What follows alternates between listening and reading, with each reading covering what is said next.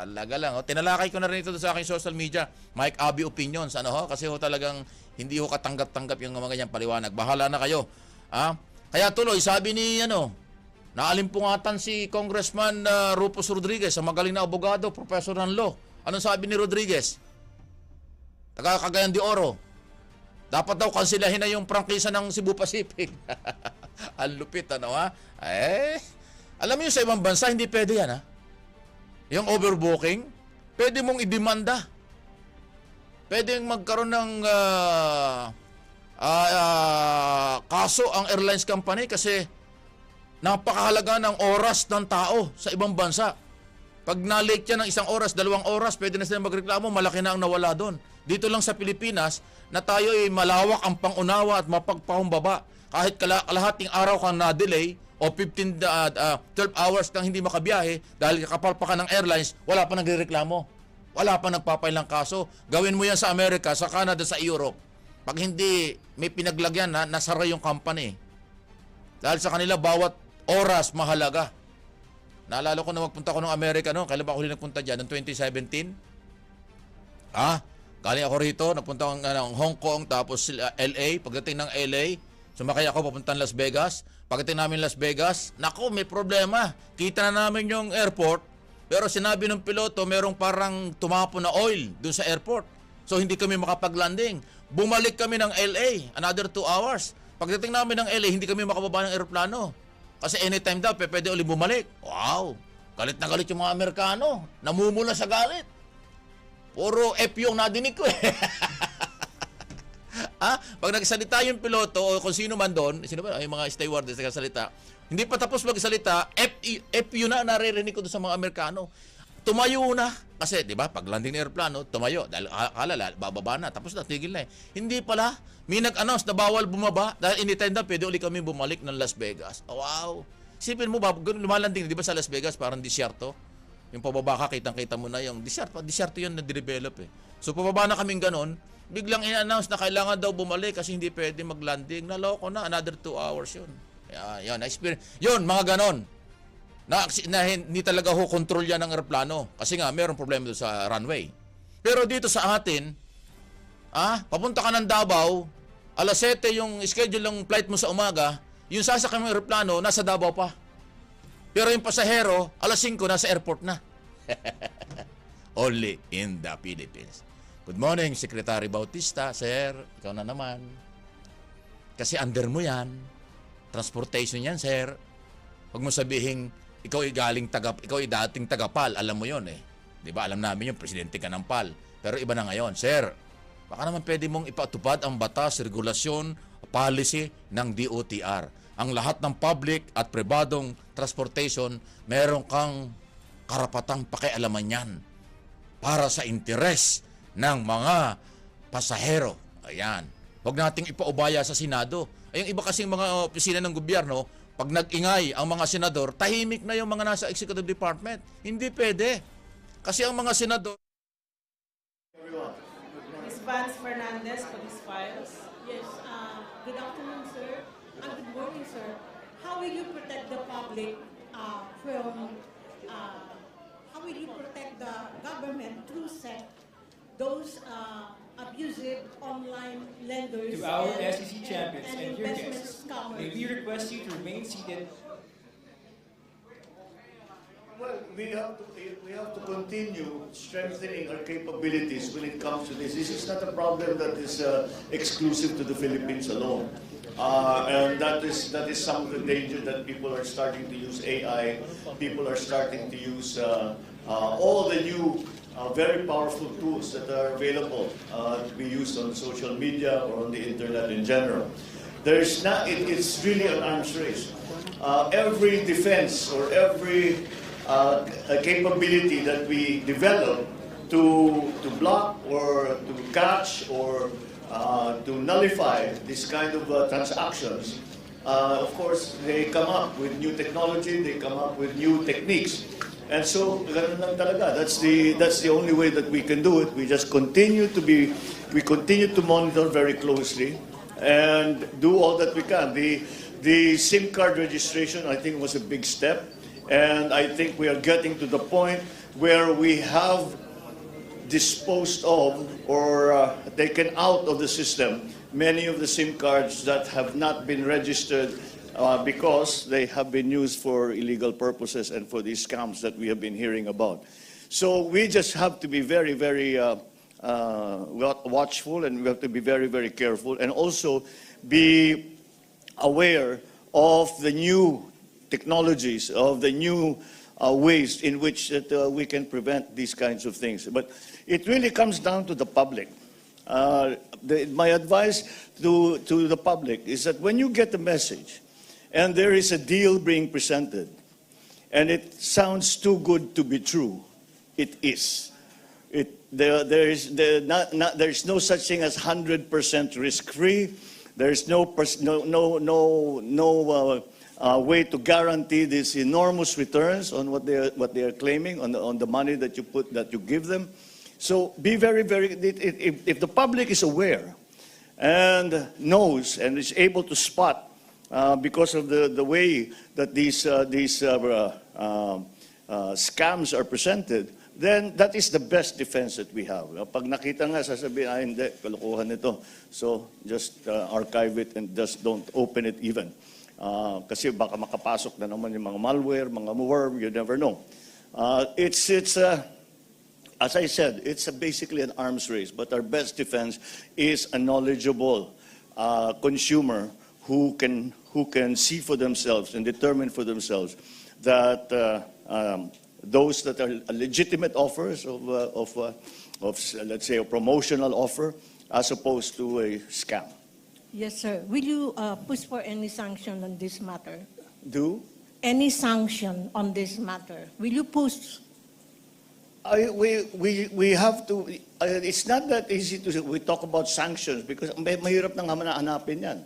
What the best that we can do, there are certain instances, especially when they're very large scale, now that we can find exactly where it's coming from. But again, it's a very movable. It's not. These are not offices, corporate offices in a big building. These are people sitting in somebody's basement with a computer, which they can just shut down, sell away, buy a new one, and keep going. So that's the trouble that we are finding now. Of course, should anyone be found guilty of promoting such scams, then the full force of the law will come into play. Thank you very much, Mr. Thank you. President. Thank you, Mr. President. Maricel Halili, TV5. Sir, magandang umaga po. Magandang umaga. Sir, are you happy with the version of Maharlika bill passed by our legislators? When will you sign it, sir? I will sign it as soon as I get it. Am I happy? Well, that is the version that the House and the Senate has passed, and we will certainly look into all of the changes that have been made. And I think most of the changes that were proposed and that were eventually adopted really had to do with the safety and the security of people's pension funds. Doon nag-alala ang tao. But let me, perhaps we are looking in the wrong direction. The key to the success of any fund, a hedge fund, pension fund, sovereign fund, investment fund, is the management. Of course, all of these things can happen. We've seen them happen before because the management chose for it to happen. Ito mga skandalo na nakikita natin sa ibang lugar. On the other hand, we see examples of really successful funds. And really the difference is the management. And that's why we have made sure that it is not a government, it is independent from government. One of the first changes that I proposed to the House was to remove the president as part of the board, to remove the central bank chairman, to remove the Department of Finance, because it has to operate as an independent fund, well managed professionally. Yan ang susi dyan. Kung korap ang ilagay mo dyan, korap talaga yan. Mawawala yung pera. Kung mahusay ang nilalagay mo dyan, lalaki at lalaki yan at magagamit natin yung pondong yan. So that's where we are now. If the Maharlika Fund, if the bill comes before me, I will sign it. But the secret to its success is who do we put in management? What is their experience? What is their reputation? What is their success rate? And we have quite a few good money managers, financial managers there that we can call upon. So certainly, sometimes I've been watching the discussions that have been going on the Maharlika Fund. And I say, that's all true. That's all true. You must worry about that. But the only way to make sure that we do not get into trouble, or the fund does not get into trouble, is that it's well and professionally managed. And so one of the elements that makes that happen is that there is a very clear independence from the day-to-day government function. Those decisions are not made by political decisions in government. The decisions made for the fund are made by finance professionals. Thank you, sir. Thank you, Mr. President. Mela Lesmoras, PTV4.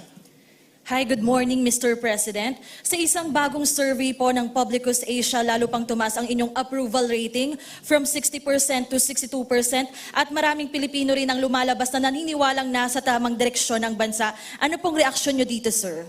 Well, I'm glad. Mabuti naman. At makita mo na, alam nyo, hindi natin makakalimutan na talagang sigaw namin na kahit yung kampanya pa ay pagkakaisa.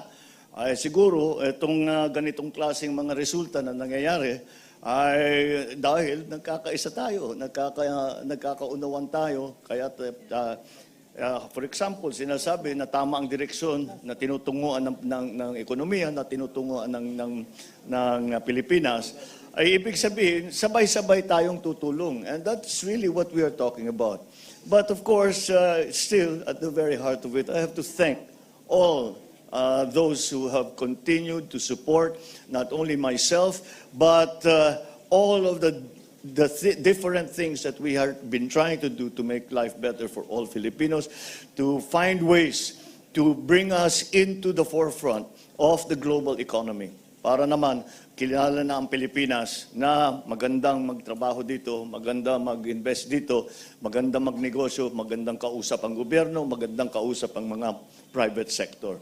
Yun ang ating habol para sa ekonomiya. At the same time, we are government after all, and the social side of that is also very important. So talagang pinipilit natin, but we can only afford a large social program if you have a robust business side that is also giving you returns. So it's all connected, even for not only for the mainstream, but also for those who sometimes fall through the cracks. Those disenfranchised, kung tawagin, and that is those are the old, the young, and the sick. Yun kailangan talaga gobyerno ang gagawa niyan. So these are I think that naintindihan, naunawaan ng tao yan.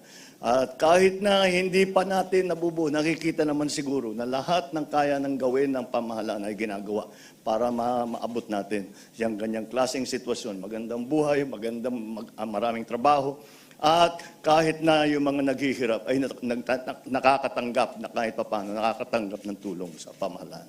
Okay, thank you po, Mr. President. Thank you, Mr. President. Thank Thank you. you, Malacanang Press Maraming Corps. salamat. Thank you.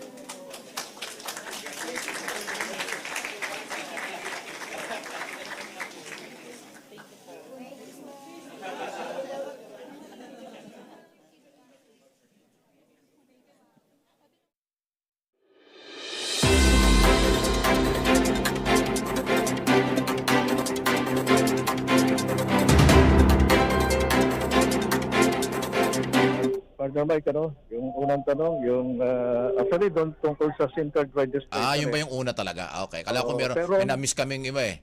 Oo, Alam mo, binanggit, Alvin, good morning. Akala ko ginawa ka ng presidente. Hindi nga napili yung tanong natin eh. Pero ganun, ang mahalaga rito, Partner Mike, happy, ang tinanong sa kanya, happy ba siya doon sa Maharlika Bill? Oo. Tsaka pipirmahan niya. Yun ang maganda ron. Pipirmahan niya oras na dumating. Nasa Amerika pa eh.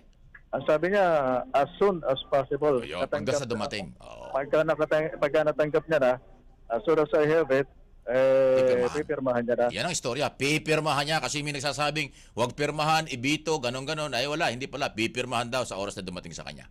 Correct. Yun ang headline na Partner Mike. Oh, yun ang istorya doon. No? Yung SIM card naman, abay, alam ng Pangulo, maraming fake dyan dahil ng mga hindi nakarehistro. Kaya magparesto na kayo. Malapit na yan. Malapit na mag-deadline, partner.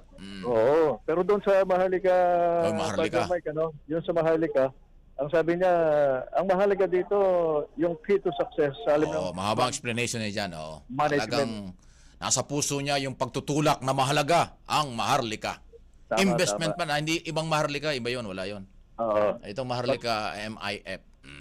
Oo. Basta ang pinupunto rito, Partner Mike, ng Pangulo Marcos, pagkakura pang iniligay mo diyan, talagang mawawala yung pera. Kaya, key to success sa alinmang fund ay management. At saka walang kontrol ng presidente kasi dati ang unang proposal dyan, ang Pangulo ang chairman inalis. Pinaalis niya. Pinaalis niya, hindi siya nag-chairman. So yan, yung susunod na presidente ng Pilipinas, dapat huwag gayahin ito, huwag silang maghahawak niyan kasi para hindi pagdudahan.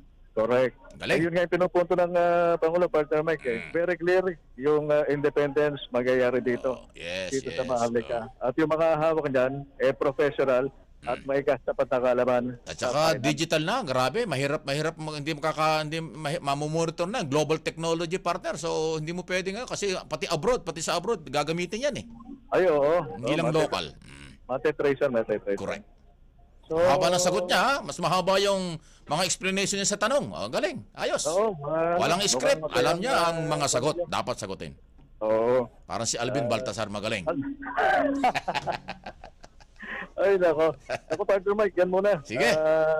Breakfast ka muna, tanghali na. Oo, bukas, nako. Magkakausap ulit tayo, Partner Mike. Ganon. Saan ba ang lakad bukas? Bigyan mo kami ng advance, Malapit-lapit lang naman dito sa Malacanang. Ayan. Okay lang yan. Welcome na welcome, Pangulo dito. Kung gusto mo, araw-araw, okay lang. Ang sarap kaya na nakikinig lang.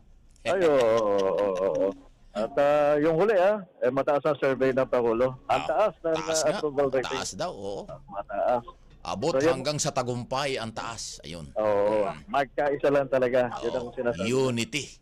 Oo. Yan muna, Good morning, boys. Gampanin pa ang Panguluhan para sa araw na ito. Babalik ako sa iyo bukas, Sige. Partner Mike, ha? Okay. Welcome ka, partner. Mula pa rin dito sa lungsod na Makati, Alvin Baltasar, Radyo Pilipinas. Ayan, nagtatapos ang ating special coverage dito sa Radyo Pilipinas. Hopefully din sa Channel 4, PTV 4, tapos na rin. At yan na nga po, anniversary at inauguration ng Security Exchange Commission. Balik tayo sa iba nating mga balita. Ang dami, ano mga nangyayari? Ano ito? Ganon? US government, naglaan daw po ng 65 million pesos. Bakit pesos na? Ayun yung dollar. Hindi, kinuwenta sa piso siguro. Anong gagawin dito? Para daw ho sa dalawang pagtatayo. May tatayo na naman na EDCA site sa Northern Luzon. O mga taga Northern Luzon, gaganda yung lugar nyo. Kasi i-develop ng US yung site ng EDCA. Enhanced Defense Cooperation Agreement yan. Balikatan exercise. O yan, di ba? Di-develop, tapos pag na-develop, yung maintenance, bahala na kayo. Pagkatapos ng mga balikatan. Ganun yun Di ba yan ang gusto ni Governor Albano? Kaya nga siya hindi tumutol dun sa lagyan ng EDCA yung site niya, yung Isabela. Kasi madidevelop yung lugar, tapos sila nang bahalang mag-maintain. Yung Cagayan, ayaw. Ayaw ng Cagayan ng EDCA, di ba? Pero nawawala yung 600 million nila. Nawawala 600 million pesos ng Cagayan Valley. Tapos ayaw nila ng EDCA, ayaw ng development, ganon. 5.7, saan ba kukunin nito? Laking pera nito. 5.768 trillion as in tango. Proposed budget, panukalang budget for national government this coming 2024. Yan, ayan na. Ganon. Ayan. Approve na ho yan. May increase ng bahagya. Di ba ngayon, 5.2 yata ngayon, kung di ako nagkakamali, 5.2 ngayon 2023, magiging 5.7, nadagdagan na naman. Grabe, hindi pa nga nila nagagastos yung pera. Ngayon, may budget na naman silang bago. Trabaho kayo. Kaya yung nasa gobyerno, bawal ang tamad kasi ang dami ng pera. May sweldo, may pera, may panggastos, lahat. Na bawal ang tamad sa inyo, di ba? Yun Kailangan po yan. Kailangan yan. Sino ito? Ito ba yung namasyal? Grabe naman pamamasyal nito, may escort pa, pambira naman buhay ito.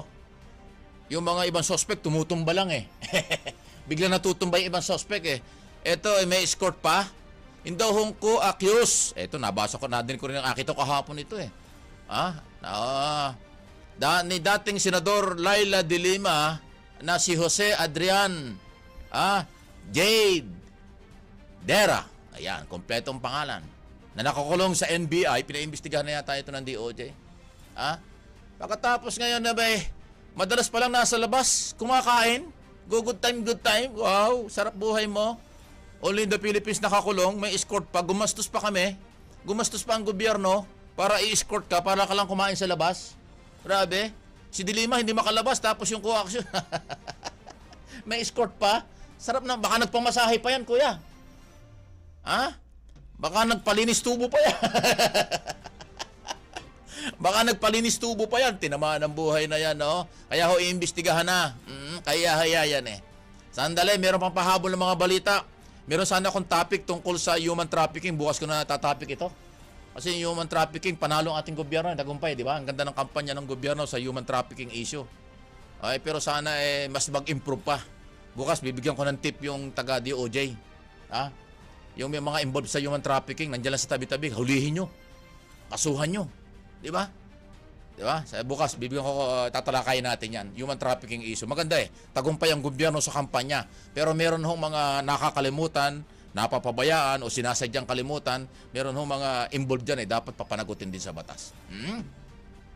Panghuli siguro na ating balita ito. Ano ito?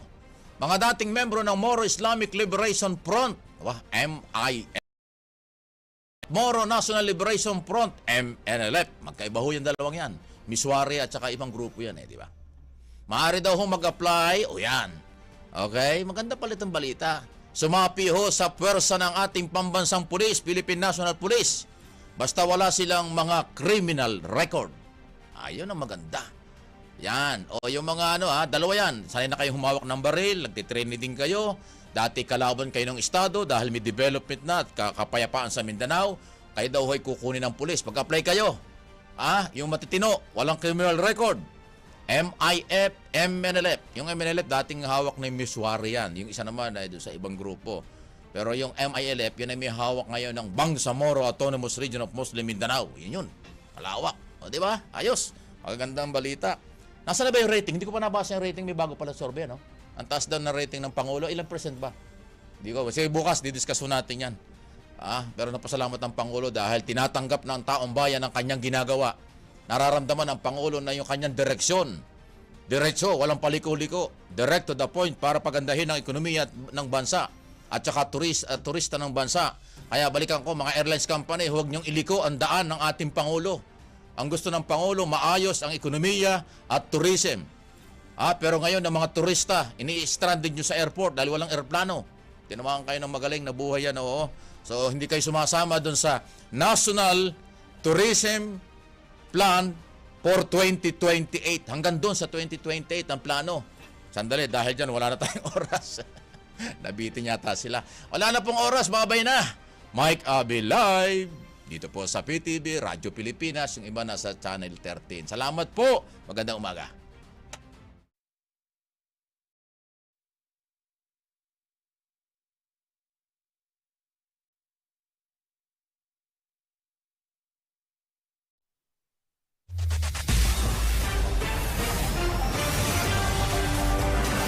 Narito na ang PTV Balita ngayon. Tiniyak ng gobyerno ng Switzerland na patuloy na susuportahan ang Pilipinas sa pagpapanatili ng kapayapaan at iba't ibang programa ng Marcos administration.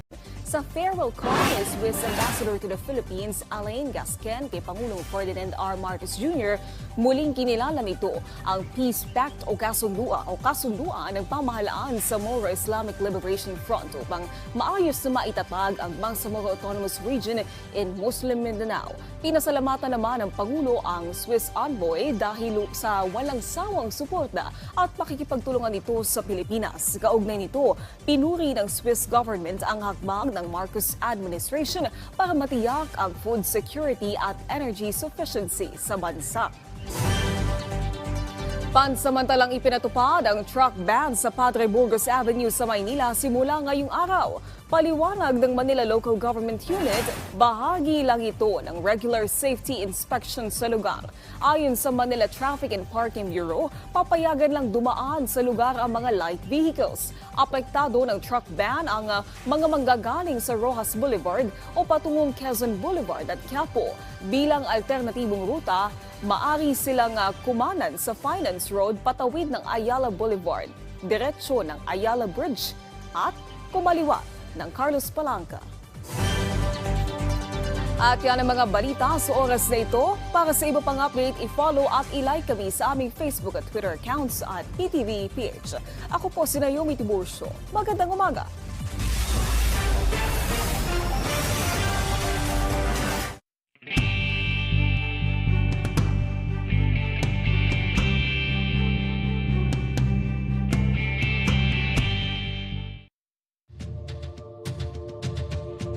Susunod sa aksyon laban sa kahirapan. Kawalan ng trabaho sa bansa. Paano nga ba sinusolusyonan ng TUCP, TESDA at DOLE? Ang mga manggagawa po ang lumilika ng yaman ng bansa. Hangad natin, nabanggit nga ninyo, permanente, dekalidad na trabaho, may mga benepisyo para sa mga manggagawang Pilipino. Sagot ito sa kahirapan. Aksyon laban sa kahirapan. Sabado ng hapon, dito sa inyong People's Television.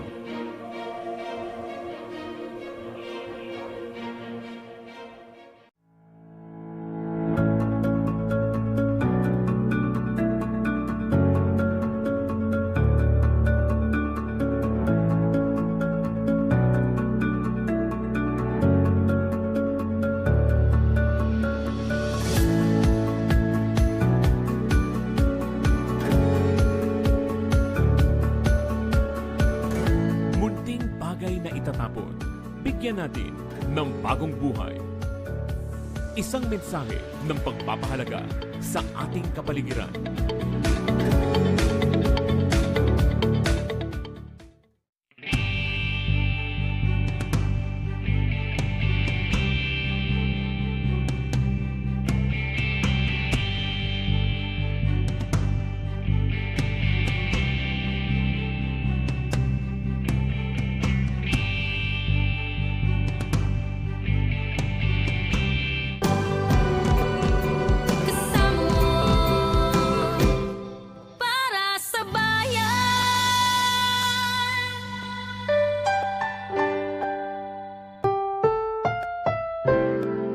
Susunod na programa ay rated PG. Ito ay nangangailangan ng patnubay at gabay ng magulang para sa mga batang manonood. Hello, I'm Manabu Ehara from NHK International. In this series, we're presenting programs produced by broadcasting stations from 5 ASEAN countries. Today, we're featuring the Philippines and Singapore.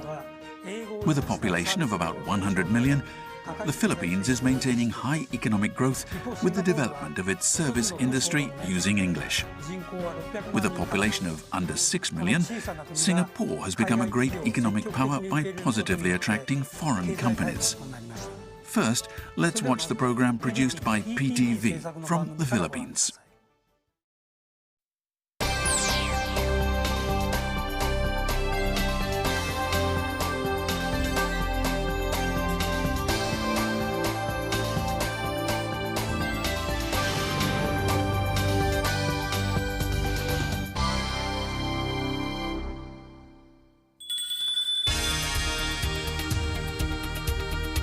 The Philippines is one of the fastest growing economies in Asia.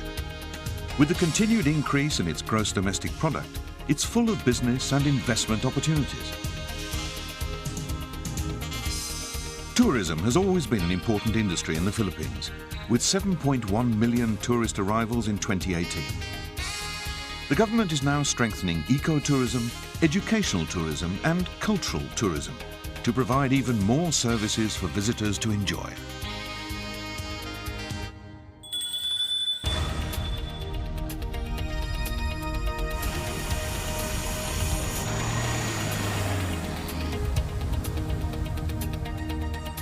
Ilocos Norte, 500 kilometers from Manila, is known for its historical landmarks,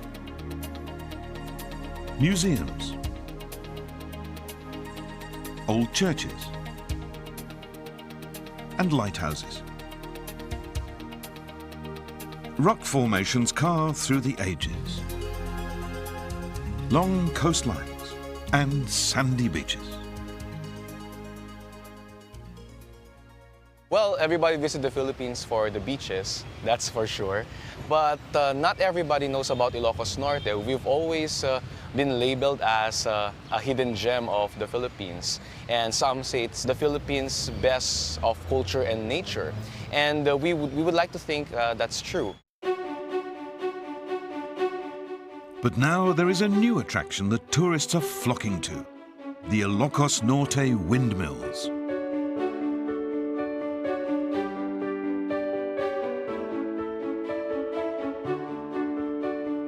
The windmills are truly remarkable, but even more remarkable is that they were never intended to be tourist sites. We have over 100 wind turbines now that covers electricity not only for the province, but for the entire North Luzon grid as well. Nonetheless, due to the continued influx of tourists in the area, the windmills are now formally part of the province's tours and tourism promotions.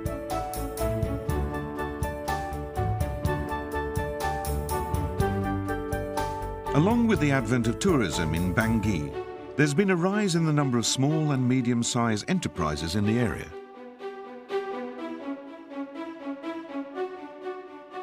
One of the residents who started a small business is Arceli Macaganda, a souvenir shop owner. My first business was homemade candies. After the windmills were installed and developed, I started making windmill souvenirs. Making miniature windmills is a long and tedious process, and Arceli painstakingly devotes time and effort to ensure the high quality of her products.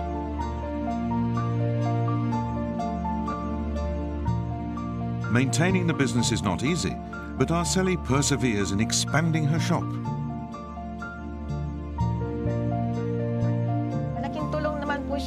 It was a big help because our income increased.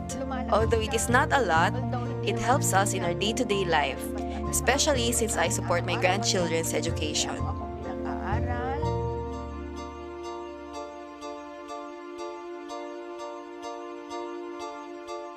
The impact of the Ilocos Norte windmills on tourism cannot be denied. Although they were not intended to be a tourist destination, their benefits are being felt by the local residents and the community at large. Ilocos Norte clearly proves that the concept of tourism can change over time. It's a place where the remains of the past meet the innovations of the present.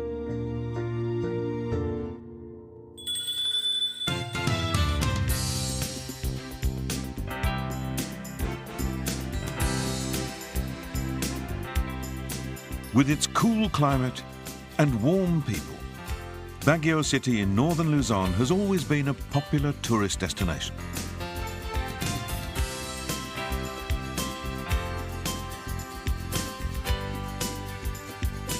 However, in recent years, Baguio has become a preferred venue for more than just rest and relaxation.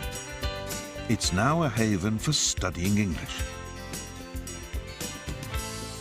With its nurturing environment, Baguio is a very conducive place for learning, especially under the tutelage of great teachers. ESL education in the Philippines is quite different from ESL education in some countries because in the Philippines we offer more one-on-one classes and we do really facilitate our students when it comes to one-on-one classes. So all their inquiries will be answered by us, their teachers. This is why people from other countries come to stay and study here. My name is Daich. I'm from Japan. I was thinking I want to go to America to study English, but I need some score like TOEFL and IELTS. So before I go to America, I'm just go to Philippines and then study.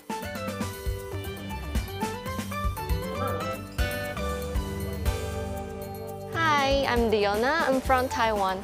I will be a flight attendant as long as I can speak English well. However, I couldn't speak English fluently enough. So that's the reason why I need to study and practice more. True to their expectations, these students have enjoyed their stay in Baguio so far. I'm Mitsuki from Japan. I like people in Baguio because they are very friendly, and actually my teacher is very friendly and always motivate me to study hard.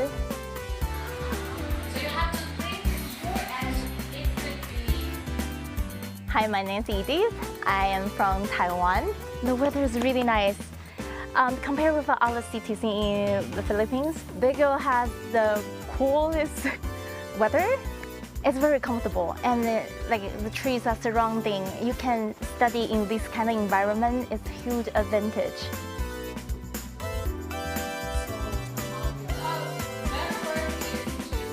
English teaching in the Philippines and in Baguio City in particular has come a long way. But the teachers and educators still have bigger dreams for the local ESL industry. Maybe we can look at that in relation to English becoming a service industry in the Philippines. Say BPO. You know, BPO is about English, you know, and the number is growing. ESL is of course part of the English language-based industry. Online English is also growing. Aside from those things, we have virtual assistants, okay, content writers, content editors, and this all involved in the English language. So when it comes to the idea of selling English, I think it's true. I'm going to agree with that one because that's what we're selling basically. We're selling our ability to make use of the English language.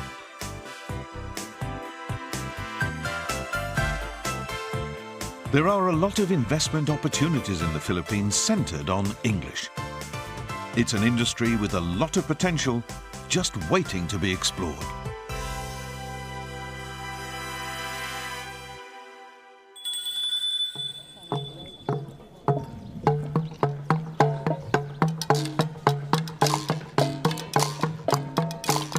Majestic, grandiose, marvelous. These are the Ifugao rice terraces.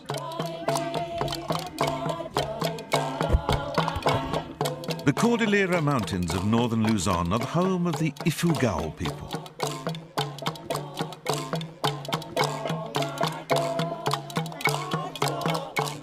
Blessed with a rich history and traditions, the culture of the Ifugaos is deeply rooted in the terraces.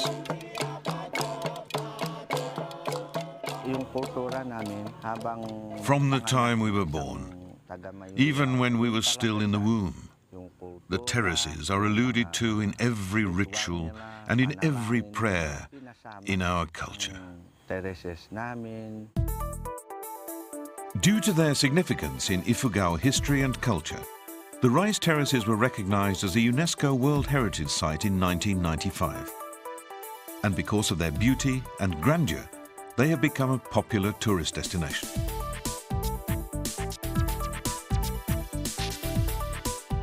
Although these important landmarks have withstood the test of time, there remain many challenges in terms of protecting and preserving them.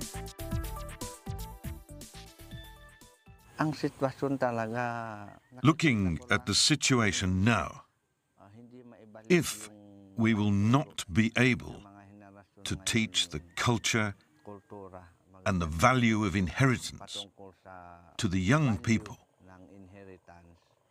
our terraces will be abandoned.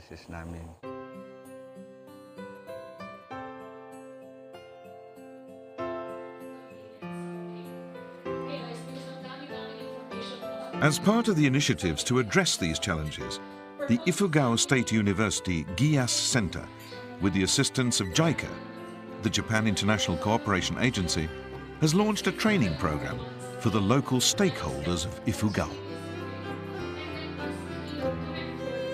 Ifugao Satayama Meister training program started when a group of scientists, a group of experts, nature, culture, and heritage from Japan, particularly Kanazawa University.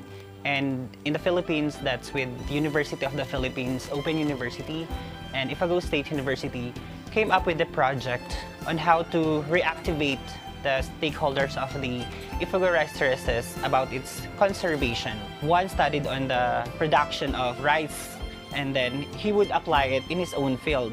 So that's in a personal level. These small results can be actually seen or assessed in a bigger result that's now helping actually in the conservation of the terraces. The Ifugao people have inherited the rice terraces from their ancestors, and it rests on the young generation to continue to care for them for the future. My dream is to maintain and sustain the terraces we have today. I want to see the damaged parts restored and rehabilitated. It is important that they be preserved, not only because they are tourist spots recognized around the world, but more importantly to continue the legacy of our ancestors so that their sacrifices will not be lost.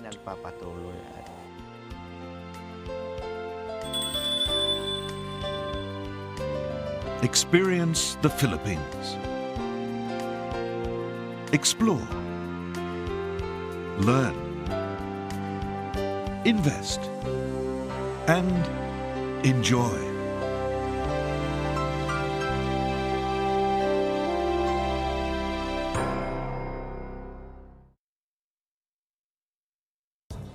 The Ifugao rice terraces are so beautiful, aren't they? And I was very impressed by the collaborative approach to the preservation issues, incorporating ideas from both the Philippines and Japan. The next program is about Singapore. It's often described as a rich nation, with a per capita GDP of about $60,000, which is far more than the figure for Japan. What kind of life do the residents of Singapore live? Let's watch the program produced by Media Corp from Singapore.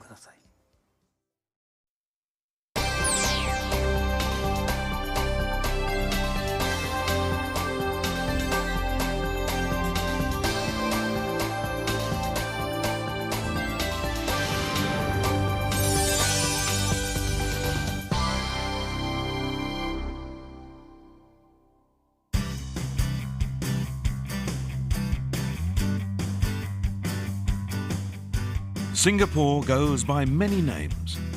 Some it makes for itself, others are given to it. Singapore is a lion city, a city in a garden, a smart city, and even a foodie's paradise. Singapore is a product of how people and communities interact, evolve, and thrive within a patchwork of cultures. A journey into the city's heartland reveals it all.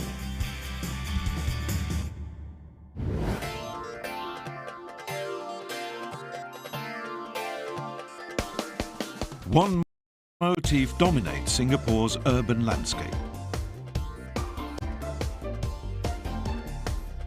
HDB flats, whole towns of them. They're spread right across the island, housing 80% of Singapore's families, 90% of whom own their homes.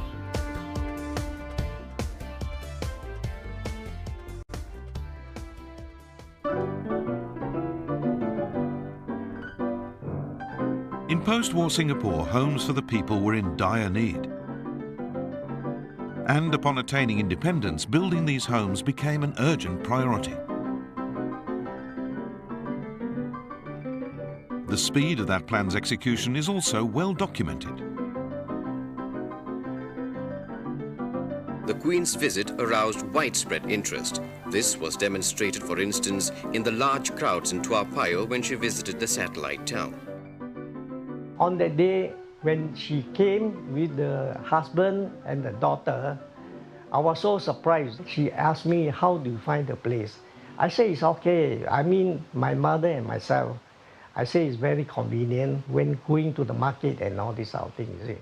These 3 glasses are used by the queen and the husband and the daughter. This is something unforgettable.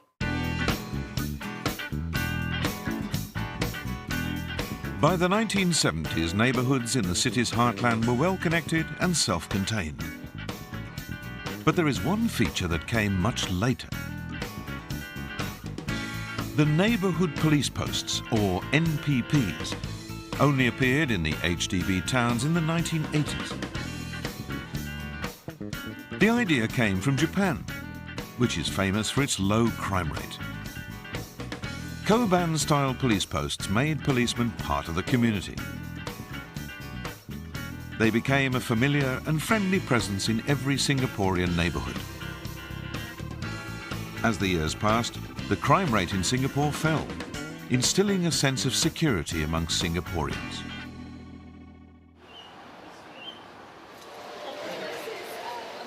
Shalini Lalwani is a local tour guide who offers day trips that are a little different. Her tours, for visiting academics, tourists and even expatriates, revolve around visits to HDB neighbourhoods. I told you that the tour aims to showcase the real Singapore lifestyle, how Singaporeans shop and worship and eat, and also gives them an insight into the work that's gone into transforming Singapore to where it is today. Shalini's guests get to see how culture and friendships flourish here, among Singaporeans from all walks of life and different ethnicities. It's a characteristic feature of living in an HDB estate and a product of an ethnic integration policy which aims to preserve Singapore's multicultural identity. It also encourages social cohesion and racial harmony. When we're in the town, town walking around the neighborhoods, we see many examples of community spaces. For example, in practice, you see playgrounds. Playgrounds are community spaces for children and families. The HDB doesn't just build homes, they build communities. This is a national objective of ours to have strong families and racial harmony. There are many good reasons to take the time to venture out of one's neighbourhood and explore others. For most Singaporeans, food is reason enough.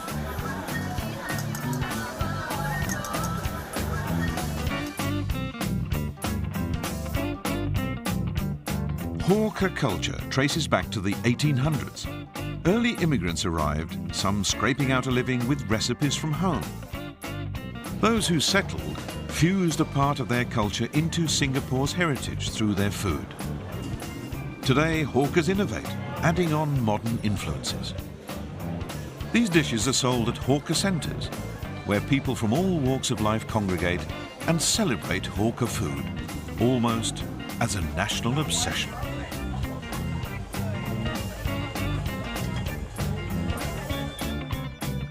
So the thing about being obsessed with food is that the foodie who really follows his taste buds will have his favorite stall, and then regardless of where that stall moves to, they will actually make it a point to track it down.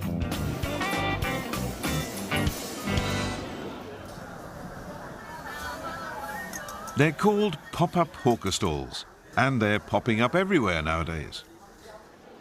Hawkers like Chang Chung Wing set up shop at one spot for months or a couple of years at a time, then move on to another elsewhere. 132, meaning good business in the Cantonese dialect, started in 1969 at the old Siglap market. Since the market closed in 1984, Mr. Chang has been a pop-up star, delighting new clientele everywhere he moves to. And loyal fans like Veronica follow their trail. I've been eating this since I was a kid. We're talking decades.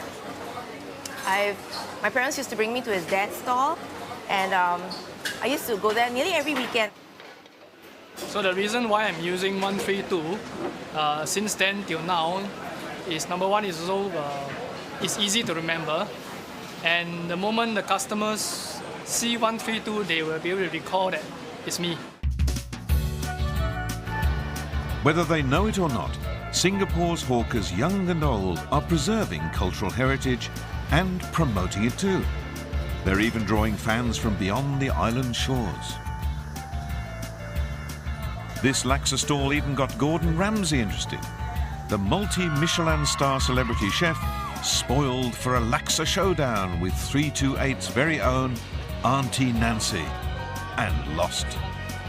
Since the showdown, the stall has earned a spot in the Michelin's Bib Gourmand list, awarded for serving exceptionally good food at a moderate price.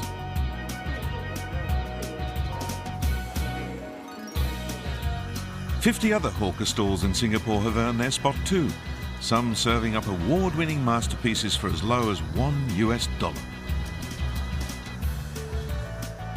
The attention surrounding Singaporean hawker food has created something of a renaissance for hawkers and hawker centres everywhere. I think people have become very proud of their cultural identity, their roots. They want to, stay strong to it, even as we make progress and become like a first world city. We don't want to lose the sense of self and where we came from. And I think hawker food anchors us to that very strongly and in a way that's very enjoyable.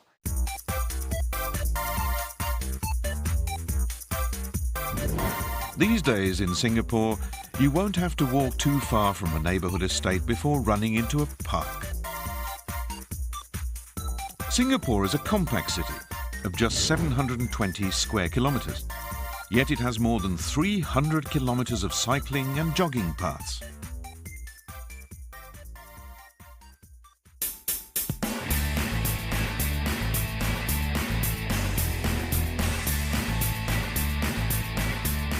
The parks grew out of a plan to build a garden city way back in 1963.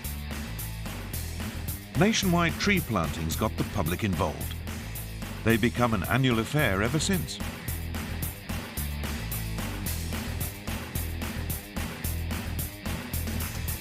It was when trees, parks and gardens became connected through a network across the island that Singapore became a city in a garden. Now these green corridors have become regular weekend haunts for leisure groups. Our goal is to bring like-minded people like us who loves to see Singapore and nature, and then using two wheels, basically we cycle around Singapore. Most of the time we will meet up every weekend. We organize an average of one event every 1.5 days.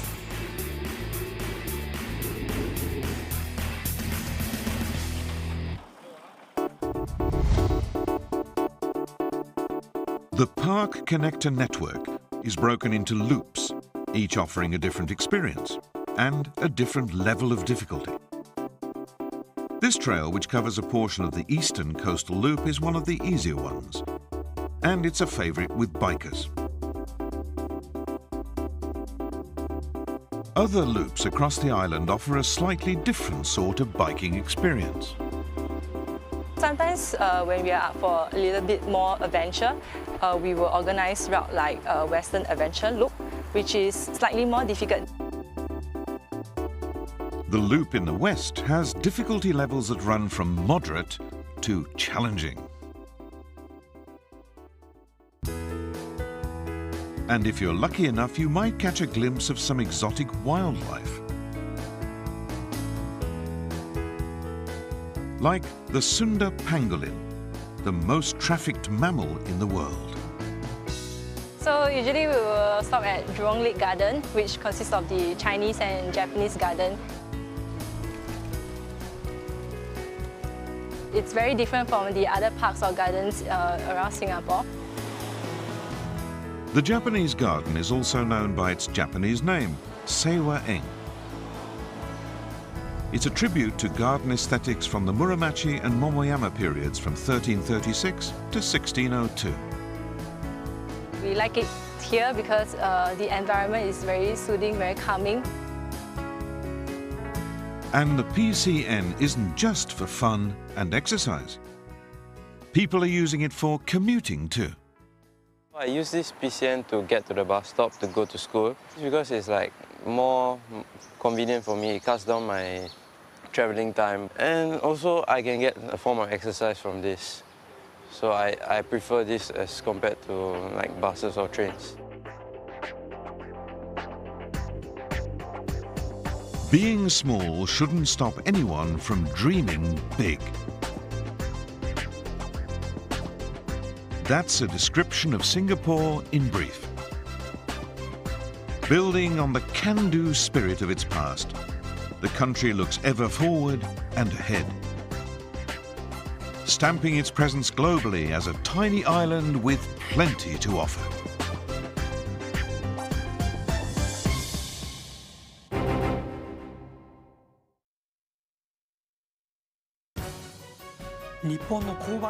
The Japanese koban system has also been imported by other ASEAN nations, New York City, Brazil, and so on. It's nice to know that its application is positively contributing to people's lives around the world. In tomorrow's ASEAN Now and the Future Too, we'll be presenting Thailand in the first half, followed by a summary of the series describing the deep bonding between Japan and ASEAN and Japan's support of TV media. Please join us again for that. Sa paanong paraan mo nararamdaman ang presensya ng Diyos sa iyong buhay? Mahalaga ka sa Panginoon. Sa bawat suliranin, ika'y hindi niya pinababayaan. Salamat, Panginoon. Kasama mo ang Panginoon magmula noon hanggang ngayon at sa habang panahon. Salamat, Panginoon. Kasama natin ang Diyos. Samahan si Pastor Chris sa kanyang misyon na ipahayag ang Ebanghelyo ng Diyos tuwing Sabado alas 7 hanggang alas 8 ng umaga, Atmosphere for Miracles, kasama si Pastor Chris dito sa PTV4. Malugod na pagpati sa DOSTV Science for the People na kinilala sa ika-10 Paragala Central Luzon Media Awards sa larangan ng pangkaunlarang pamamahayag. At sa schoolmates na pinarangalan bilang kaakibat ng kabataan sa Philippines Digital Choice Awards 2023. Maraming salamat po sa Holy Angel University at sa Young Filipino Advocates of Critical Thinking ng Lyceum of the Philippines University. Ang mga parangal na ito ay buong puso naming inaalay para sa bayan. Hello, I'm Manabu Ehara from NHK International. In the final part of this series, we're presenting Thailand, along with an overview of the whole project. With a population of about 70 million, Thailand presents various faces, including the massive supply chain of its manufacturing industry and its famous tourist spots such as Phuket. The final section of the series is a summary of the deep bonding between Japan and ASEAN and Japan's support of TV media. But first, please enjoy watching the program produced by NBT World from Thailand.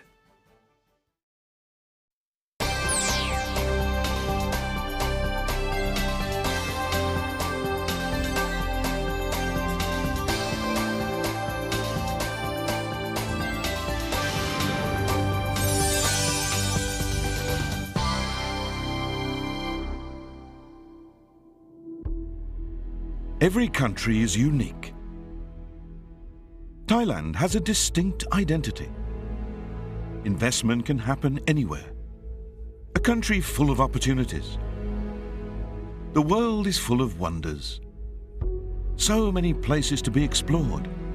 And here is Thailand.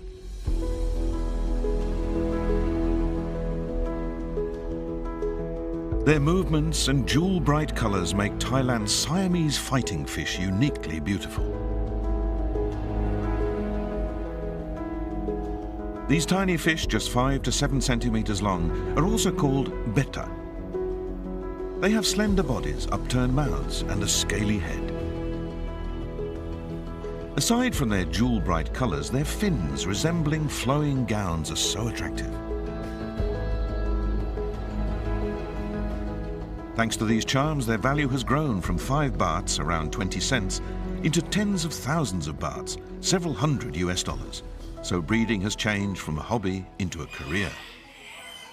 At first, I wasn't serious about raising them, but as time passed, I realized their business potential. I started breeding and selling them online. The profit was good, so it became my career. I bought them from Chatucha market for tens to hundreds of bahts, from 30 cents to $3. The price depends on the beauty of each fish. After I started to create breeds with new patterns, I was able to raise the price up to $330. The fish are like works of art. Viewers appreciate their colourful patterns, fins, and swimming actions. Since ancient times, fighting matches have been a spectator sport. Breeding the fish for their beauty has gained popularity both in Thailand and other countries.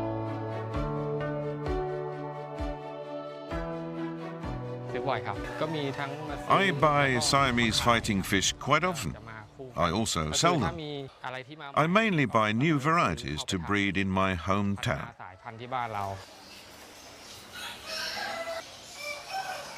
I come here to watch and walk around and buy them to bring it back to Japan. Try to breed. Luckily, I can do it. And there are 30 babies, about 3 months. Today, I buy 2 pairs wild better. So I want to breed them in Japan.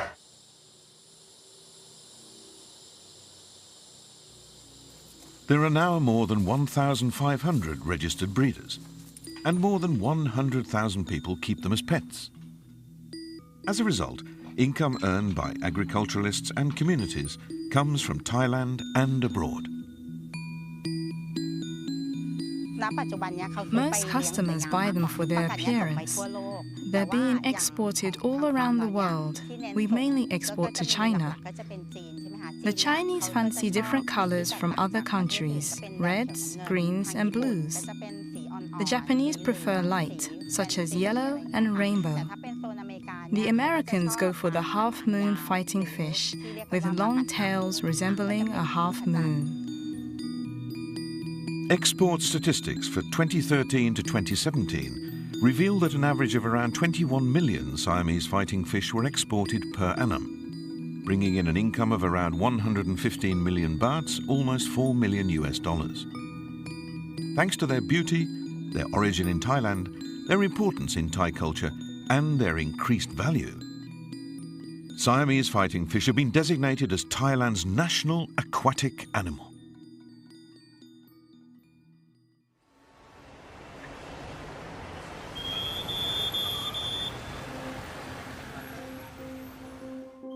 Bangkok, the capital of Thailand, is often ranked as one of the world's cities with the worst traffic congestion. Population growth and the concentration of citizens in the capital makes this issue complex and difficult to resolve. In the evening rush hour, when people finish work and head home, it would be nice if everyone could use trains to relieve the traffic situation. During the past 5 years, Thailand has been expanding its rail transportation system. It devised a scheme to connect all the country's regions by rail and improve links to neighbouring countries. The recently opened Blue Line extension connecting the 2 distant ends of Bangkok is one example of this.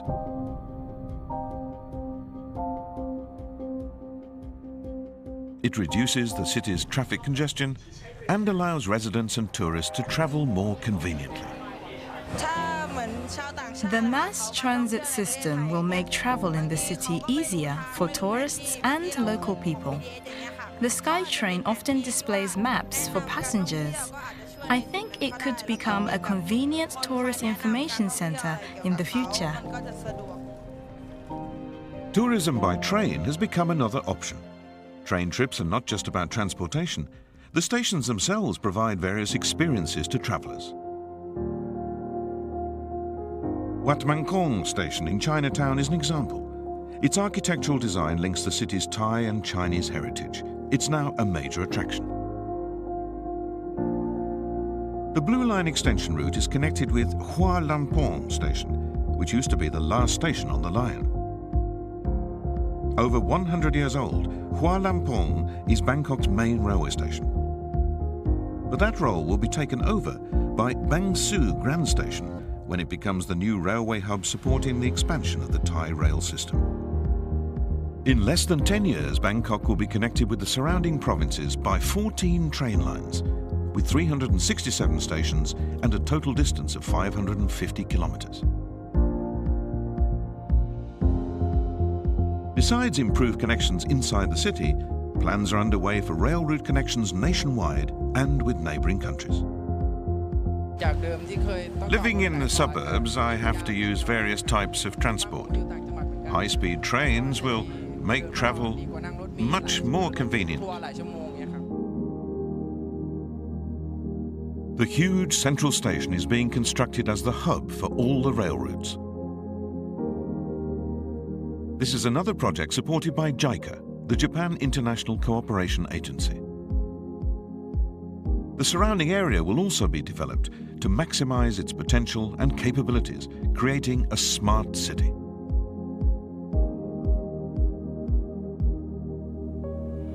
The new hub of the Thai rail system will also become the new center of Bangkok. Besides meeting the needs of the millions of people who use public transportation, the project will increase domestic and foreign trade and investment opportunities.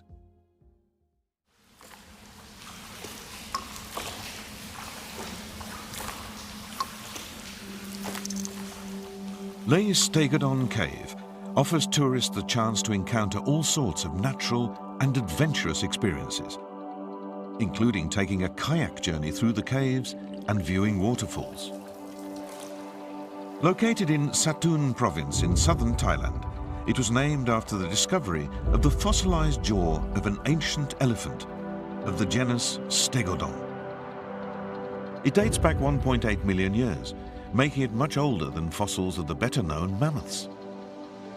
Deep-sea fossils from 250 to 550 million years ago have also been found in the cave. These discoveries led to UNESCO's designation of an area of 2,600 square kilometers around the cave as Satun Geopark in 2018. It has been recognized as a global geological park because of the opportunities it brings to the community, its geological treasures, and the beautiful sites that foster geotourism. Our main way of life here is agriculture, particularly rubber tree tapping. Once the geopark became a tourist attraction, geologists from several universities came to train the local guides. The tourists have an amazing time exploring the site and attain some basic knowledge of geology.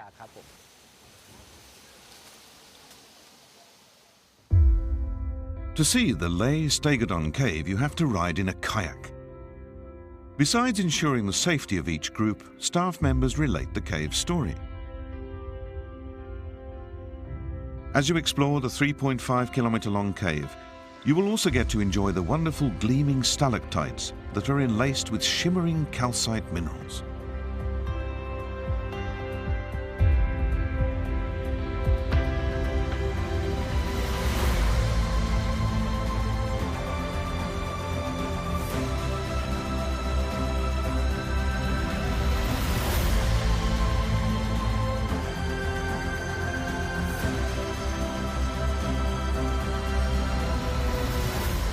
After leaving the cave, you can experience the splendid views and atmosphere of the verdant estuary forest.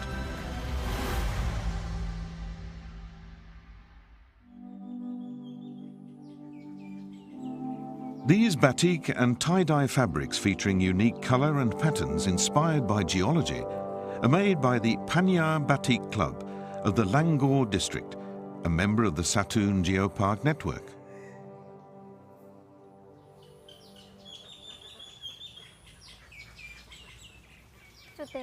The main characteristics of our batik fabrics are their fossil-like patterns and natural color derived from the soil found here.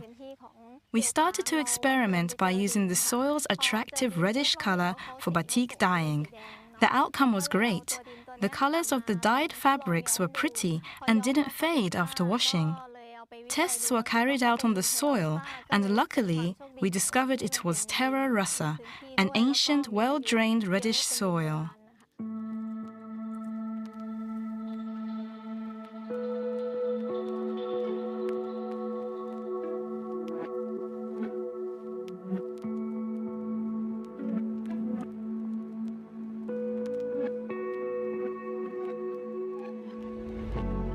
The fully matured nature of the park allows people in the community to enjoy the tranquility of nature and appreciate the need for conserving the geological park, since it brings prosperity to the community via sustainable development and job opportunities related to tourism.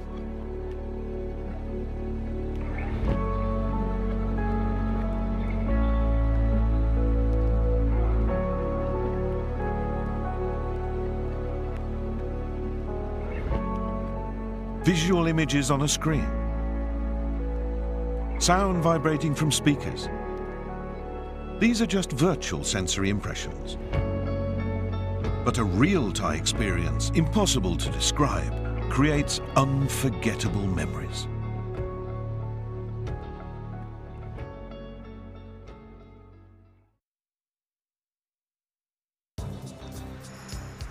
The Siamese fighting fish bred for export was surprisingly beautiful.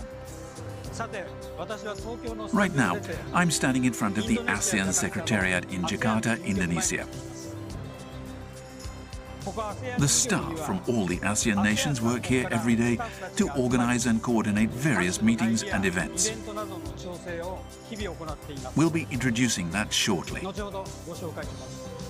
Now, please enjoy watching a summary of the deep bonding between Japan and ASEAN and Japan's support of TV media produced by NHK International.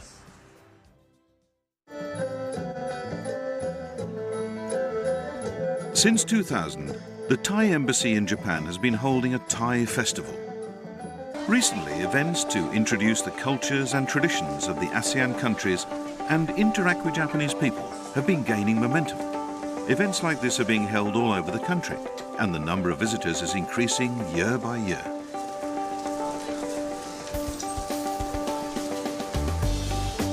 You can enjoy Thailand's traditional cuisine and trendy sweets, and purchase Thai foodstuffs, clothes, and special products. Dishes featuring an exquisite combination of spices with a hot and sour flavour are proving very popular with women in particular.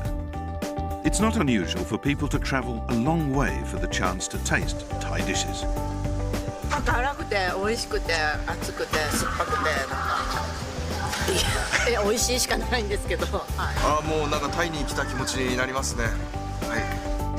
Asian festivals have continued to display an upsurge in popularity. The increase in the opportunities to learn about the cultures and traditions of each country are deepening the cultural interactions between ASEAN people and the Japanese, and developing bonds at the grassroots level. As the backdrop to this, since the mid-1950s, Japan has been providing considerable support in various fields utilizing ODA, Official Development Assistance, and other means to help Asian countries develop. In Manila in the Philippines in 1977, the then Japanese Prime Minister Takeo Fukuda articulated the Fukuda Doctrine, which outlined Japan's 3 policies regarding ASEAN, and Japan launched a cooperative relationship as the first dialogue partner with ASEAN. Since then, Japan and ASEAN have established an indispensable partnership in economics and trading, and made efforts to foster the young generations in order to maintain their relationship, which is steadily deepening. Japan and ASEAN are firmly connected through trade and economics. ASEAN's World Heritage Sites and beautiful resorts are gaining favour as destinations for Japanese tourists, whose number is increasing every year. At the same time, Japanese animes and pop culture are hugely popular among people in the ASEAN member states. The desire to learn Japanese is high, and the number of students who visit Japan to study continues to increase. In addition to economic ties, the opportunities for visiting each other's countries have recently been increasing, and free human interactions are expanding. In ways like this, Japan and ASEAN have become much closer. Jakarta, the capital of Indonesia, is the location of the Secretariat of ASEAN, the centre of global growth, which has achieved high economic growth and continues to attract attention from all over the world. In 2019, 2 tower buildings with 16 floors above ground and 2 floors underground were completed next to the old 9-storey headquarters. This large-scale expansion, designed to match the Secretariat becoming the core for diplomacy in Southeast Asia, secured far more spaces for holding meetings. At the Japanese embassy in Jakarta, there's a permanent ASEAN department representing the Japanese government, with an ambassador of Japan to ASEAN. Just before my arrival in Jakarta, ASEAN declared the establishment of the ASEAN community, which consists of 3 pillars: the political security community, the economic community, and the socio-cultural community. It has been striving to deepen ASEAN integration, and Japan wishes to continue cooperating with its efforts. In 2006, to redress intra-ASEAN inequalities, Japan pledged to contribute 7.5 billion yen, approximately $65 million, to establish the Japan-ASEAN Integration Fund, or JAIF. Using JAIF, in 2017, NHK International helped local media organizations to produce the series of TV programs titled ASEAN Now and the Future: Connectivity and Economic Corridors. It was the year ASEAN marked its 50th anniversary. NHK broadcasting specialists helped 4 ASEAN member states to produce the documentaries. The programs spotlighting the East-West and Southern economic corridors on the Indochina Peninsula were completed with Japanese support. I think it's very important for ASEAN broadcasting stations to distribute information on the societies, cultures, and people in ASEAN countries to the world, making the best use of the expertise and know-how developed with NHK. The 10 ASEAN member states all differ in various aspects. I believe that sending out such information properly to the world is a very meaningful mission, and I sincerely hope that this collaboration with the 10 ASEAN member states will continue. The aim of the project was to entrust Japanese program production specialists with helping ASEAN countries to produce documentary programs to be broadcast on NHK World Japan. First, we'd like to introduce the programs produced in 2017. Vietnam, with a population of about 100 million, has been enjoying remarkable economic growth. The starting point for the filming was the East-West Economic Corridor, focusing on how major economic corridors are so useful for Asia and contributing to development of Vietnam. The program was produced to provoke thought about the future of Vietnam. Using drones for filming proved to be a successful method to express the size and shape of the economic corridors in an easy-to-understand manner. Laos is now drawing attention as a logistics hub for the ASEAN domain.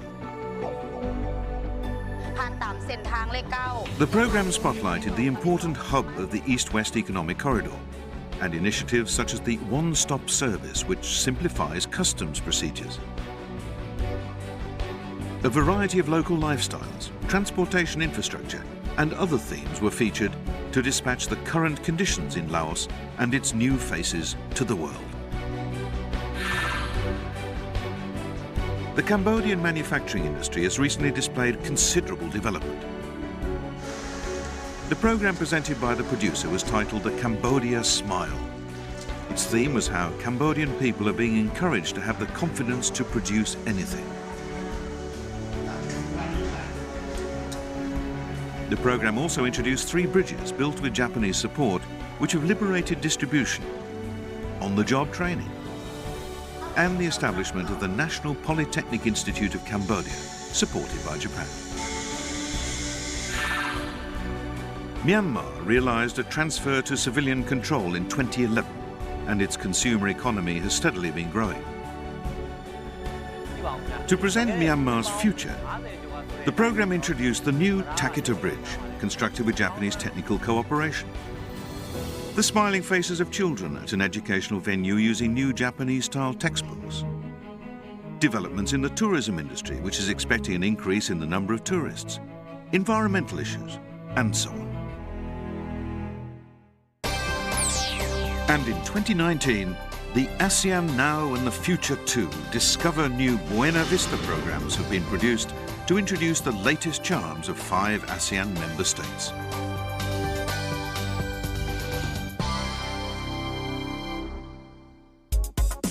Brunei is a Muslim country blessed with rich natural resources. Mosques with modern architecture are top tourist spots in the country. The programme introduces the charms of their beautiful decorations and detailed artwork, as well as points for their appreciation.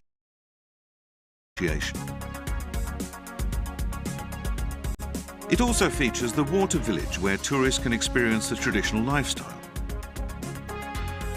and a rich variety of halal cuisine, including Japanese dishes, which is enjoying a boom. Indonesia is a country with a huge population. It's said that the traffic jams in the capital city of Jakarta are amongst the worst in the world. The MRT subway line was developed to help alleviate that problem with the help of Japan's ODA, and Japan continues to provide maintenance support. The line offers tremendous convenience to people's lives. The programme also features the Gojek integrated services combining motorcycle taxis and various deliveries using smartphones. And the development of Belitung Island, the location for a hit movie for both tourism and eco-tourism. The Philippines has an enhanced environment for learning the English language, and the number of students who come from all over the world to study is rapidly increasing. Ilocos Norte has been labelled as a hidden gem of the Philippines because of its beautiful scenery and more than 100 dynamic wind turbines. And the Ifugao rice terraces have been listed as a UNESCO World Heritage Site. The programme introduces the collaborative efforts being made by universities in the Philippines and Japan to promote tourism and preserve nature. Singapore is a small, multiracial country. The interaction of different ethnicities is actively carried out, and the Koban police box system introduced from Japan helps to maintain civil order. The programme also introduces how you can relax by going around the Park Connector network of the city's verdant parks. And the hawkers, who create Singapore's unique fusion dishes by mixing the cuisines of other countries. Along with World Heritage Sites and many famous tourist spots and resorts, Thailand has a massive manufacturing industry supply chain. Famous for traditional fish fighting, betta have grown in popularity abroad as a beautiful aquarium fish, and they're now a major investment resource. The programme also introduces Bangsu Grand Station, currently under construction, partly supported by Japan, and the National Geopark in Satun Province, which has been recognised as a geological park by UNESCO. Lastly, the Secretary-General of ASEAN kindly sent us his thoughts on media support projects conducted by Japan.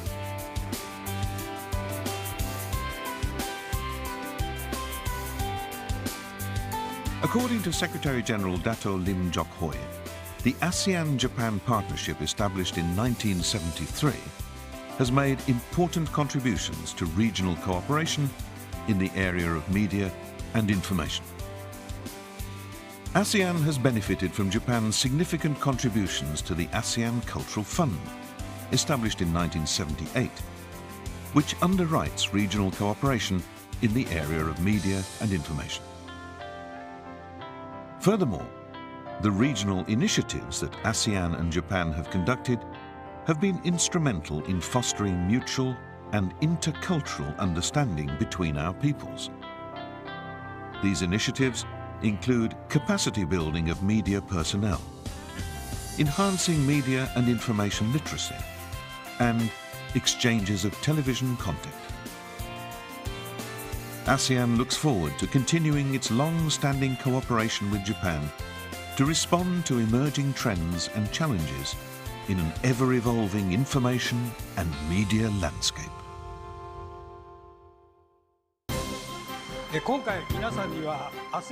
We have presented the documentary programs produced by ASEAN countries.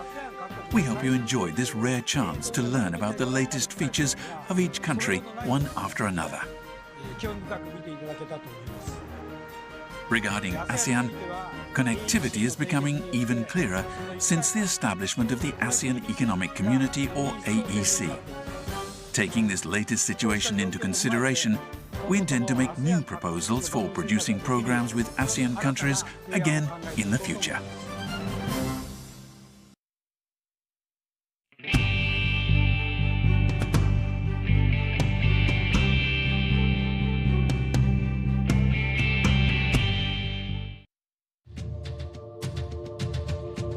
Susunod sa aksyon laban sa kahirapan.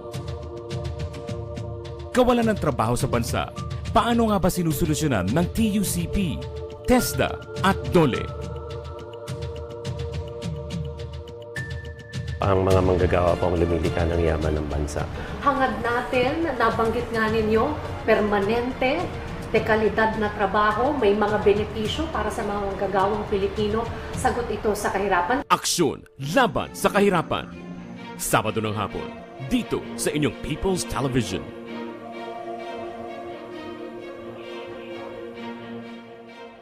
Kapag lumilindol, mag-duck, cover and hold. Huminahon at humanap ng matibay na bagay na magsisilbing panangga sa posibleng pagbagsak ng debris. Magtago at protektahan ang sarili. Kumapit ng mahigpit at hintaying matapos ang pagyanig. Sa panahon ng kalamidad, dapat laging listo.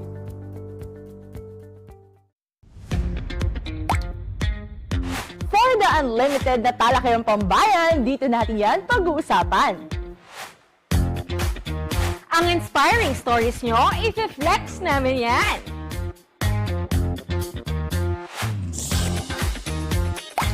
Dahil dito sa Schoolmates, deserve nyong mapakinggan. Patuloy na maglilingkod sa bayan at kabataan. Is Schoolmates tuwing Webes ng gabi sa PTV.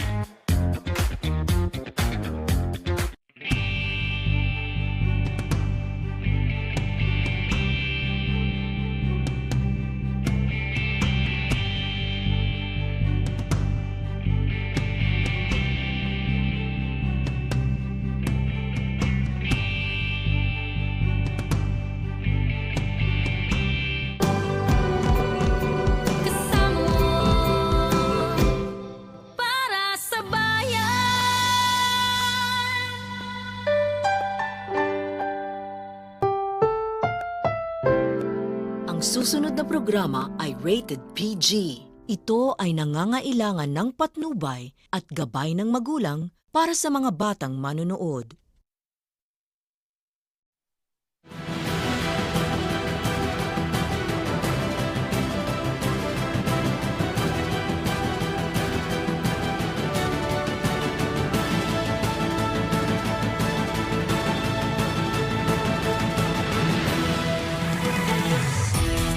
Magandang araw, Pilipinas! Webes ngayon, ika-22 sa buwan ng Hunyo. Malagang issue sa bayan ang ating pong tatalakayin ngayong araw. Siyempre, kasama ang ilang mga eksperto at mga kinatawan ng piling mga ahensya ng pamahalaan. Kaya tutok lang. Ako po ang inyong lingkod, higala sa kahanginan. Aljo Bendijo. Kini ang public briefing hashtag Laging Handa PH. Napanatili ni Pangulong Ferdinand R. Marcos Jr. at Vice President Sara Duterte ang mataas na tiwala at approval ng mga Pilipino. Ito po ay batay sa resulta ng pahayag survey ng Publicos Asia. Tiniyak naman ng Pangulo ang patuloy na pagsisikap pa ng kanyang administrasyon para sa mga Pilipino.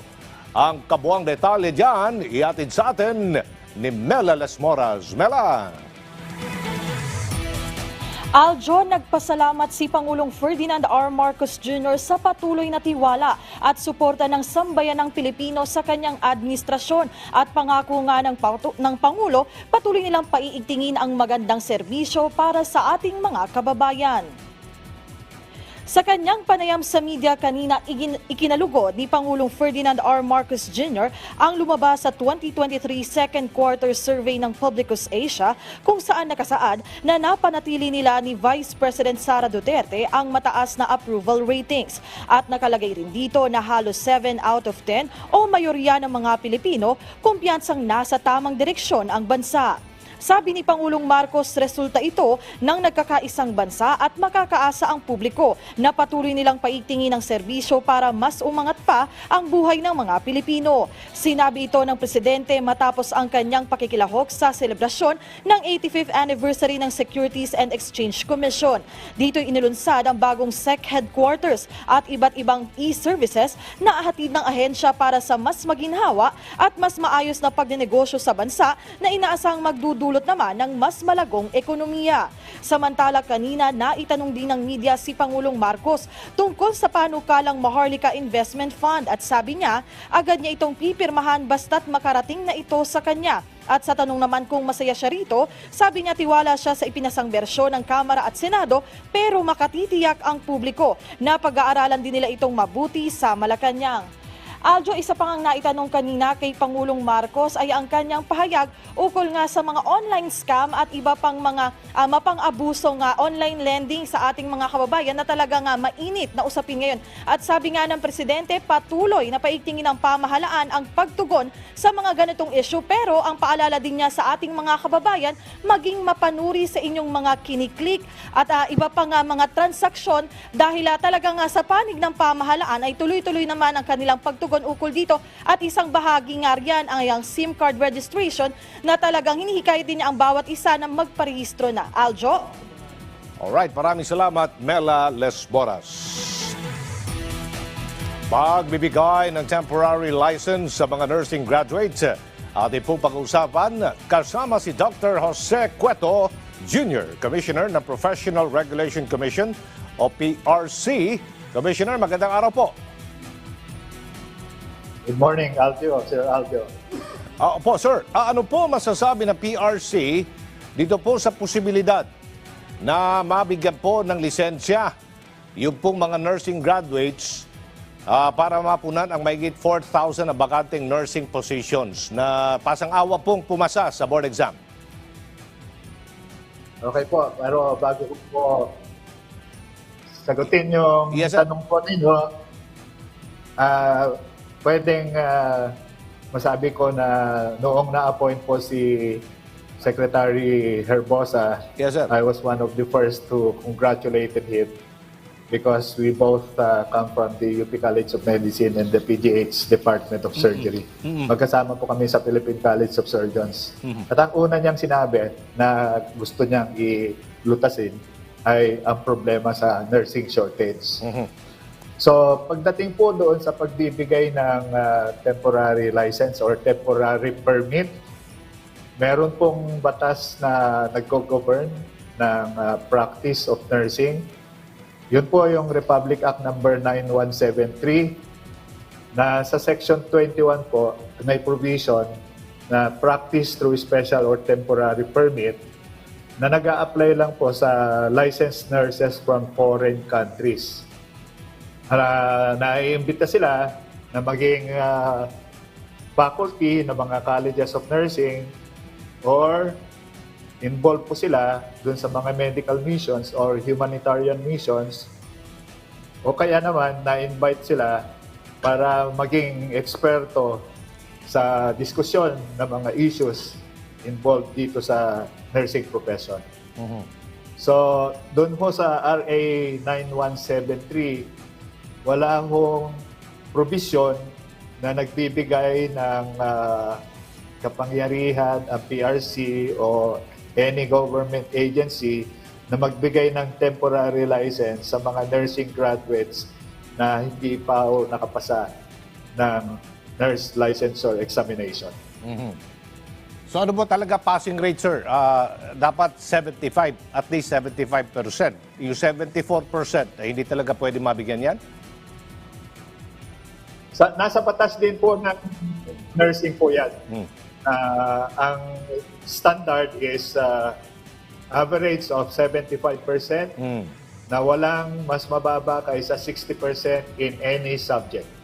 So kinakailangan ng batas niyan So, from Congress. pag hindi ho napapalitan yung provision sa batas, hindi ho pwedeng gamitin yung percentage na lower than 75. Opo. So ano pong remedyo dito sa mungkahing ito, Commissioner?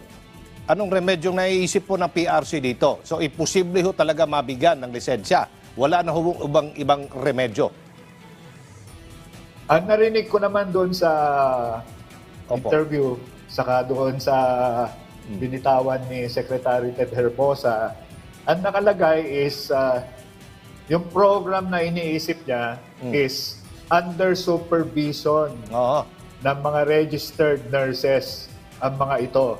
So, sa programa na sinabi niya na bibigyan sila ng posisyon, pero under direct supervision sila ng registered nurses. Ang pagkakaiba po ng mga pumasa sa yung mga hindi pumasa, ganito. Pag pumasa sila at nasatisfy nila ang requirements, ay mabibigyan sila ng privilege to practice. And ang tawag po namin doon, independent practice. So, ibig sabihin, pag sila ay nasa ilalim ng isang registered nurse, hindi ho sila covered doon sa stricto na provision ng batas because they are not into the independent practice of the profession. They will be supervised all the way. So may mga quality assurance mechanism ang tawag po namin dyan. Babantayan sila, lahat ng gagawin nila, ipapaalam nila dun sa supervisor nila. So dahil ang number one na layunin naman ng health professions ay para maalagaan ang patient safety and patient welfare. Yun po ang number one. Hindi po natin isasakripisyo yan. Kaya yung mga iba, bagong graduate, na-assign po sila doon sa mga areas ng hospital na mas magaan muna yung load. Di sila pwedeng idiretso na mag-duty sa mga critical na areas, kagaya ng mga intensive care units, operating room, recovery room. So mayroon naman pong quality assurance mechanism sa lahat po ng healthcare institutions para mapanatili yung pangangalaga sa mga pasyente. Opo. Sa tala po yun po yung ano namin. Yes, sir. Sa tala po ng PRC, Commissioner, dumarami ba o kumukonti ang nakakapasa sa nursing licensure exam? Ano po ang percentage ng board passers sa mga nakalipas na taon? Ito pong huli, Sir Aldo, is 14,000 po yung kumuha. 10,764 yung pumasa. Ang passing percentage ay 74.94%. Isa yan sa pinakamataas. Dati kasi sinasabi ng mga nasa educational institutions na dahil doon sa pandemya, sa COVID pandemic, at natigil yung mga face-to-face na classes or interaction between students and faculty members and clinical instructors, bababa siguro ang passing percentage kasi nandun sila sa mga bahay nila at online learning lang yung mga activities na nakaya. But surprisingly, itong November 2022 at May 2023, parehong 74%. Pero kung titingnan natin the last 6 years, ang average po ng passing percentage out of 113,000 examinees, almost 70,000 po yung pumasa. So ang passing percentage overall, the last 6 years ay 60%. Pero during the last 2 examinations, umakyat po ng 74%. Okay. So hindi naman talaga ganun kababa. Pero may taon po na naging 39%, that was in November 2018. So 39, 40 plus. Ngayon, umakyat na po sa 74%. Opo. Tayo umaasa na marami pong papasa sa board exam na mga nursing graduates natin. Kaya sinabi ng isang senador, si Coco Pimentel, Commissioner, na ang kanyang bungkahi isang paraan para matiyak na talagang handang-handa na at competent ang isang examinee, isang nursing graduate, ay i-improve pa ang nursing board exam at gawin itong direkta sa mahalagang kaalaman at skill set ng mga nurse. Opo, ano po yung masasabi tungkol dito? Tama po yun. Kasi lahat ng licensure examinations under the Professional Regulation Commission, hindi lang po sa Board of Nursing. Ang basihan po talaga dyan, yung mga policy standards and guidelines or memorandum order governing mga academic programs in all professions. So, yung mga competencies, program outcomes, yun ho ang ina-assess through the test blueprint or table specifications po ang tawag namin sa PRC. So doon po dinidefine ng mga boards kung ano ang mga importante na cognitive skills, yung mga examination items will assess. So nakafocus ho talaga ang mga examination items doon. At tama po na kung valid talaga yung licensure examination questions at ang tinetest nila ay yung mga pinaka-importanteng skill sets ay sa tingin ko mag-i-improve pa ho yung passing percentages. Dahil ang quality ng test items or test questions will be of high quality. Okay. So yun po yung target namin. Sige sa buong PRC. 46 professions na po ang hawak namin dito. Okay. At yung ilan naman ay nagsabi, mga mambabatas ito, Commissioner, na ito ginagawa na sa ibang bansa, ang nursing level system. Ano ba itong sistemang ito, sir? May mga bansa po kasi na hindi lang Bachelor of Science in Nursing yung kurso na ino-offer nila. Ang Pilipinas po kasi isa lang yung course natin for nursing. But for example, in other ASEAN countries, kasi nagdi-discuss naman po kasi kami sa ASEAN Mutual Recognition Arrangements, may mga Certificate of Nursing level, may Diploma in Nursing level, and then may Bachelor of Science in Nursing. So, yun siguro ang ibig nilang sabihin na iba-iba nursing level system. So, ang bentahe po noon ay hindi lahat ng trabaho ay ginagampanan ng fully licensed na graduates ng Bachelor of Science in Nursing. Kasi ang 4 years ang kailangan doon sa Bachelor of Science in Nursing, doon sa certificate saka yung diploma, lesser number of years, but they actually improved the implementation of healthcare and healthcare institutions. So that can be adapted. Unfortunately, as of the present time, isa lang po ang Bachelor of Science in Nursing po ang ino-offer dito sa Pilipinas. Pero maaari that can be studied. Okay, pero maaring gawin itong sistemang ito sa Pilipinas sa kalaunan? Lahat po naman ng ginagawa or interventions ay pinag-aaralan po muna. Opo. That kung minsan po kasi epektibo doon sa ibang bansa, tapos pag ginawa natin na in-implement natin kaagad dito na hindi natin pinag-aaralan na mabuti, kung minsan nagkakaroon ng problema. So, lahat ng i-implement po na intervention para sa nursing shortage, masusing pag-aaral bago po implement. Saka stakeholder consultation. Ako konsulta po lahat. Opo. Okay. So, ano pa yung mga pagsisikap niyo, sir, dyan po sa PRC para mapagbuti pa ang pagpapatupad ng regulation at licensing ng ating mga professional? Opo, hindi lang mga nurse, no? Ano pa ang ibang programa po ng PRC? Marami po kaming ginagawa kasi meron po batas dito sa Continuing Professional Development at yung Career Progression Specialization Program. So kami ay umiikot o gumagawa ng mga consultative meetings, capacity building, para malaman po yung mga professionals kung paano aangat sila. As mentioned doon sa batas, is enhancement of skills and competencies. Kasi marami pong kailangan pa rin pag-aralan kahit na tapos na po sila ng kurso nila. Pangalawa, yung mga professional regulatory boards po namin ay required sa batas na magbisita sa mga workplaces ng mga professionals, even sa mga eskwelahan. Kasama sila doon sa team ng CHED o kundi naman sila ang pumupunta doon sa mga schools para magbigay ng feedback kung sakali na mababa yung passing percentage ng isang eskwelahan, na they will call the attention doon sa mga administrators, deans, mga associate deans, department heads, kung paano sila mag-i-improve. At yun ay napaka-importante.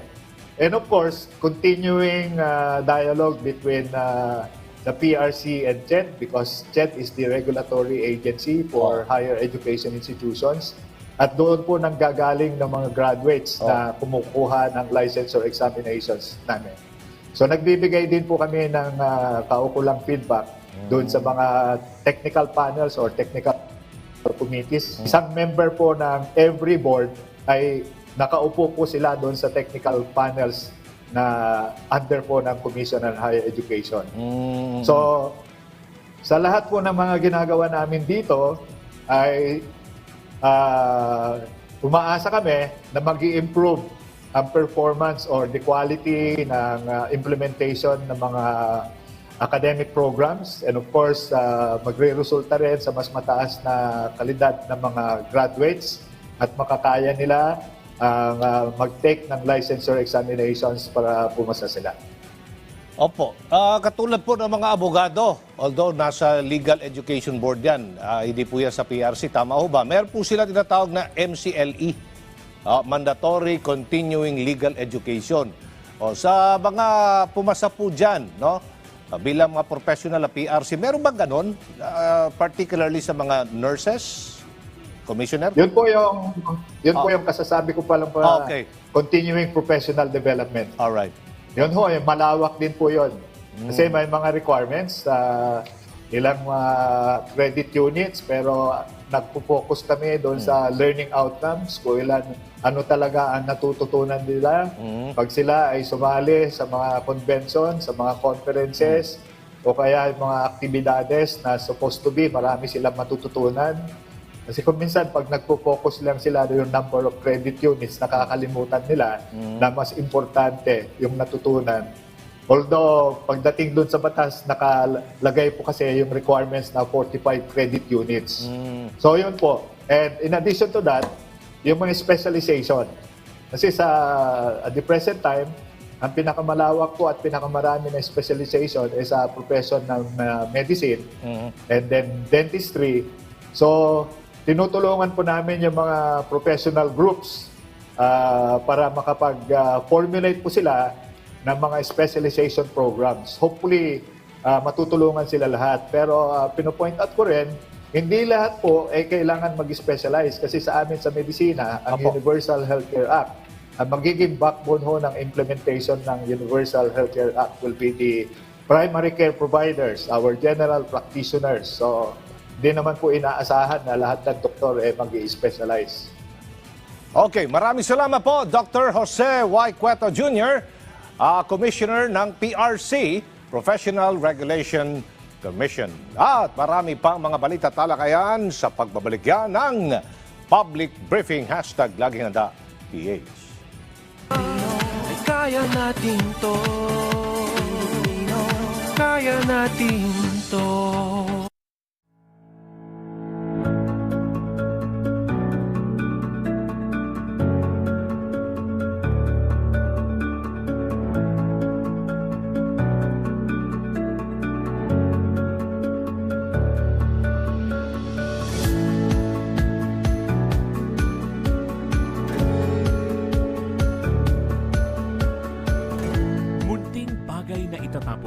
Bigyan natin ng bagong buhay. Isang mensahe ng pagpapahalaga sa ating kapaligiran.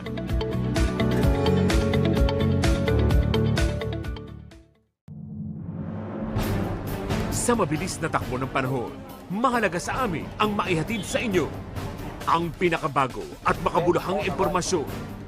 Sa buong Europa, mahigit sa... Iginiit naman ng Department of Education na napagkasunduan ng Department of Agriculture. Kasama ang mga tapat nating tagapaghatid balita. Kahit saan, kahit kailan, kasama nyo ang PTV para sa bayan. Health Watch, alertong pangkalusugan. Mag-ingat sa dengue. Ang dengue ay isang viral infection na nagmumula sa kagat ng lamok na Aedes na sanhi din ng iba pang sakit gaya ng Zika virus at chikungunya. Ito ay nagdudulot ng mataas na lagnat, pamamantal, pananakit ng kasukasuan at kalamnan, panghihina, pagdurugo ng ilong, at pagsusuka at pagdurumi na may kasamang dugo. Ang mga sintomas ay karaniwang nagtatagal mula 2 hanggang 7 araw. Sa unang sinyalis ng dengue, kumonsulta agad sa doktor, uminom ng maraming tubig at magpahinga at inumin ng mga gamot na nireseta. Iwasan din ang pag-inom ng aspirin at ibuprofen at ikonsulta muna sa inyong doktor kung iinom ng herbal o alternative medicine. Tandaan, ang kalinisan ang pinakamabisa nating panlaban sa dengue.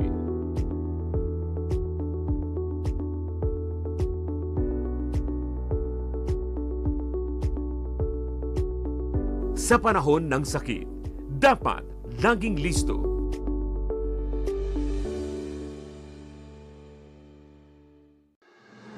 Mga balitang inaabangan, isyung pinag-uusapan, at ang pinakamaiinit na headlines sa loob at sa labas ng bansa. Hatid ng inyong mapagkakatiwalaang primetime news program sa bansa. Kasama sila Diane Querer, Audrey Goriseta at Maan Macapagal. Ulat Bayan, Lunes hanggang Biyernes, alas 6 ng gabi. Dito lang sa PTV.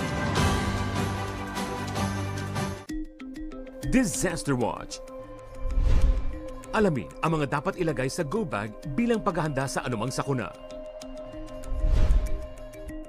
Maglagay ng tubig na maiinom at mga pagkaing hindi madaling masira.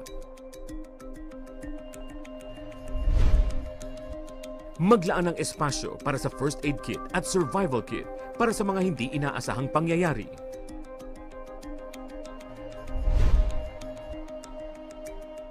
Huwag kalimutan ang toiletries para mapanatili ang kalinisan sa katawan. Samahan din ang mga damit at beddings na magtatagal ng ilang araw. At para ligtas at may alam, magdala ng personal protective equipment at mga teknikal na gamit. Sa panahon ng kalamidad, dapat laging listo. Kaya natin to. Kaya natin to. At kumustahin naman natin ang sitwasyon, lalo-lalo na sa ating mga kababaeng naroon pa rin sa bansang Myanmar. Ating makakausap ngayon si Undersecretary Eduardo de Vega ng DFA, Department of Foreign Affairs. Yusek, magandang araw po. Yusek Ed. Good morning, sir. Good morning. Opo, good morning, sir. Yusek. Good morning. Opo. Nako. Opo, okay lang po. Naririnig na po kayo. Opo. Ano po ang kasalukuyang sitwasyon ngayon, sir, sa bansang Myanmar? At ano ang alert level doon po sa Myanmar sa ngayon? Opo, dalawa yung situation dyan, no? Meron po yung... wait, naputol tayo, sama na pa. Okay lang po. Sige, tuloy nyo lang po. Tuloy nyo lang.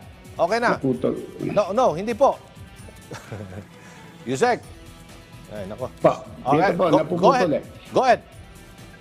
We're still on alert level 4, pero we're discussing it para pwedeng kung pabababain para payagan yung mga Pilipino na legal na nagtatrabaho doon makabalik.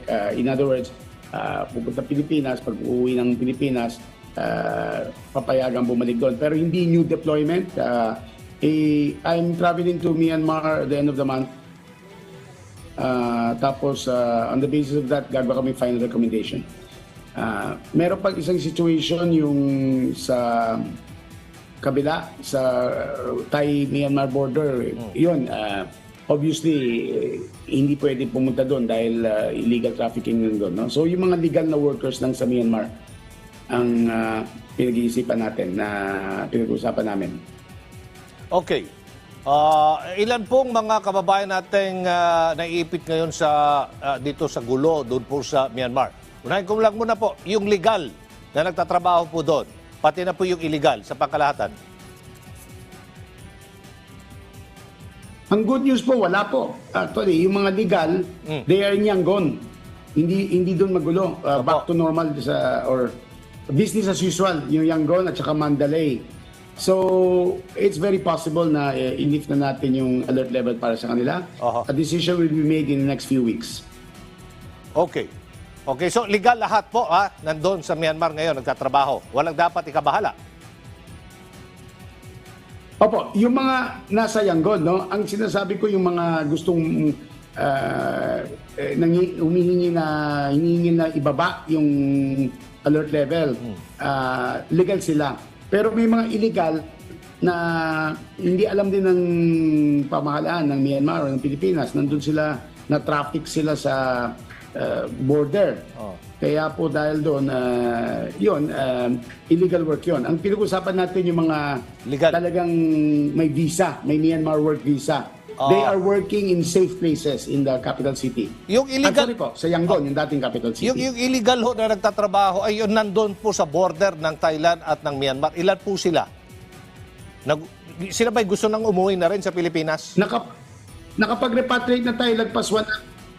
Opo, nakapaglagpas tayo ng lagpas 150. Meron pa mga 50 siguro o 30. So, nag-aadap pa tayo ng paraan na mauwi sila. Opo, hindi na po lingid sa ating kalaman na marami po sa ating mga kababayan Pilipino ang biktima ng human trafficking dyan po sa Myanmar at ipinapasok sa iligal na trabaho. Kaiba po sa ipinangakong hanap buhay po, Yusek, no? Ano po ang tugon natin sa problemang ito para maiwasan na natin? Yusek. Opo, ang ginagawa po natin, nananawagan kami sa mga kababayan, kasi hindi naman po may diretso ng Myanmar yan pupunta muna sila sa Thailand, pinakukuha trabaho sa Thailand. Hindi po totoo yung mga trabaho sa kahit alang bansa doon sa Southeast Asia kung tourist visa lang. So that's one, nagiging maigpit yung ating immigration para sa mga magtuturista sa Thailand. Sinisiguradong talagang legitimate tourist yan. Pangalawa, meron tayong regional conference on human trafficking sa Bangkok. Tayo nag-host noon, kasama ng isang UN agency para pag-usapan with Southeast Asian countries to. Pangatlo, nagigipagpanayam yung ating embahada with Myanmar authorities para maghanap ng paraan at nakatulong na masagip sila. Pero mahirap po kasi hindi po kontrolado ng Myanmar government yung area nun sa Miyawadi. So, ganun pa man, may lagpas 100 na nakauwi na natulungan natin. No? So, hopefully, wala nang dadagdag pa. Problema kasi mga kababayan natin, naluloko basta pinangakuha ng job, computer data encoder sa Thailand, kung saan sila dinadala pagdating doon. Ngayon, yung sinasabi naman natin sa Yangon, talagang from the beginning, yung Myanmar talagang trabaho nyo at saka may contract, may working visa, yon mga legal yon. So, pwedeng ma-lift yung alert levels para sa kanila. Pero yung sa illegal trafficking, talagang hindi magkakaroon ng bagong approval of workers to Myanmar. Ang maaring pwede lang yung mga nandun na legal at uuwi lang sa Pilipinas. That pwedeng gumawa ng bagong desisyon ng gobyerno tungkol sa kanila, no, na pwede na silang i-recognize. Opo. Ano ang update naman, Yusek, sa mga huling pag-uusap ninyo at ng bansang Myanmar tungkol sa repatriation process ng ating mga kababayan? Well, ang update po, I'll have to give it pagbalik ko kasi I'll be meeting with some officials doon at the end of the month. No? So, ang request lang ng Myanmar, low profile lang tayo kasi pag nakarating na, i-report natin may nakarating. Pero hindi yung i-film pa natin o papakita pa natin kasi yun nga, pati yung Thailand, no? Kasi minsan dinadaan natin through Thailand.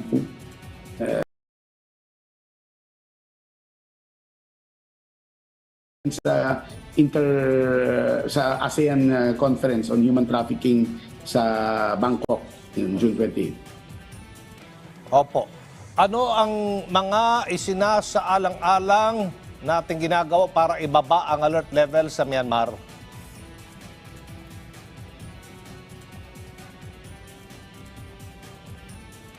Well, tinitiyak lang namin na safe muna talaga yung Yangon. No? So I have to see for myself and then afterwards pwede na natin i-lower yung alert level.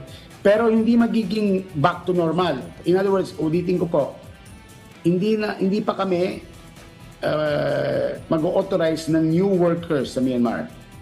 Pag ma-lower yan, pwedeng alert level 2. Ang ibig sabihin alert level 2, restricted. Ang pwede nang pumuntang trabahador sa Myanmar, yung meron ng work visa doon dati pa. At pwede na maglakbay yung pumunta doon yung mga tourists o businessmen, ganyan. Pero yung new deployment, hindi po pwede pa dahil yung may gulo pa sa bansa, may illegal trafficking pa. So, syempre, ang unang policy natin is protection. May tanong po si Maricel Halili ng TV5, Yusek. May we have an update about the case of Mary Jane Veloso? May migrante posted on social media that her family visited her in Indonesia. May we have details about this? Ano po ang status ng case ni Veloso? We are, yes, opo. Yes, tinulungan ng embassy. Nandun din yung migrante sa Indonesia. Binisita siya. Actually, she's on death row. So, nakikiusap tayo. Meron tayong request for clemency. Even the Indonesian Human Rights Commission at mga women's groups are supporting us. So, every day na buhay siya, that means nakikinig ang Indonesia sa atin. In other words, hindi nila tinutuloy yung execution niya. No? So, ang hinihingi naman ng Indonesian Human Rights Commission para makatulong, gumalaw yung anti-trafficking, illegal trafficking or na kaso na nandito. No? Merong kaso against yung nag-recruit sa kanya. Ganun pa man, we think as an ASEAN neighbor and friend, I think the Indonesian government will be lenient or please, no? So, yun po. So, at least maraming alay si Ms. Veloso, hindi lang Philippine government, but even some people in Indonesia. Okay, mensahe na lang po para sa ating mga kababayan, Yusek.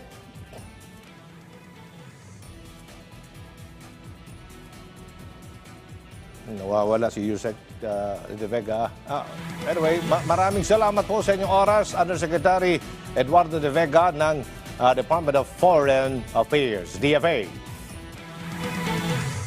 Ngayon naman ay pag-usapan natin ang pinalawak na benepisyo ng PhilHealth with Mr. Ray Balenya, ang Acting Vice President ng Corporate Affairs Group ng PhilHealth. Sir Ray, good morning. Oh, wala po tayong audio, sir. Sir Ray. Sir, can you hear us? Wala po kayong audio. Walang audio. Balikan natin si Sir Ray. Walang audio. Opo. Okay. Sa batala, muling nakatanggap ng suporta ang Pilipinas sa mga hakbang tungo sa patuloy na pag-unlad mula sa ibang bansa. Ito ay sa naging farewell call ni outgoing Swiss Ambassador to the Philippines, Alain Gaschen, kay Pangulong Ferdinand R. Marcos Jr. At ayon sa Malacanang, nangako ang Swiss government na patuloy na susuportahan ang peace initiative ng pamahalaan sa Bangsamoro Autonomous Region in Muslim Mindanao o BARM.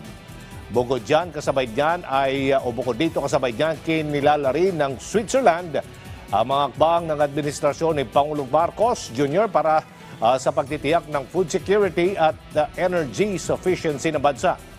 Ang punong ekotibo ay nagpasalamat naman sa lahat ng tulong at suporta ng Swiss government para po sa Pilipinas.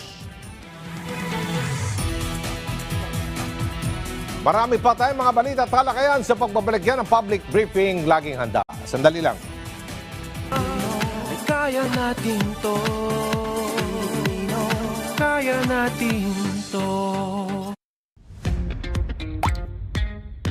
For the the unlimited na talakayang pambayan, dito natin yan pag-uusapan. Ang inspiring stories nyo, i-flex namin yan.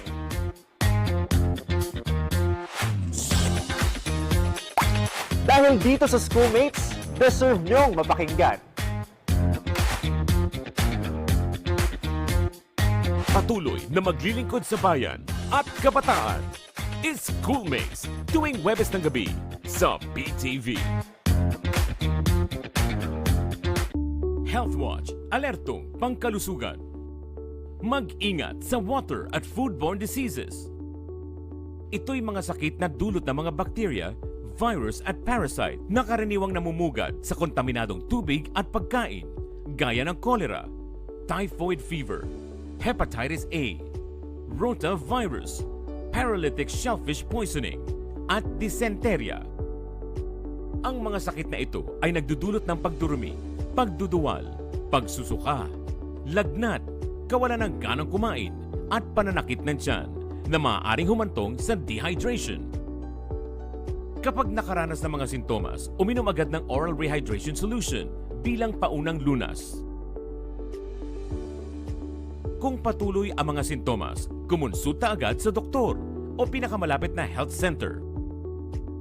Para maiwasan, maging maingat sa paghahanda at pagkonsumo ng mga pagkain at inumin at panatilihing malinis ang katawan at kapaligiran. Sa panahon ng sakit, dapat laging listo.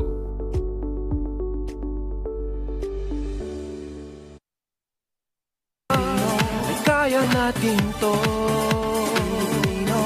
Kaya natin to.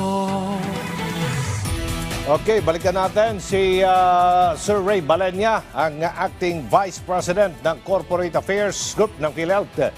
Opo, Sir Ray, magandang araw.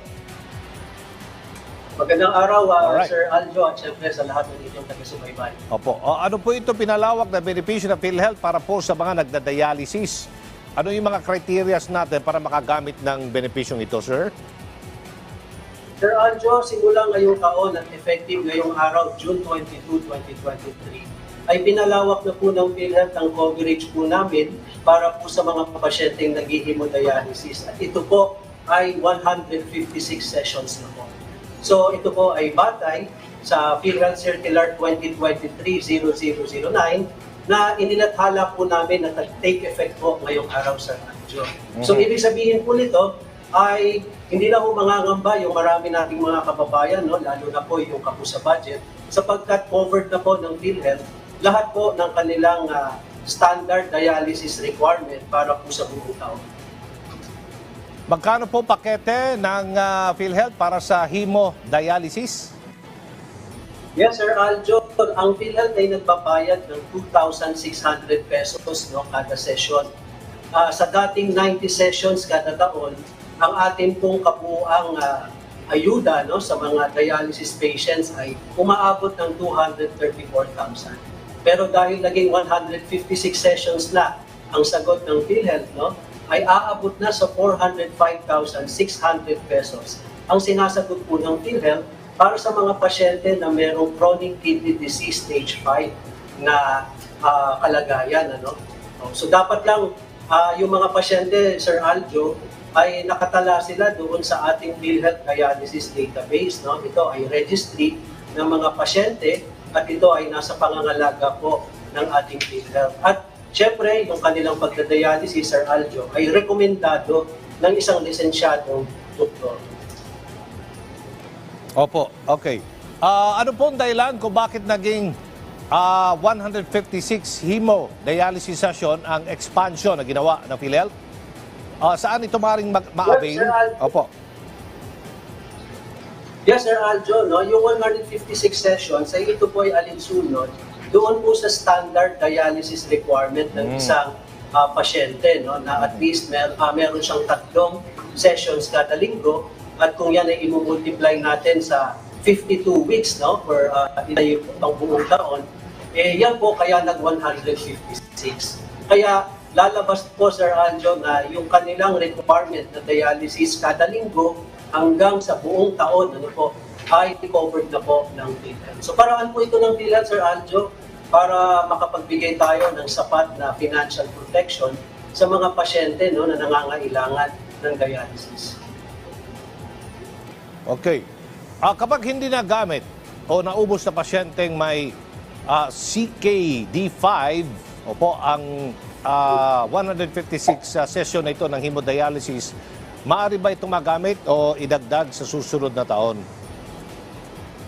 Hindi po, no, Sir Aljo, itinakda po sa ating pulisiya na ito po ay para sa taunang hemodialysis session at hindi po lalagpas sa 156 sessions no, ang sasagutin po ng PhilHealth. Yung mga hindi po nagamit na hemodialysis session sa taong ito, hindi yan pwedeng i-carry over no, o idagdag sa susunod na taon. Ang non-CKD5 patient ba ay sakop nitong hemodialysis treatment kung sakaling mangangailangan po ng emergency dialysis?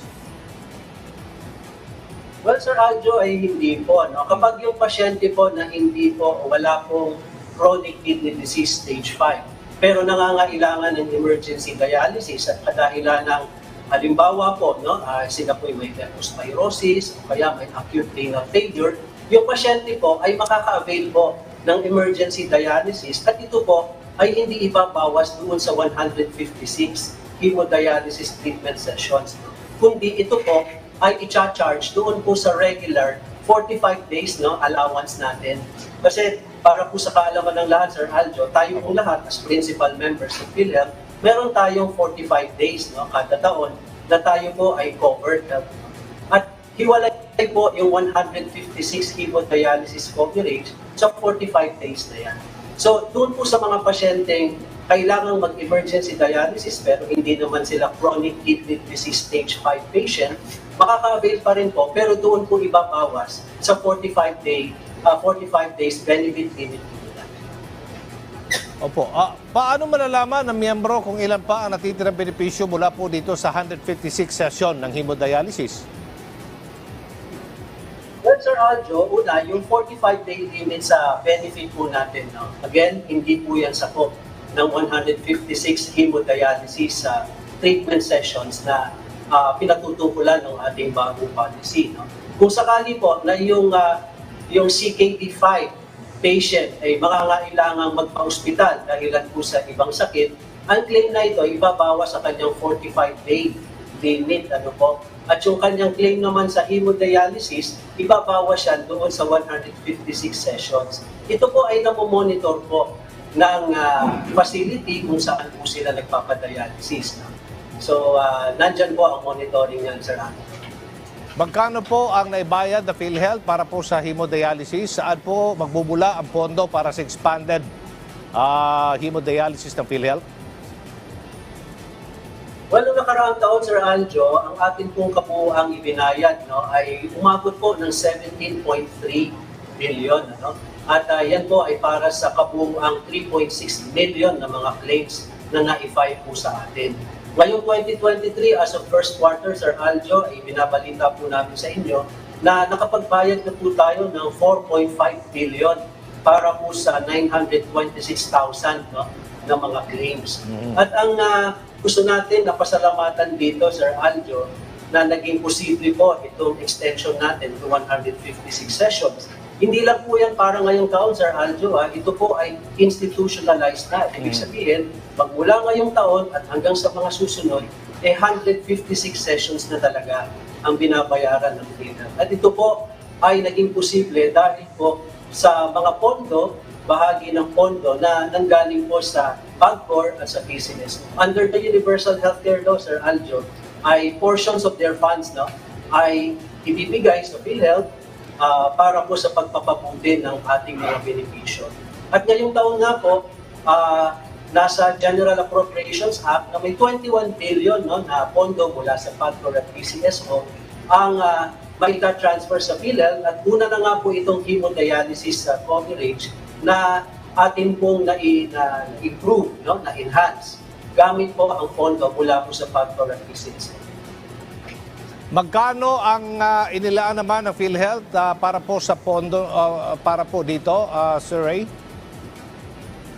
Well, gaya ng nasabi ko, Sir Aljo, under the General Appropriations Act for 2023, may 21 billion no, na nanggaling po sa PAGCOR at PCSO na may transfer po sa PhilHealth.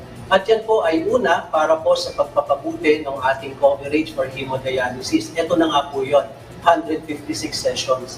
Yan, Sir Aljo, ay nakatakda din natin na pagbutihin pa yung ating pong Z-benefit package no, para sa orthopedic implants, para po sa kidney transplantation, sa mga cancer gaya ng breast, cervical at prostate cancer, at sa open heart surgeries no, sa mga bata.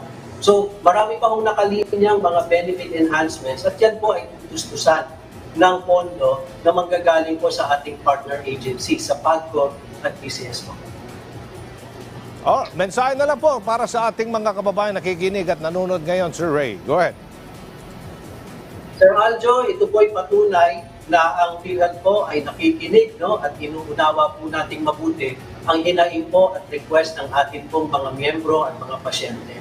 So umasa po kayo na patuloy naman ang pag-aaral ng PhilHealth para hindi lang sa dialysis kundi sa iba't iba pang mga kaparaanan ay makatulong po kami makapagbigay ng sapat na financial protection sa ating pong mga pasyente. Hiling po namin, patuloy po natin na suportahan ang mga adhikain ng PhilHealth, manatili po updated yung ating pong membership at updated din po ang ating contribution sa programa.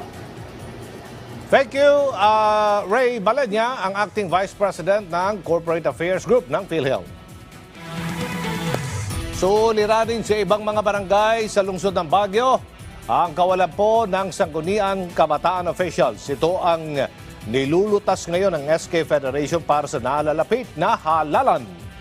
Ang karagdagan detalye mula kay Eddie Carta na PTV Cordillera.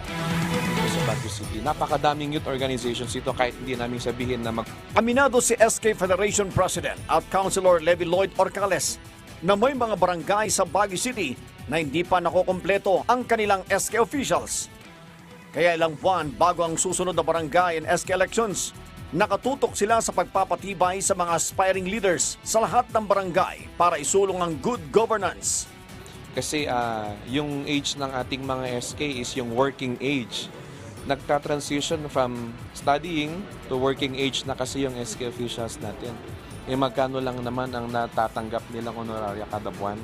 Hindi sapat para buhayan ng pamilya, lalo na kung breadwinner sila. So challenge pa rin yan, mananatiling hamon yan. Pero sa atin, ang gusto natin, sabayan natin ng encouragement na kaya natin gawin. Sa Hulyo, magsasagawa ang SK Federation ng roadshow kung saan tatalakayin ang SK elections at mga dapat pang pagbutihin sa pamahalaan. Sa Agosto, sasailalim naman sa serye ng sesyon aspiring youth leaders para maging handa na silang maglingkod bilang opisyal sa summer capital ng bansa. Hindi na about us. It's about the next set of SK and youth leaders of the city. So ang gusto namin, may papalit sa atin na also capable and ready to deal with the problems of the youth in the city. So yun ang ating target ngayon. Sa tala ng COMELEC, mahigit 46,000 na mga nakaristrong kabataan na boboto sa nalalapit ng October 2023 Barangay and Sangguniang Kabataang Elections. Mula rito sa PTV Cordillera, Eddie Carta para sa Bayan. Daghang salamat sa atong mga partner agency para sa kanilang suporta sa ating programa at maging ang KBP, kapisanan ng mga broadcaster ng Pilipinas. At dito po nagtatapos ang ating programa sa araw nito hanggang bukas. Ako po inyong likod, Aljo Bendijo. Ito ang public briefing hashtag laging ada PH. Kaya natin to. Kaya natin to.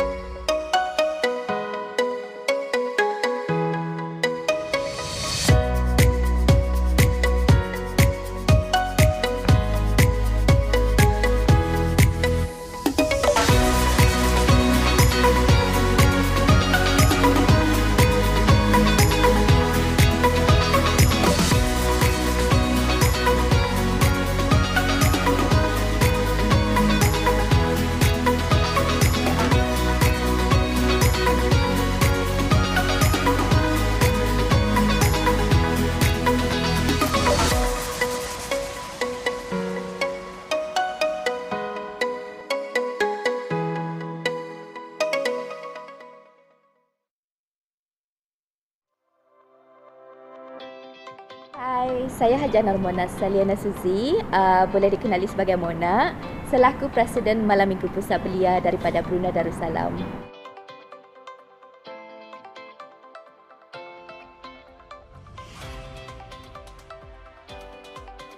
So, Malam Minggu Pusat Belia adalah platform bagi para belia untuk menampilkan aktiviti mereka daripada hobi dan ditampilkan segala kreativiti mereka dengan inisiatif dengan berkarya, berjarah dan berlurih untuk menampilkan kepada orang ramai inisiatif-inisiatif mereka.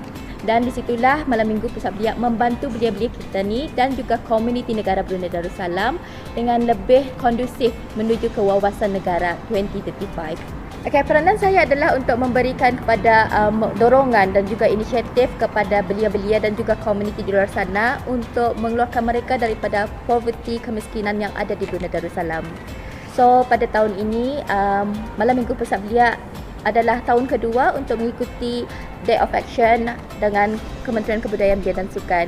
Dengan itu, kami ada menjalankan beberapa aktiviti-aktiviti kesukarelawan untuk membantu komuniti dan juga kepada vulnerable group yang ditarget.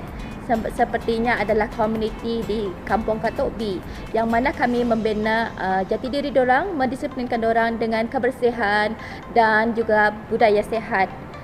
Seperti aktiviti-aktiviti yang dijalankan adalah seperti hiking dan sambil itu beriadah juga, memperkenalkan sesama sendiri orang because of COVID-19 kita ni tersekat dengan keluar di sana. Antara aktiviti yang akan diadakan juga adalah aktiviti senam riadah bersama dengan pelbagai grup yang kami target adalah belia-belia dan juga beberapa komuniti daripada luar sana. Jadi perkumpulan ini adalah orang dikatakan perkumpulan yang sehat dan juga memberikan networking kepada sesama sendiri.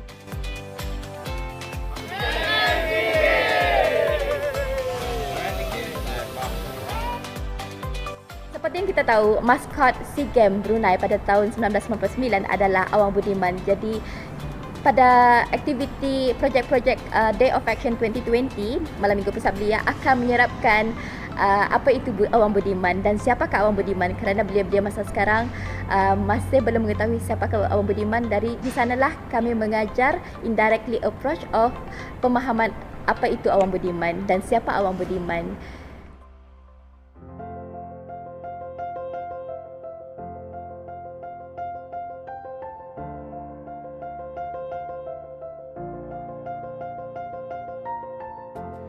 Dan projek kedua adalah membantu kesedaran kepada terhadap orang ramai dengan menerima golongan-golongan daripada Down syndrome. Kerana Down syndrome mereka juga manusia, mereka juga punya perasaan dan juga mereka ingin kata orang kira di penerimaan daripada orang ramai, kerana mereka pun ingin bekerja, mereka pun ingin berdikari sendiri seperti orang lain juga. Jadi Malam Minggu Pusat Belia dalam projek ini create awareness untuk membantu mereka-mereka tersebut dengan harapan dan hasrat impian daripada golongan Down syndrome akan tercapai suatu hari nanti, insya-Allah.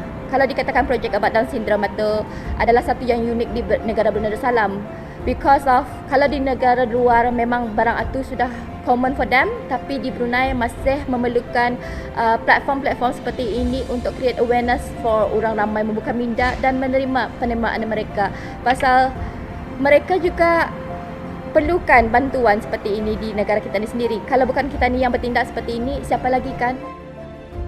Sedikit pesanan kepada negara-negara ASEAN di luar sana, berharap agar kita dapat mencontohi sesama sendiri dan mengikuti segala aktiviti yang bermanfaat ni kepada kita ni semua.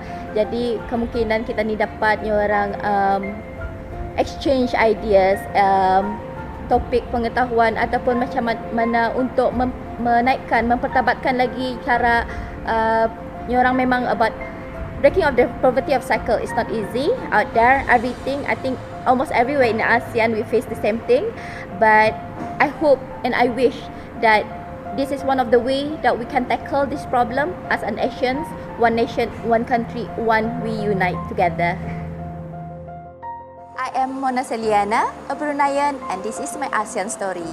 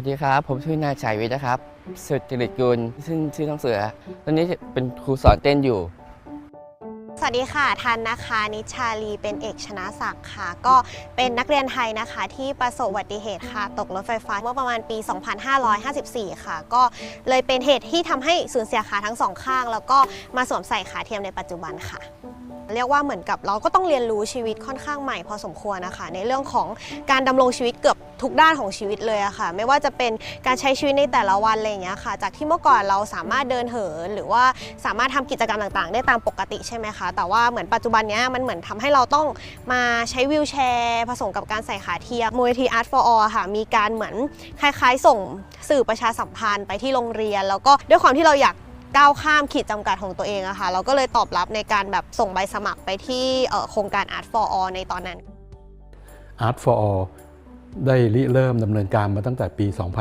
2539 และปัจจุบันเราได้รับรางวัลเป็นโครงการดีเด่นของชาติสาขาพัฒนาสังคมและผู้ด้อยโอกาสผู้พิการคอนเซปต์ของ Art for All ก็คือ5คนรวมเป็น1อัจฉริยะตาบอดมองไม่เห็นก็เป็นปากหูหนวกเป็นตาให้กับกลุ่มคนที่ขาดแขนขาแต่มีสติปัญญาก็เป็นสมองให้เพื่อนคนปัญญาอ่อนร่างกายสมบูรณ์ก็เป็นแรงกายกระทรวงวัฒนธรรมในฐานะหน่วยงานที่ดูแลงานด้านวัฒนธรรมของประเทศไทยและเป็นส่วนหนึ่งของประชาคมสังคมและวัฒนธรรมของอาเซียนนะคะก็เราก็มีส่วนสนับสนุนในการดำเนินงานโครงการศิลปะเพื่อมวลมนุษย์มีเป้าหมายที่จะสนับสนุนพัฒนาศักยภาพของผู้พิการนะคะทางกระทรวงวัฒนธรรมจึงได้เข้าไปสนับสนุนในส่วนของการเปิดตัวโครงการ Art for All สู่อาเซียนโดยได้เชิญผู้แทนอาเซียนเข้ามาร่วมโครงการตลอดมานะคะต่อเนื่องเป็นระยะประมาณ20 ปีที่ผ่านมานะคะเมื่อเราได้เชิญผู้แทนอาเซียนเข้ามาร่วมในระยะเวลาหนึ่งแล้วเนี่ยเราจึงได้นำเสนอไปขอรับการสนับสนุนจากคณะกรรมการอาเซียนว่าด้วยวัฒนธรรมและสนเทศหรือ COCI นะคะซึ่งอาเซียนได้ให้การสนับสนุนเป็นอย่างดีเนื่องจากโครงการนี้ตอบโจทย์ของการที่จะนำอาเซียนไปสู่สังคมแห่งความเอื้ออาทรและการแบ่งปันหรือ Caring and Sharing Society พันธกิจของ Art for มี3พันธกิจด้วยกันพันธกิจที่1ก็คือการสร้างคุณค่าชีวิตโดยการนำคนพิการทุกประเภทเนี่ยเข้ามาพัฒนาผ่านกระบวนการสร้างสรรค์ทางศิลปะศิลปะเนี่ยมันสัมผัสหมดทุกโสตสัมผัสก็เลยเลือกเอาศิลปะขึ้นมาพันธกิจที่2ก็คือการสร้างความสุขสงบในชีวิตพันธกิจที่3ก็คือการอนุรักษ์มรดกทางศิลปะวัฒนธรรมเมื่อรวมตัวเป็นค่ายแล้วเนี่ยเราก็สามารถเชื้อเชิญบุคลากรอาจารย์ศิลปินต่างๆเนี่ยมารวมตัวกันจุดเด่นของโครงการนี้ก็คือว่าผู้มาร่วมกิจกรรมมีความหลากหลายนะคะสิ่งที่ได้รับจากโครงการอย่างแรกเลยค่ะก็คือได้แลกเปลี่ยนมุมมองกับคนในค่ายค่ะพอเราไปอยู่ในสังคมของกลุ่ม Art for All มันทำให้เรารู้สึกว่าเฮ้ยเรามีศักยภาพที่เราก็ช่วยเหลือคนอื่นได้จะเป็นพี่เลี้ยงของจิตอาสาอยู่เรียกว่าเป็นสร้างความอดทนได้ช่วยเหลือเพื่อนๆเหมือนมันทำให้คนพิการเนี่ยสามารถพัฒนาหรือแสดงศักยภาพของตัวเองได้มากขึ้น Art for All มีฐานอาเซียนเป็นครูอาเซียนและให้เยาวชนได้เรียนรู้เทคนิควิธีจากคุณครูอาเซียนโครงการ Art for All นะคะนอกจากจะยังประโยชน์ให้ประชาคมอาเซียนด้วยกันแล้วเนี่ยนะคะยังเป็นเรื่องที่ตอบโจทย์ของสหประชาชาติในเรื่องของการพัฒนาคนพิการแล้วก็ทำให้เป็นสังคมที่อยู่ร่วมกันแบ่งปันกันแล้วก็ไม่ทิ้งใครไว้ข้างหลังด้วยค่ะ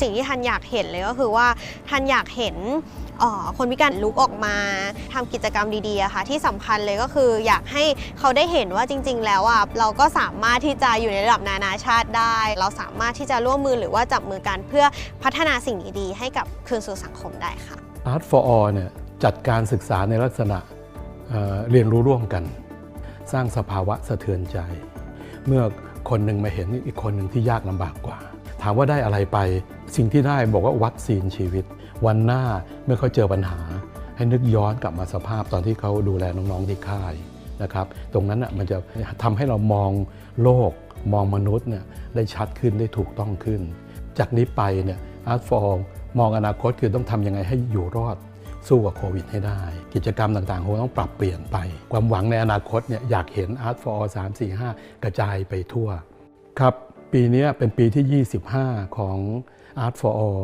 หวังและก็เชิญชวนให้ทุกท่านที่จะมาร่วมกันในระมิตโครงการ Art for All นี้ให้สำเร็จและก็เติบโต แล้วก็เป็นแหล่งที่อาสาสมัครครูบาอาจารย์จะได้เข้ามาศึกษาวิจัยได้เป็นเหมือนกับห้องเรียนมนุษยศาสตร์ขนาดใหญ่ที่เห็นความจริงของมนุษย์ทุกคน ดิฉันนิชารีเป็นเอกชนะศักดิ์เป็นคนไทย และนี่คือเรื่องราวอาเซียนของฉันค่ะ ผมชื่อนายชัยวิทย์สุจริตกุลและนี่คือเรื่องราวอาเซียนของผมครับ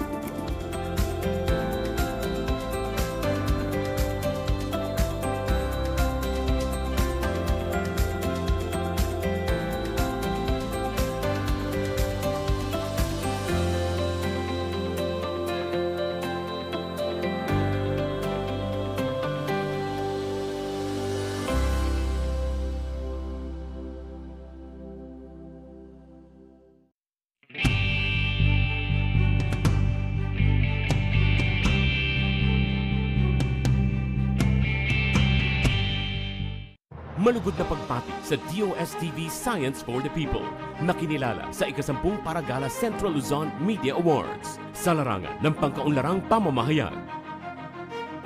At sa schoolmates na pinarangalan bilang kaakibat ng kabataan sa Philippines Digital Choice Awards 2023. Maraming salamat po sa Holy Angel University at sa Young Filipino Advocates of Critical Thinking ng Lyceum of the Philippines University. Ang mga parangal na ito ay buong puso naming inaalay para sa bayan. Disaster Watch. Mga dapat tandaan pagkatapos ng lindol, pagkatapos ng pagyanig, lumabas ng maayos.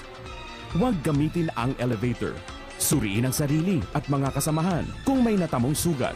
Patayin ang main switch ng kuryente at tubig, pati na rin ang tangking LPG.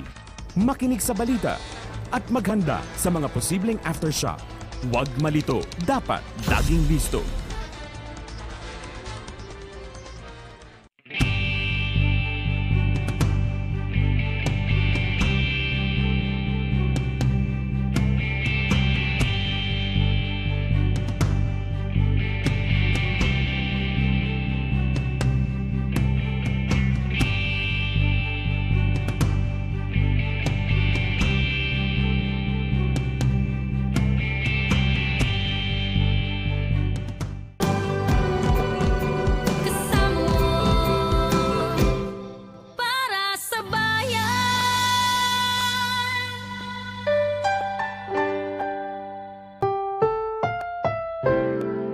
Susunod na programa ay rated PG. Ito ay nangangailangan ng patnubay at gabay ng magulang para sa mga batang manonood.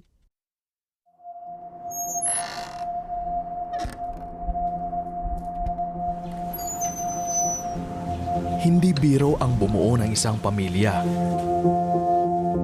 Bawat piraso ay malaking parte sa pagbuo ng isang masayang tahanan. Bawat bahagi ay may ginagampanang papel.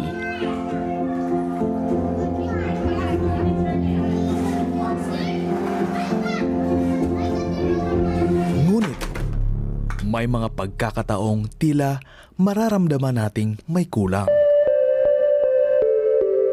May nawawalang isang napakahalagang piraso. Isang parte na kukumpleto sa binubuo nating pamilya. Gaano nga ba kahirap hanapin ang nawalang bahaging ito?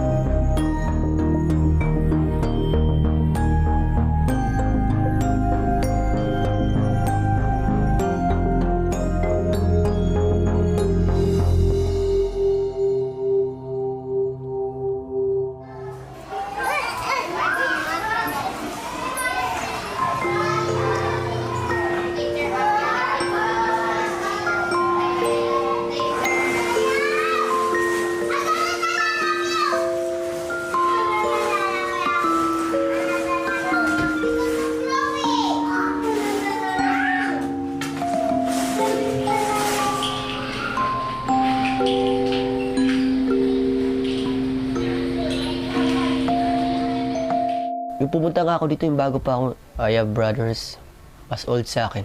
Meron kaming tindahan. Tapos yung mama ko, sinasaktan niya ako lagi. Sinisipa niya ako sa chest. Sa chest and tummy. Lagot yung bibig ko. Na-remember ko yun while I'm sleeping. Tapos yung natutulog ako, sinasaktan niya din ako. Then umiyak ako lagi. At saka hindi ko alam kung anong ginawa kong masama. Every time na lumalapit, natatakot kagad ako.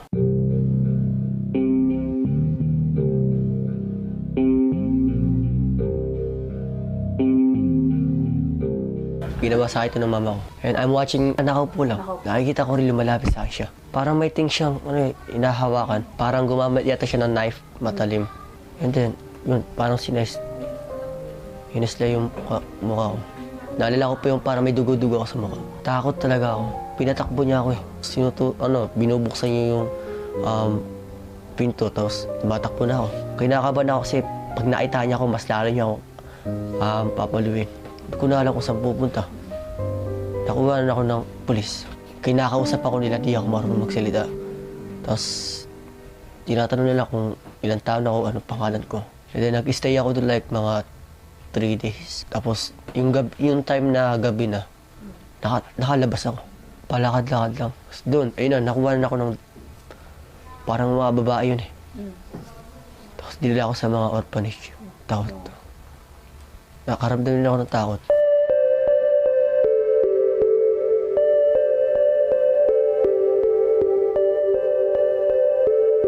Doon ako, pinagpapasa-pasa na ako. Yung nakarami na akong orphanage, parang lipat-lipat lang. Paano ka napunta dito? Kasi meron doon kasing taong lalaki rin. Pangalan niya Ali. Sinasaktan niya lahat ng bata, lalaki. Sinasaktan niya like punching our tummy. Hinahawakan kami tapos pinapunch kami. Malungkot na ako. Siyempre, wala nang pinagbago. Kahit tumakas pa ako, meron pa rin. Nananakit sa akin. Nagsumbong na ako, then yung tanghali, kinausap kami. Bawal na dito yung malalaki. Nag-intay pa ako ng 1 month. Ako na yung pinakalas nun eh. Malalaki. Nag-intay ako, tapos sabi sa akin ng ma'am, mag-prepare ka tomorrow. May pupuntahan tayo. Doon ako, nag-prepare ako.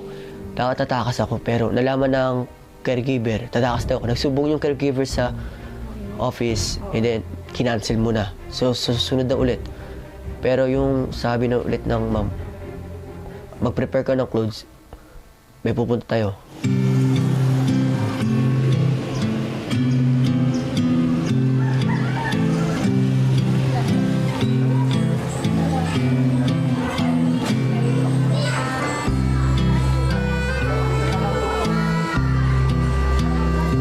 Pumunta ako dito 2018, ang laki, tapos may nakita ako parang mukhang yaya, yung suot ng yaya.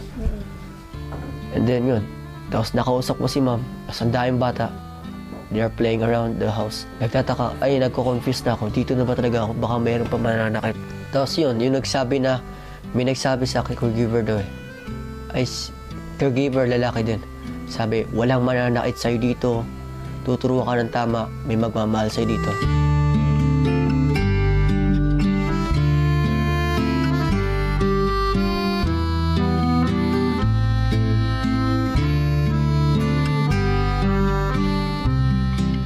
Most of our kids po ay in need po ng counseling. Pero meron kami mga cases dito na inaabuso ng magulang, hindi pinapakain, nilalak, kinakadena, binubugbog ng tatay.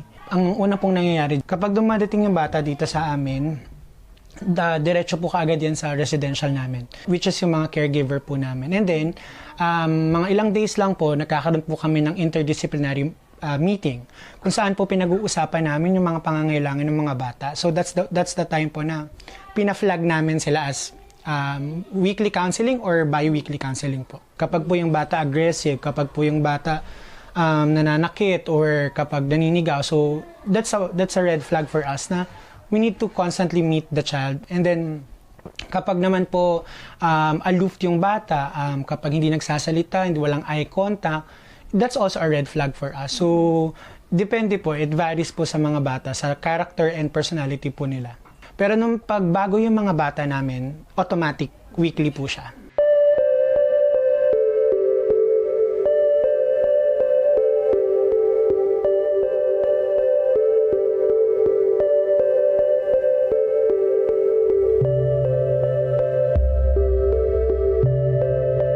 Yung case po kasi is one of parang the hardest po, no? Kasi if na-adopt na po siya prior po ng pagdating niya dito and then kumbaga na-terminate or na-disrupt po yung adoption. So, mahirap yun for him kasi hindi pala siya na-orient or hindi pala siya na-educate of what is adoption. And at the same time, maraming pa pong mga sugat sa puso niya in terms sa abandonment ng kanyang parents, physical abuse ng kanyang mother, and then abuses from the center po na kung saan siya galing. So, it's a difficult process po for us kasi merong kumbaga, not every day po is parang rainy day kumbaga. So, iba-iba. May ugali siya na bigla na lang siya magsha-shutdown. May ugali siya na masaya siya. May ugali siya na obedient siya. So, iba-iba po, lalo na nung una. Siguro hindi niya ma-identify yung nararamdaman niyo. Pero as days goes by po, doon namin tinuturuan yung kumbaga emotion vocabulary. This is happy, this is sad, this is angry. So doon po namin nung umpisahan muna.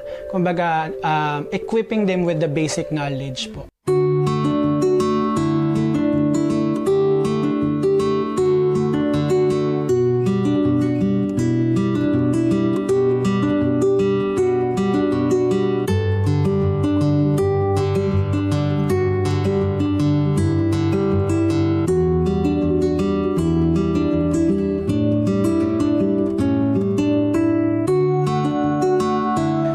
He knows how to regulate himself. Hindi na siya nagpi-freak out. Kapag may kaaway siya or merong big problem, he knows how to cope up with it. And then, one of our responsible po talaga na bata dito sa amin. Over the span of 4-5 years po. He's one of our, parang big brother dito sa mga bata. Kasi he cooks, he cleans, he sometimes help the caregivers to take care of the small boys. So, improvement-wise po, malaki po talaga in terms of behavior.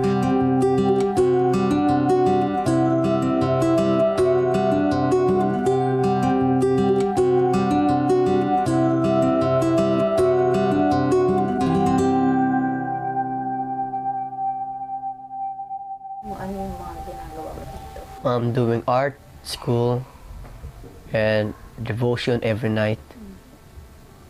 Tapos, helping, the responsibility. Tumutulong kami sa kitchen. And then, tinutulungan ko rin mga maliliit na bata. Gusto ko rin dito tumayo bilang kuya. Like, pag hindi nila kaya, like, mga ganyan.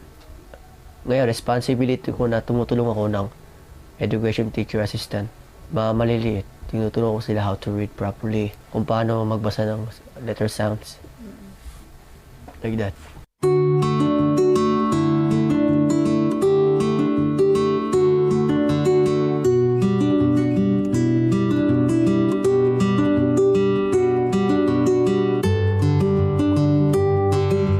Gusto ko na dito. Ito na yung parang family ko. Tuwan-tuwa rin ako kasi kakasama kami dito. Even na mahirap yung pinagana namin. Anong nararamdaman mo pagkagaling?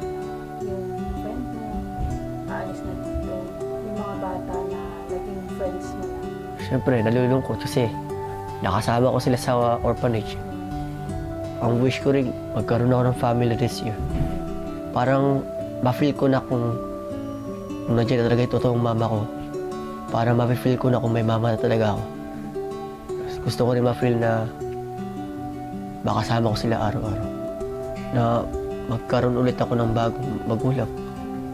Tapos, pinagpipray ko rin na may magtatanggap sa akin.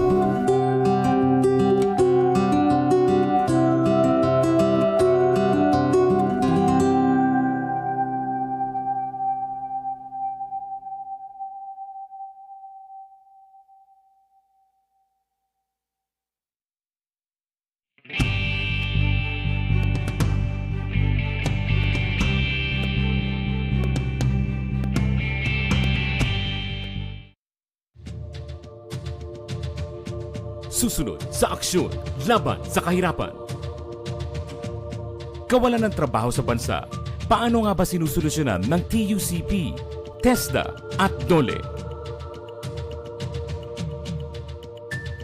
Ang mga manggagawa po ang lumilika ng yaman ng bansa.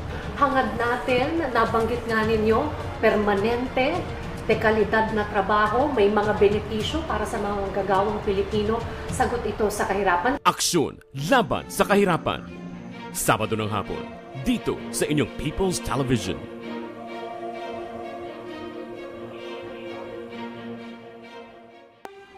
Disaster Watch, kahandaan ngayong panahon ng El Nino. Ang El Nino ay isang kondisyon ng panahon kung saan ang tubig dagat sa gitna ng silangang Pasipiko ay umiinit at naghahatid ng matinding pagbabago sa klima. Ito ay nagdadala ng matinding tagtuyot at malalakas na bagyo at pag-ulan. Ayon sa mga eksperto, nahaharap tayo sa isang tumitinding El Nino sa mga darating na buwan. Kaya kahandaan ang kailangan. Mag-monitor ng panahon at tumutok sa mga weather update. Panatilihing malusog ang katawan. Magtipid ng paggamit ng tubig at kuryente. Kung gagamit ng aircon, iset ang thermostat sa pagitan ng 22 hanggang 25 degrees centigrade. I-report ang mga tagas ng tubig at ang mga iligal na koneksyon sa inyong lugar. Matuto ng wastong pag-iimbak ng tubig ulan. At para naman sa mga kababayan nating magsasaka, mag-invest sa hybrid rice at high-value crops at makipag-ugnayan sa ating mga local agricultural expert upang tayo ay magabayan. Sa panahon ng kalamidad, dapat laging listo.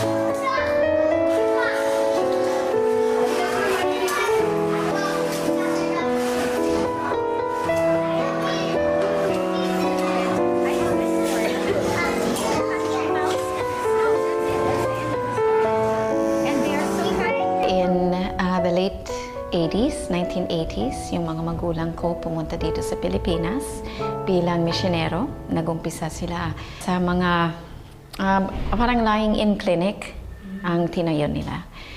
And my mother was a nurse midwife, and so kinikater nila sa mga mahirap na walang means to deliver in the hospital. Gusto ko tumulong sa kanya, sa mga bata na mga anak ng mga tinutulungan niya. So then naging parang education ang focus namin, and then napansin namin madaming bata na may sakit, madaming bata sa kalsada.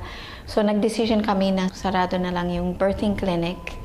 Naging foundation na siya para sa mga bata na may sakit.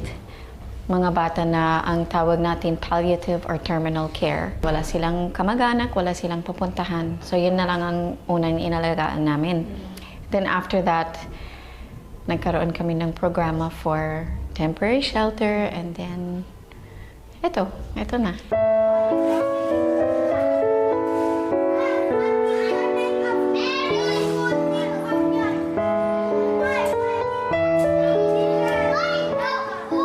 Sa ilalim ng DSWD, yung license namin is for abandoned, foundling, physical, sexual abuse. Halos mga bata actually, 0 to 18. And most of our children through referral of LGU, through referral ng DSWD, through referral ng ibang child caring agency. So yung programa namin, dinevelop namin na interdisciplinary. So meaning, holistically, tinitingnan namin yung mga pangangailangan ng bata. So, hindi lang yung kama or hindi lang pagkain. May counseling, lahat ng mga bata may counseling, may play therapy, may mga iba-ibang services na psychosocial para sa emotions nila. para sa grief.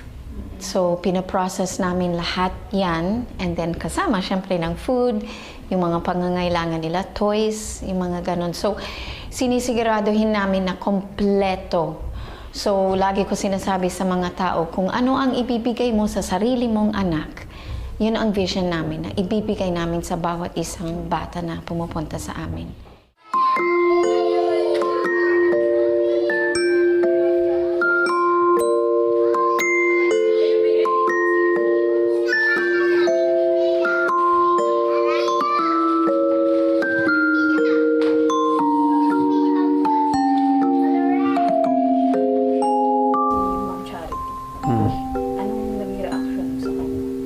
Nagulat din ako kasi akala ko masungit. Pero pala yung salita niya mabait. Pina-opera niya ako sa heart, open heart. Doon ako pina-opera. Kasi doon sa orphanage namin, mayroon din sa akin taong nagdodonate ng money. At hindi ako ino-opera. Bumibili rin siyang bagay na mamahalin. Para sa akin. Bago to, binili niya to ng Then yung birthday ko, binigyan niya ako ng guitar. Kasi favorite ko din kasi mag-play ng guitar. Yan, nagpasalamat talaga ako sa kanya. Siya pala yung una kong nakilala mother na gano'ng kabait. Binibigay yung mga kailangan namin. Tinutulungan kami at tinuturuan kami ng tama at mag-aaral na maayos.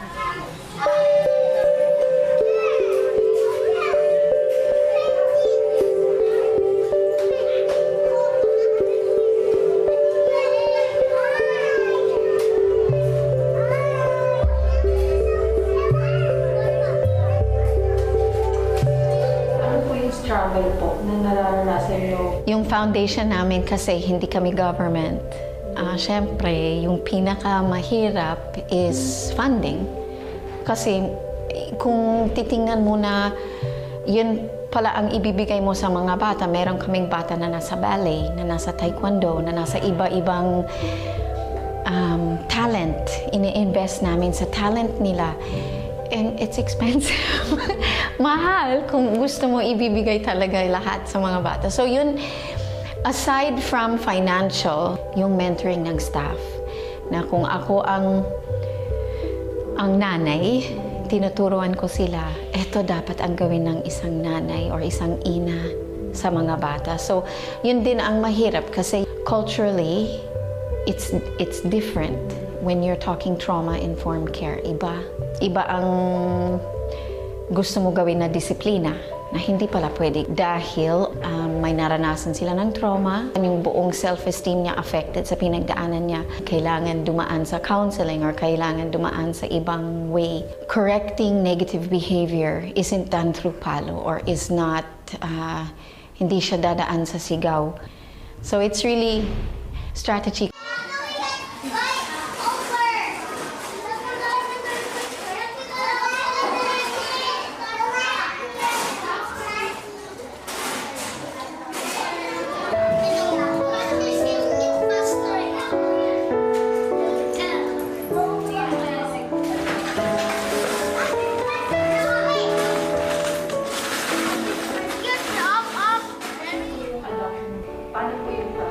So there's a process in the Philippines where, under the law, the children have to be declared legally available for adoption. Protection sa child trafficking yan eh. Once may CDCLAA or certification na legally available, dadaan siya sa proseso dito sa Pilipinas kung walang magulang na tanggapin ng siguro, let's say, 8 years old. So dadaan siya ng proseso na pupunta siya sa intercountry adoption, dating ICAB, ngayon NACC, and then may proseso na ang tawag nila is matching. So they will be matched and then again, legal process na naman. Habang piniprepare namin yung bata dito, we developed a program of adoption preparation. So may mga sessions and group therapies and individual sessions na dadaan yung mga bata with their counselors where they learn about adoption, they learn about ibang bansa. Karamihan mga bata sa Gentle Hands for international. They learn about yung responsibilidad ng magulang, what's it like in a family, And then, once na-match sila, meron din isa pang proseso na pagdating yung mga families dito sa amin, gumagawa kami ng counseling together.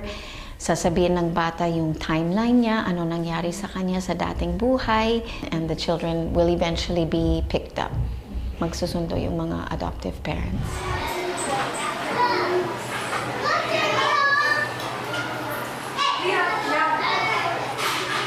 I think that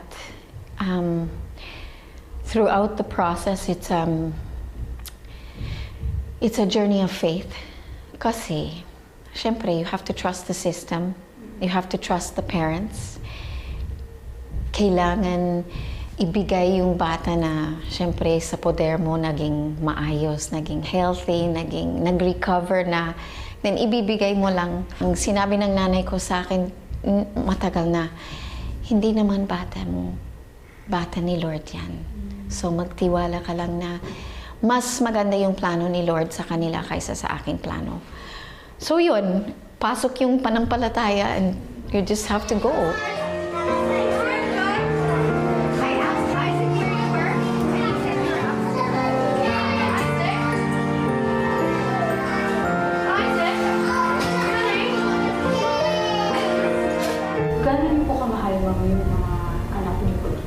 This is my life. They are my life. Marami akong kakilala na sinasabi, wala kang sariling buhay. Sila lang ang buhay mo.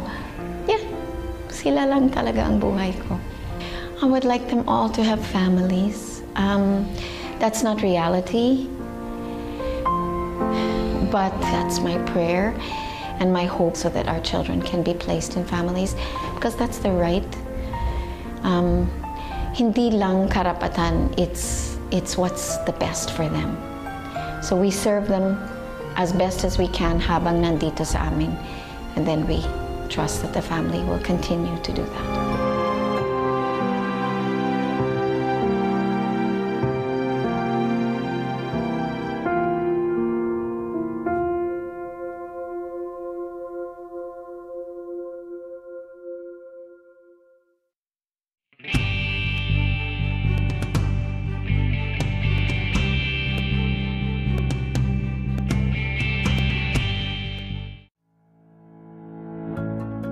Babiyahe ka ba patungo o palabas ng Pilipinas? Register muna sa etravel.gov.ph. Pumunta sa eTravel website o iscan ang QR code. Sagutin ang online form. I-screenshot o i-download ang iyong personal QR code.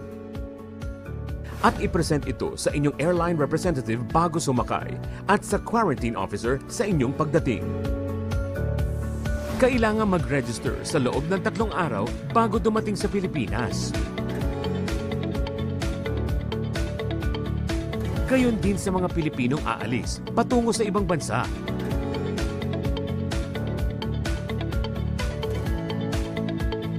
Ang e-travel registration ay libre at walang bayad. Ang Philippine One-Stop Electronic Travel Declaration System ay pinagsamang inisyatiba ng Department of Information and Communications Technology, kasama ng Bureau of Immigration, Bureau of Quarantine, Bureau of Customs, Department of Tourism, Department of Health, Department of Justice, at ng Department of Transportation.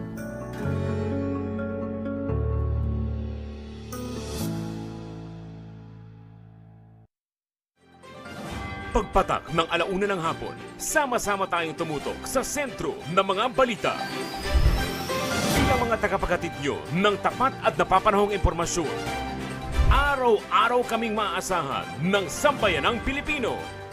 Pagbabalitang babalik-balikan sa pangunguna nila Aljo Bendijo, Angelic Lazo, dito lang sa Sentro Balita, Lunes hanggang Biyernes, 1:00 ng hapon.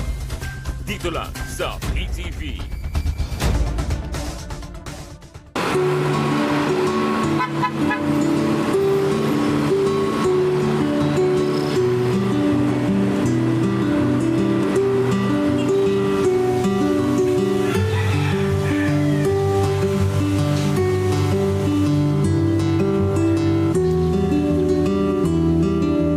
Meron kasing di ba mga pagkakataon na sabi nga nila ay bigla na lang dumadating na yun na pala yung taong mahal mo. Kahit na konting panahon na kayo nagkakilala, hindi siya sa haba ng panahon, kumbaga kahit short term lang na feel mo na kayo na ba. Ganun. Pwede ka kasi meron siyang dinadasal na sign ng Mr. Right niya. Ang Mr. Right niya will give her something white. Pakit na ako sa classroom, sa stairs. Nasa loob ko kay kaibigan niya. Sabi sa akin, sir, pakibigay kay Jen, kay sa kanya. Di pagpasok, binigay ko sa kanya. Ang pinabigay sa akin, photocopy ng notes. White bond paper yung yun ang interpretation namin. Kaya yun po. Na sign. Oo, yeah.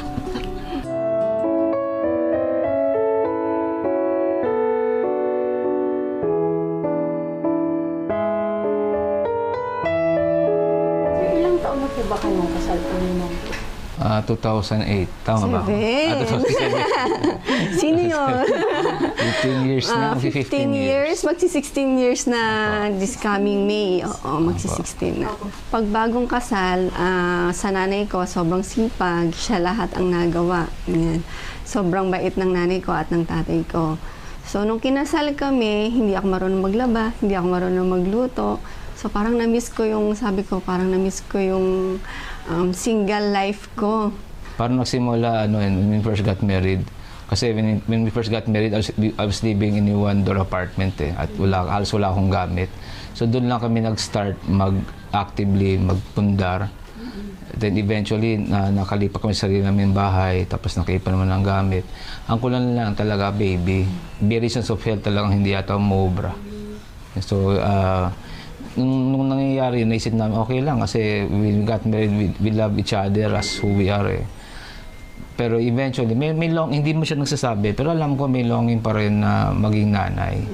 Since the next best alternative will be to adopt. So we explored that possibility talaga po. Pero iba talaga yung may baby kakasama.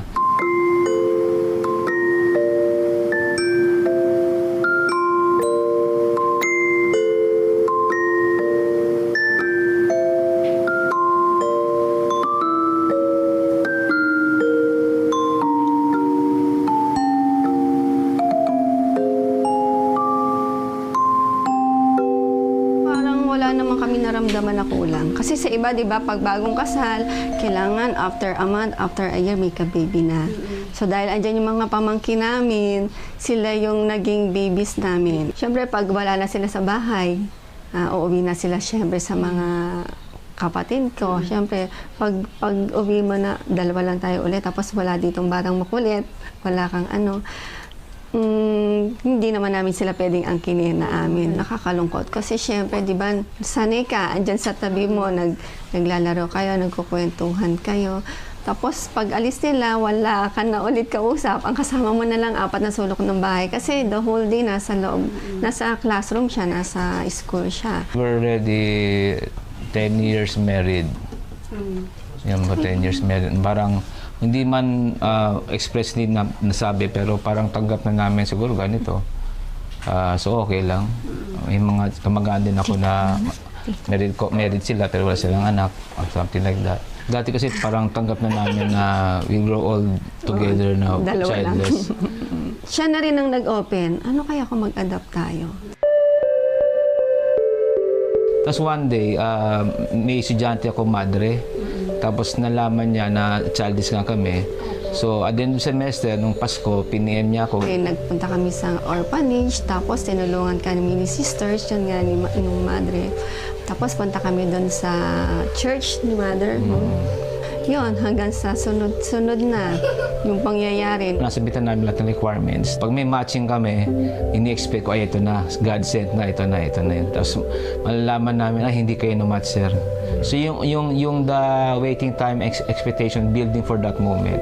Tapos malaman namin na hindi ma-match, ang talagang sa puso Nakakaiyak, pero meron kasi ako na thinking na kapag binigay ni Lord at para sa'yo, siguro hindi pa, that time, hindi pa siguro talaga. Pero masakit yung feeling na matching, tapos hindi pa sa ating na match. Parang ganon.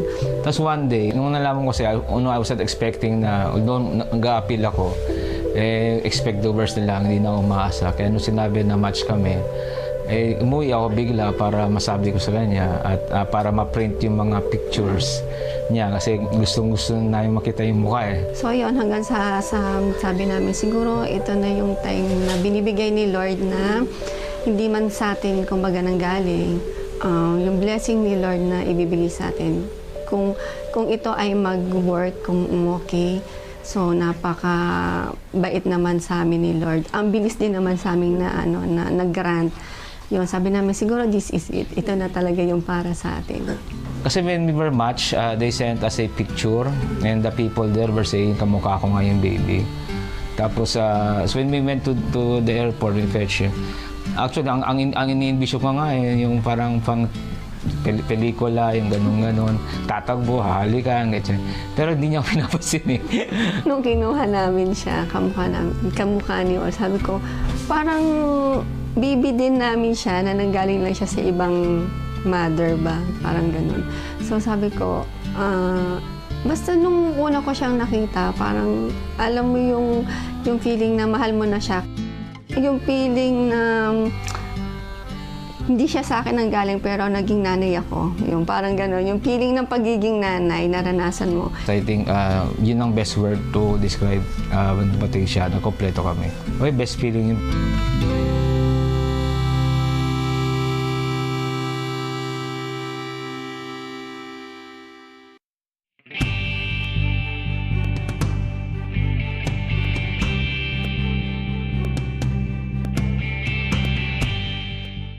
Consumer Watch, mahalagang impormasyon ukol sa SIM Card Registration Act o Republic Act 11934. Extended ang pagpaparehistro ng mga Subscriber Identification Module or SIM card sa bansa.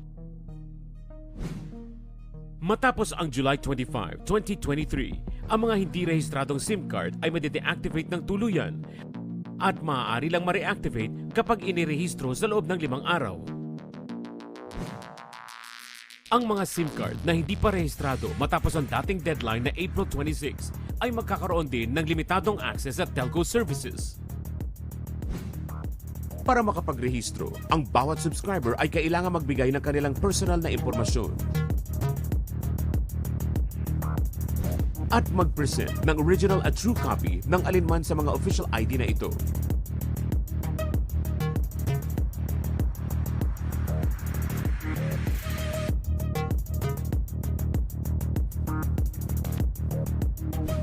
Samantala, ang mga bagong SIM card ay ma-activate lamang matapos i-register ito sa inyong telco.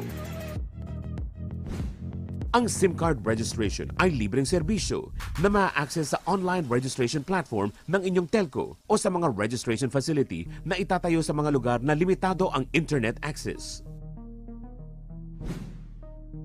Tandaan, bawal ang pagbebenta o paglilipat ng SIM card at may kaukulang parusa ang sinumang lalabag sa SIM Card Registration Act.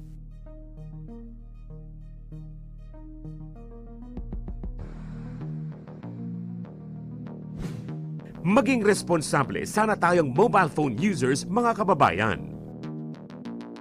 Consumer Watch, hatid ng inyong PTV.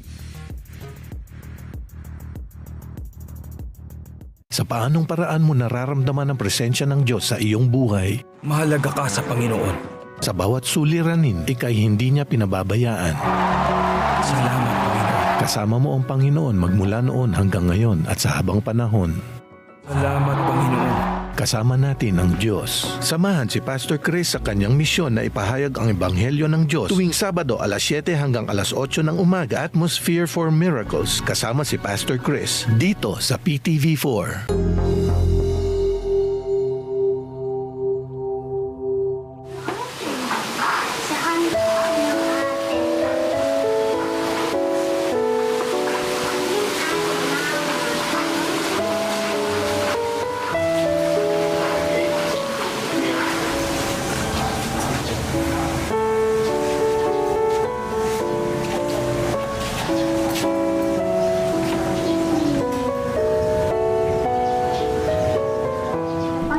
Bago yung buhay po ninyo nung dumating na po sa baby sa inyo?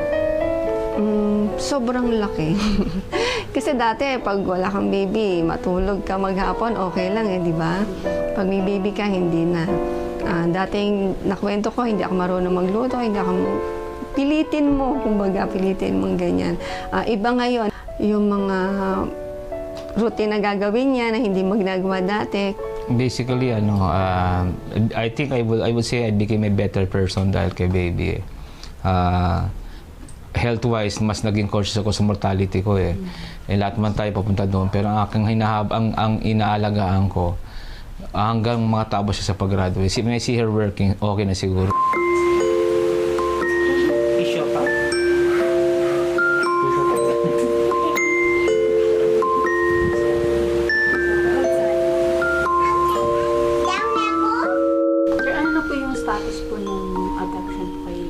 Nung February 3, nag-mandatory appearance kami. Yan yung pinaka near to the last stage eh. Ang next phase after that is the approval of the director of the SWD. Pag na-approve na yung aming petition for adoption, then pwede na namin baguhin ng birth certificate niya. Sobrang excited. Kung pwede nga lang bukas o kaya mamaya ganyan eh. Oo. Kaya nung pinatawag kami ng DSWD ng, master, ano na to, kumbaga, isang step na lang.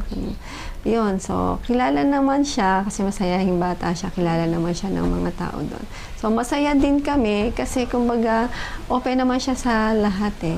Kaya yung feeling mo na hindi mo naman siya pwedeng itago ba, parang ganyan. So kailangan malaman din ng iba na ganito yung sitwasyon ni baby. So yung doubt namin dati na wag nating ipaalam. Ipapaalam ba natin? Hindi ba natin? Yung mga ganon, hindi na ganon eh. Kumbaga ngayon, open ka na open naman siya sa lahat. So yung feeling mo na dating parang natatakot ka na hindi mo pwedeng sabihin sa iba, hindi na ganon yung thinking namin. So masaya naman, masaya ang feeling. Dati kasi may feeling na ayaw mo mabuli yung bata. Diba? Parang ang sakit sa damdamin na ampun lang naman yung batang yan eh. Maging aware din sila na pag dumating yung time na tanungin ka, alam ng bata, wag nang nating antayin na sa iba pa niya malaman. Kumbaga, so naging open-minded na rin kami dun sa ganong thinking na, oo nga no, baka mamaya hindi mo masabi may isang marites nga na, ikaw, may alam ako sa'yo, ganyan ka, ganito. So, hindi na namin nakita yung ganong sitwasyon. So, ngayon yung feeling na okay lang malaman nila or na iba kasi yung feeling na galing siya sa puso mo, hindi nga siya galing sa tayo mo, di ba? Galing siya sa puso mo. Masaya naman. Kasi blessing siya eh. Blessing siya ni Lord na, blessing siya na ibinigay ni Lord, di ba? Mama yan. Anak ko.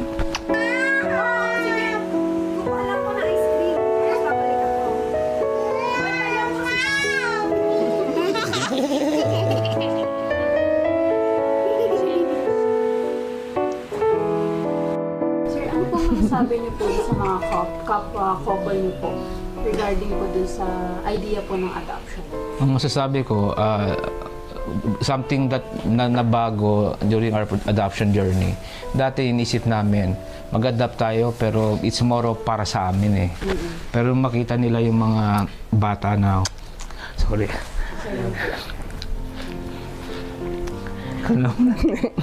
Di ba nakita yung mga bata na sa orphanage na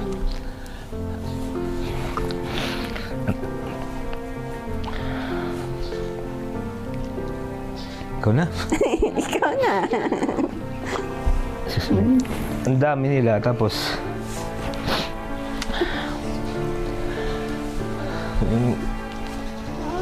na walang nag-aalaga sa kanila. Makita mo sila doon, ang dami nila. Pero kami kailangan namin ng, kumbaga kailangan namin sa puso namin yung something na magpupuno sa'yo. Yung kami bilang couple as kailangan namin ng baby. Sila, pag nakita mo sila, ang dami nila, ang kailangan nila, parents. So basically, nagbago na yung pananaw namin na, I encourage my friends also. Kasi di naman namin nililihim na we adopted eh. Pero I tell them, we try to visit the orphanage. Kung doon mo maisip na, hindi para sa iyo eh, it's para sa kanila.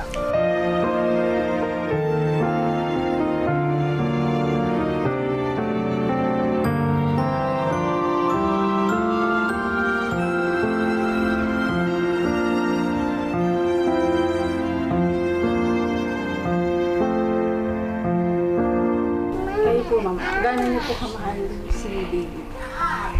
Sobra. Kumbaga, may multiplication, di ba? More than multiplication pa yata yung love na kumbaga walang amount walang specific na kung gaano ba. Ayun, basta yung feeling na, iba yung feeling pag yung nanay ka na, iba.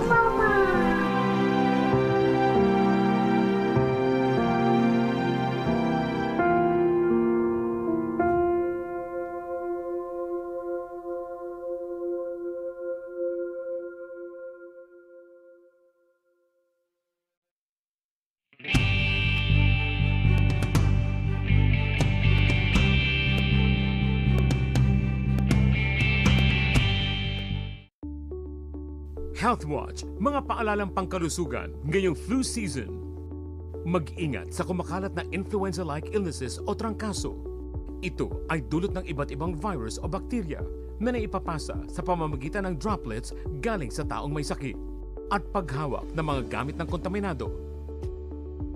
Ang mga pangunahing sintomas ay ubo na nagsimula sa loob ng 10 araw at lagnat na hindi bababa sa 38 degrees Celsius.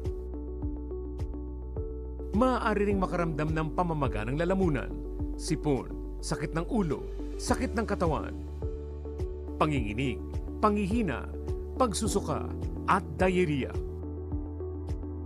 Para makaiwas sa influenza o trangkaso, siguraduhin kumpleto ang bakuna, umiwas sa matatao at masisikip na lugar, magsuot ng face mask, takpan ng bibig at ilong tuwing uubo at babahing.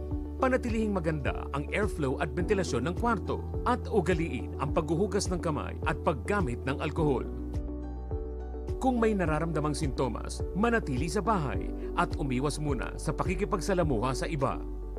Uminom ng gamot sa lagnat tulad ng paracetamol at magpahinga at uminom ng maraming tubig. Tandaan, sa panahon ng sakit, dapat laging listo. Trip niyo bang maglakbay tuwing Sabado?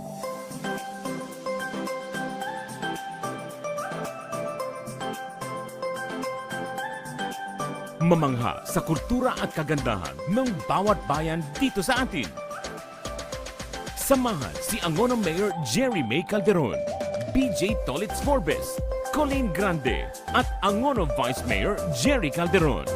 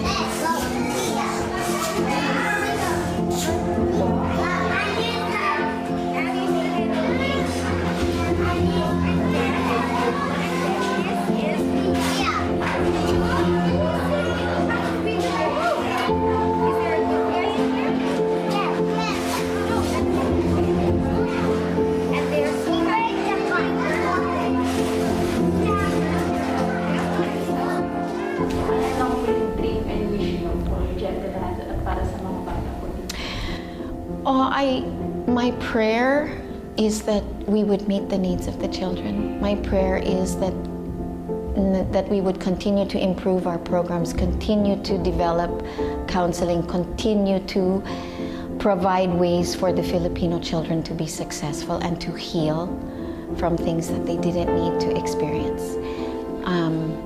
I want to be progressive. I want to learn more, and I want my staff to be the best that they can be.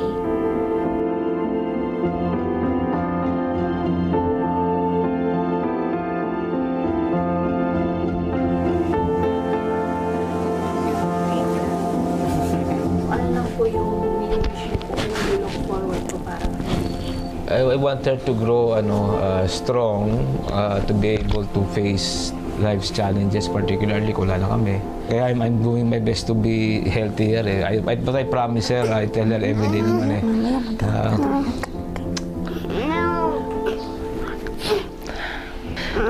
tell her that when she needs me, I'll be there.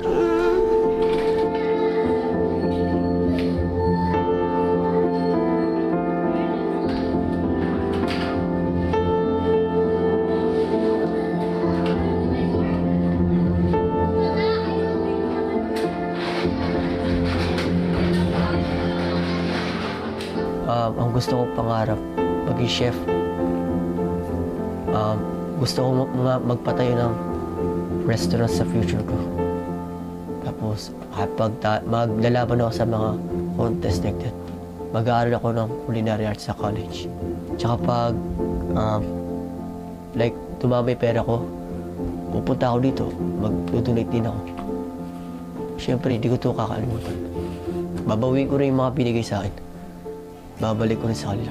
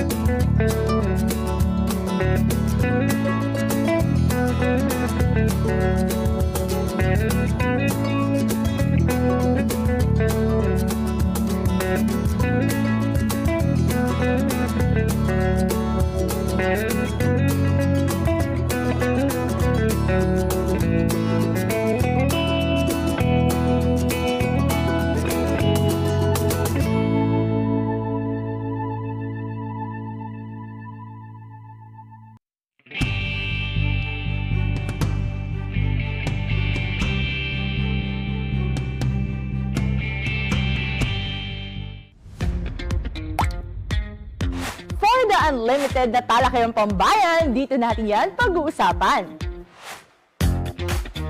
Ang inspiring stories nyo, i-flex namin yan.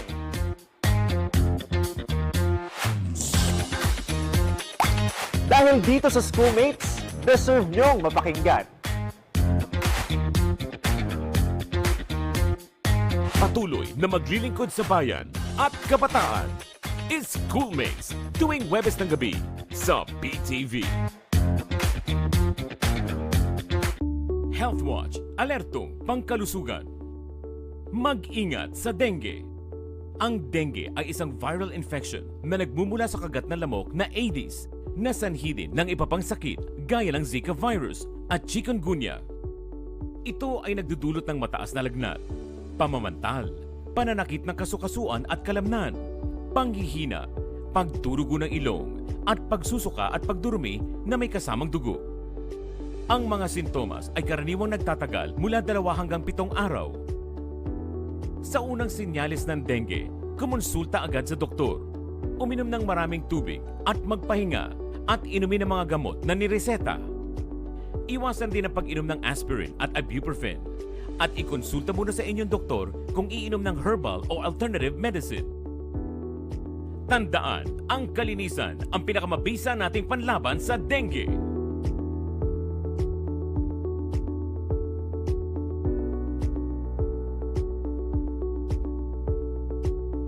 Sa panahon ng sakit, dapat laging listo.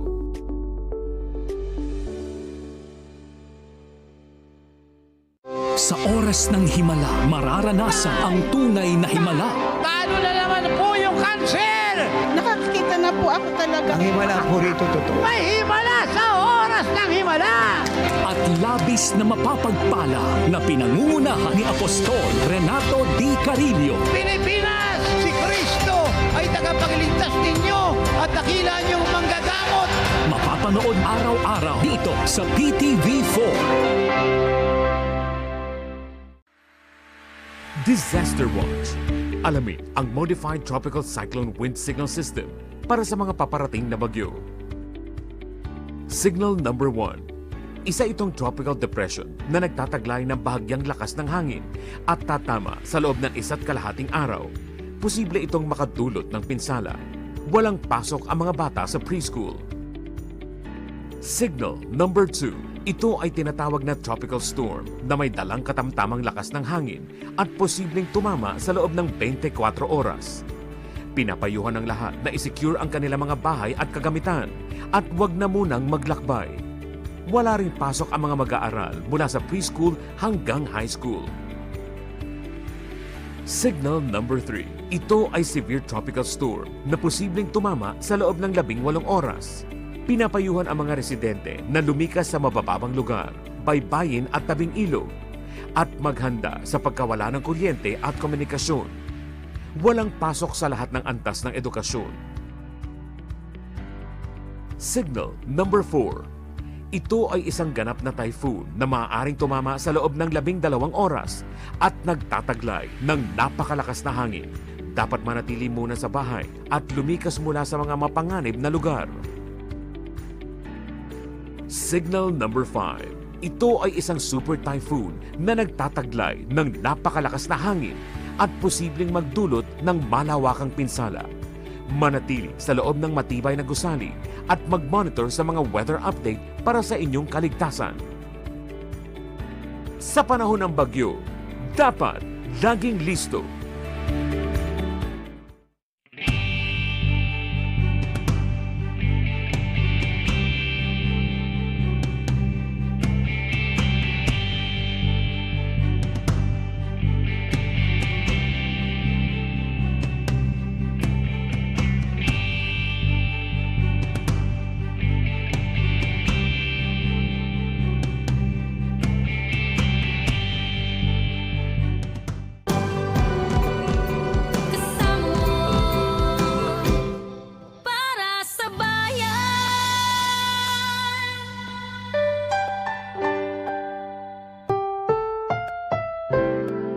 Susunod na programa ay rated PG. Ito ay nangangailangan ng patnubay at gabay ng magulang para sa mga batang manonood.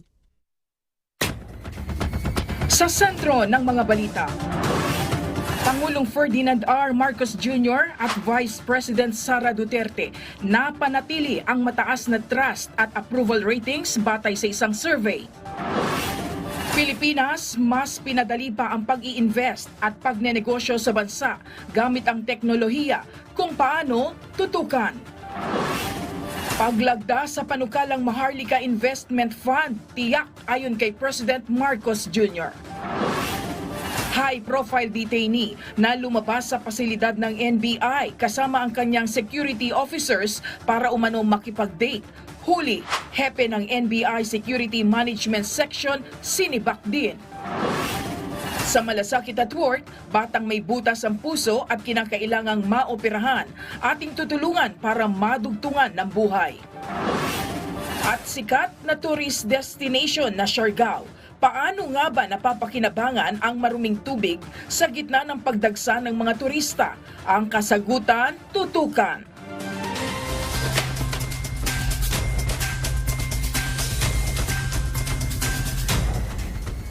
Magandang araw, Pilipinas! Nananatili mataas ang tiwala at aprobado sa nakararaming Pilipino ang trabaho ni na Pangulong Ferdinand R. Marcos Jr. at Vice President Sara Duterte. Ito ay resulta ng isang survey na isinagawa ng ikalawang bahagi ng taon. Nagpasalamat naman ang Pangulo sa tiwala ng taong bayan at tiniyak na magpapatuloy ang pagsisikap ng kanyang administrasyon para sa mga Pilipino. Ang Sentro ng Balita mula kay Melalas Moras, live. Alger Angelic, tiniyak nga ni Pangulong Ferdinand R. Marcos Jr. ang patuloy na pagserbisyo ng kanyang administrasyon para sa sambayanang Pilipino bilang kapalit na rin ng patuloy ng tiwala at suporta ng ating mga kababayan para sa pamahalaan. Sa isang panayam sa media kanina, ikinalugod ni Pangulong Ferdinand R. Marcos Jr. ang lumabas na resulta sa 2023 second quarter survey ng Publicus Asia kung saan nakasaad na napanatili nila ni Vice President Sara Duterte ang mataas na approval ratings at nakalagay rin dito na halos 7 out of 10 o mayorya ng mga Pilipino kumpiyansang nasa tamang direksyon ang bansa. Sabi ni Pangulong Marcos, resulta ito ng pagkakaisa sa bansa at makakaasaan niya ang publiko na patuloy nilang paigtingin ang serbisyo para mas umangat pa ang buhay ng mga Pilipino. Well, I'm glad. Mabuti naman. At makita mo na, alam niyo, hindi natin makakalimutan na talagang sigaw namin na kahit nung kampanya pa ay pagkakaisa. Siguro, itong ganitong klaseng mga resulta na nangyayari ay dahil nagkakaisa tayo, nagkakaunawan tayo. I have to thank all those who have continued to support not only myself, but all of the different things that we have been trying to do to make life better for all Filipinos, to find ways to bring us into the forefront of the global economy. Para naman, kilala na ang Pilipinas na magandang magtrabaho dito, magandang mag-invest dito, magandang magnegosyo, magandang kausap ang gobyerno, magandang kausap ang mga private sector. Yun ang ating habol para sa ekonomiya.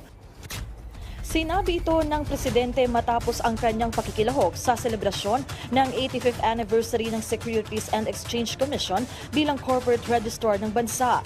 Dito inilunsad ang bagong SEC headquarters at iba't ibang e-services na hatid ng ahensya para sa mas maginhawa at mas maayos na pagdinegosyo at pakikipagtransaksyon sa bansa.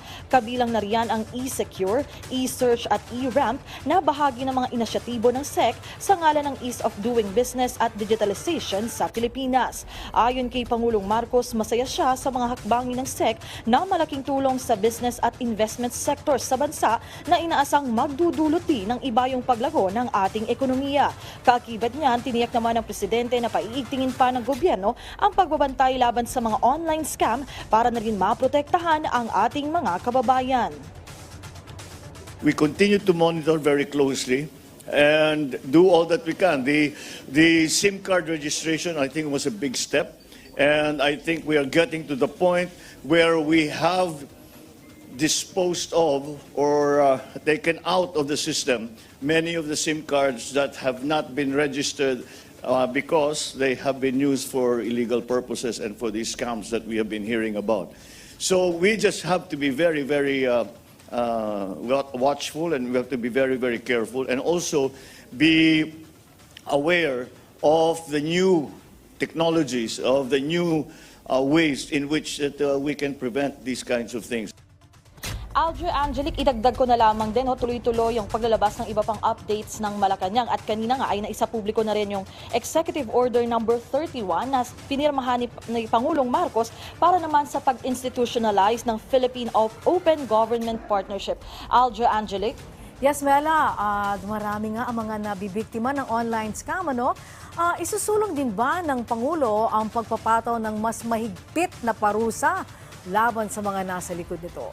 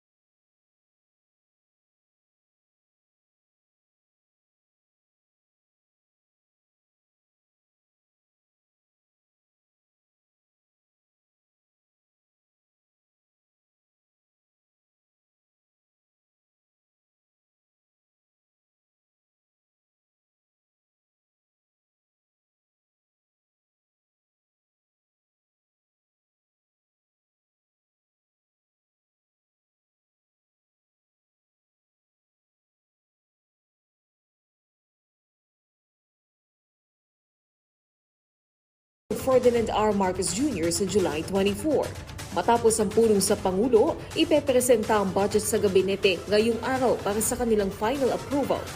And once approved by the cabinet so that they'll be able to see their levels na po, yung mga cabinet secretaries natin, we will already start with the printing of NEP until maybe the SONA. Mas mataas ng 9.5% ang budget sa 2024 kumpara sa budget ngayong 2023. Pero ito ay ang pinakamababang budget increase dahil kasalukuyan pang umaahon ang ekonomiya mula sa epekto ng pandemic. Ilan sa pangunahing popondohan ng 2024 budget ay ang education, infrastructure, agriculture, digitalization at marami pang iba.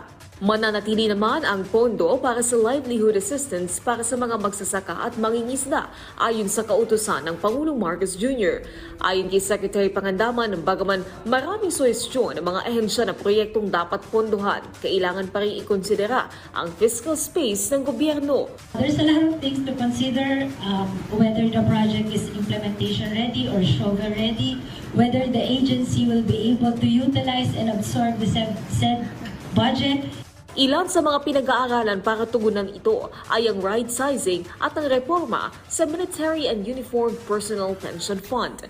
Ayon kay Secretary Pangandaman, 230 billion pesos ang inilaan kada taon para sa MUP. Kapag nabawasan ang pondo rito, makakatulong ito para pondohan ang pagtatayo ng mga eskwelahan, ospital at iba pang proyekto. Maganda po yung intention ng bill. Let them contribute po para ma-ease up yung fiscal space po natin. So, ngayon, umiikot po kami para mabuo natin yung tamang bill na ipopropose natin. Naomi Tiburcio, para sa Bayan. Isang high-profile detainee ang timbog matapos lumabas ng hindi otorisado sa kanyang pasilidad sa NBI. At kasama pa nito ang ilan sa kanyang security officer.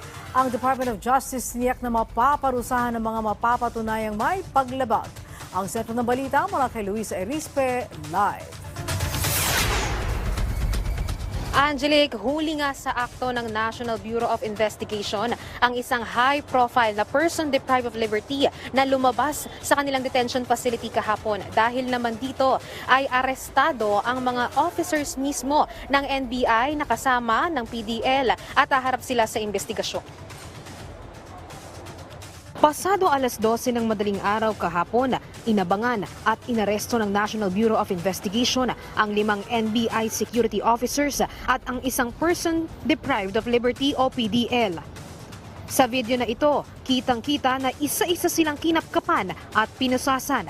Ang PDL na inaresto ng NBI ay si Jad Dera, isang high-profile na PDL na nakakulong sa NBI facility dahil sa mga kasong may kinalaman sa murder, illegal na droga at nasangkot din siya sa kaso ni dating Senador Laila de Lima. Inaresto siya ng NBI kasama ang 5 security officer dahil sa umano'y illegal na paglabas ng pasilidad. Pumuntaan niya siya sa Makati City para makipag-usap sa ilang mga tao. There were some firearms, cash, and other contrabands. That is all that I have received in the reports. I just want to emphasize na itong pangyayari na ito has revealed to us that there is this connivance between certain people in detention and those in the NBI, no, that allow for them to temporarily go out. This is unacceptable. And we will file the necessary disciplinary actions. Kasabay ng pagkakahuli, nakumpiska din mula kay Dera ang ilang mga armas at pera. Dinadawit din umano ang pangalan ni Dera kay Congressman Arnolfo Teves Jr. bilang kanyang bagman na may dalang 25 million pesos para sa 10 suspect ng Degamo case. Pero hindi naman ito kinumpirma ng DOJ. There are also reports that he went out to meet with certain people. There are reports that he has received some cash, but these are all unverified yet. No credibility to the information that I have received. So as of right now, all I can say that the issue at hand is first and foremost that people in detention are have the capacity to move in and out of the detention center. Sabi naman ng NBI, hindi nila kinokonsinte ang ganitong iligal na gawain. Inalis na sa pwesto ang NBI security head at iniimbestigahan nila ang insidente. Pero ang kampo ni Jad Dera agad na nagpaliwanag at sinabing lumabas lang si Dera para makipagkita sa doktor dahil iniinda niya ang masamang pakiramdam. Ikinagulat din nila ang pag-aresto sa kanila ng NBI at hindi rin nila alam saan galing ang impormasyon na may kaugnayan si Dera kay Kong Teves. Galing sila sa labas, they came from naghaharap ng doktor dahil masama yung pakiramdam ng tao. Yung paglabas niya kagabi, pinaalam naman daw sa superior. According to my client, pinaalam naman, that is why they were allowed to use a marked vehicle, plus binigyan siya ng I think 5 or 6 escorts. Yung mga suspect kasi sa Digamo, nakadetain din sa NBI. Of course, may interaction yung mga detainee na yan. Kung bakit natatag siya as bagman ni Teves, hindi ko talaga malaman kung saan hinugot yung chismis na yan. Handa naman anya silang makipagtulungan sa investigasyon. Samantala, ang kampo naman ni Congressman Teves, sinabi na fake news ang pagdawit kay Dera sa Digamo slay case. Di rin anya totoo na may 25 million pesos na hawak si Dera. Angelique, kanina lang ay dumating naman ang National Bureau of Investigation dito nga sa Department of Justice kasama yung 6 na NBI security officers. Kahapon sa kanilang pahayag ay 5 lang pero ngayong araw 6 na NBI officers ang dumating dito sa DOJ at kasama nga dyan si Jad Dera para sumailalim sa inquest proceedings. Mula rito ay inaasahan na magkakaroon ng investigasyon na either magkakaroon ng preliminary investigation o magkakaroon na lang ng for resolution itong ang reklamo laban sa kanila. Samantala kanina ay dumating din naman dito ang kampo ni Congressman Arnolfo Teves Jr. Yan ay si Attorney Ferdinand Topacio at naghain sila ng motion to inhibit at ma-inhibit ang kaso ni Teves dito nga sa Department of Justice. Ayon kay Topacio ay partial ang prosecutors ng DOJ dahil nga nakabase na ito sa mga naging pahayag ni Justice Secretary Jesus Crispin Remulla na si Teves ay suspect di umano dito nga sa pagpaslang kay Governor Roel Digamo. Inaasahan naman nila na sana sa ombudsman na lang dinggin ang kaso ni Teves. Angelique.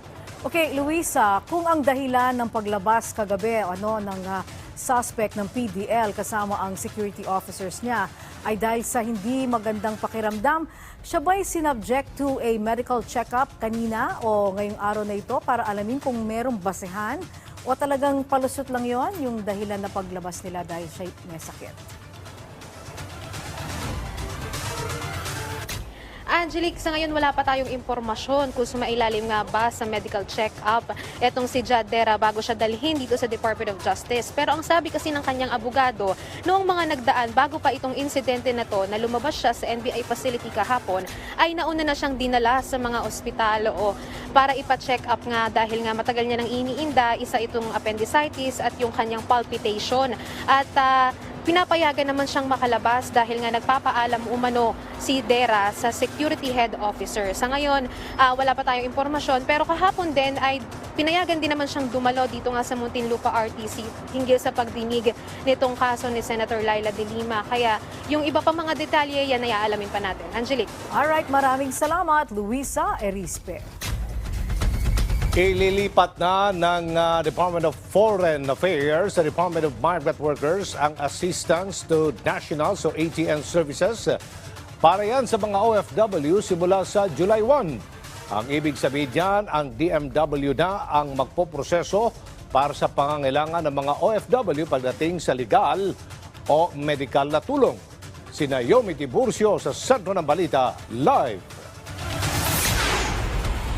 Aljo, simula sa July 1, mula sa Department of Foreign Affairs, ililipat na sa Department of Migrant Workers ang paghawak ng mga kaso ng mga overseas Filipino workers. Ito ang kinumpirma kahapon ng DFA sa isang pahayag. Ang naturang desisyon ay alinsunod sa Republic Act 11641. na bumuo sa DMW. Magugunitang DFA ang pansamantalang humawak ng assistance to nationals at legal assistance sa mga OFW habang naghahanda pa ang bagong tatag na DMW. Sa ilalim ng batas, lahat ng legal assistance, medical assistance, repatriation at shipment of remains ay hahawakan na ng DMW sa tulong ng Action Fund. Lahat ng OFW documented man o hindi ay tutulungan ng DMW sa mga bansang may Migrant Workers Office, gaya na lang ng Australia, Japan, Korea at iba pang bansa sa Asia Pacific, Saudi, Kuwait, UAE at iba pang bansa sa Middle East at Northern Africa, UK, Germany, Italy at iba pa sa Europe, ganun din sa Canada at US. Siniguro naman ng DMW na magiging maayos ang transition ng Assistance to Nationals function nang mula sa DFA.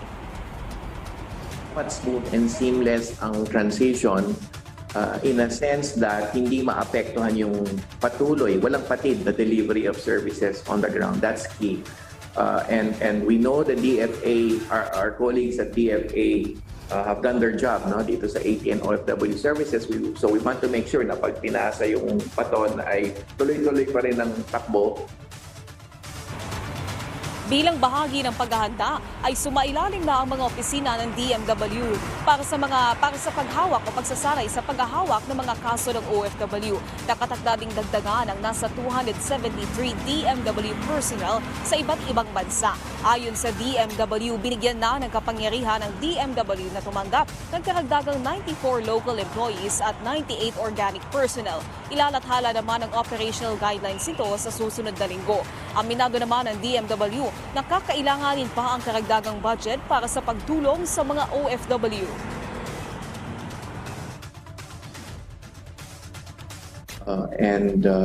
Of course, many legislators naman have been very, very supportive. Doon sa operations, yes, kailangan ng funding. Ito tawag na MOOE. Diba? Those of you familiar with government budgeting, day-to-day operations. Yes, and that is already factored in the latest National Expenditure Program recently released by the DBM.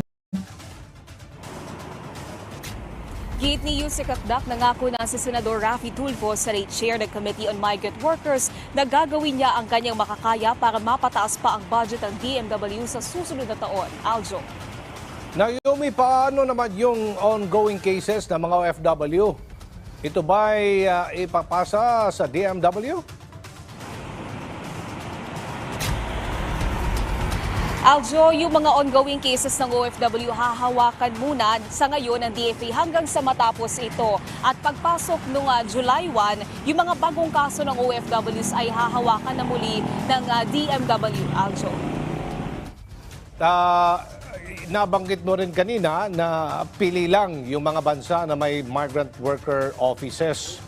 Sino yung hahawak ng kaso sa mga bansang wala pang mga MWO? At may plano ba ang DMW na dagdagan yung kanilang opisina sa ibang bansa?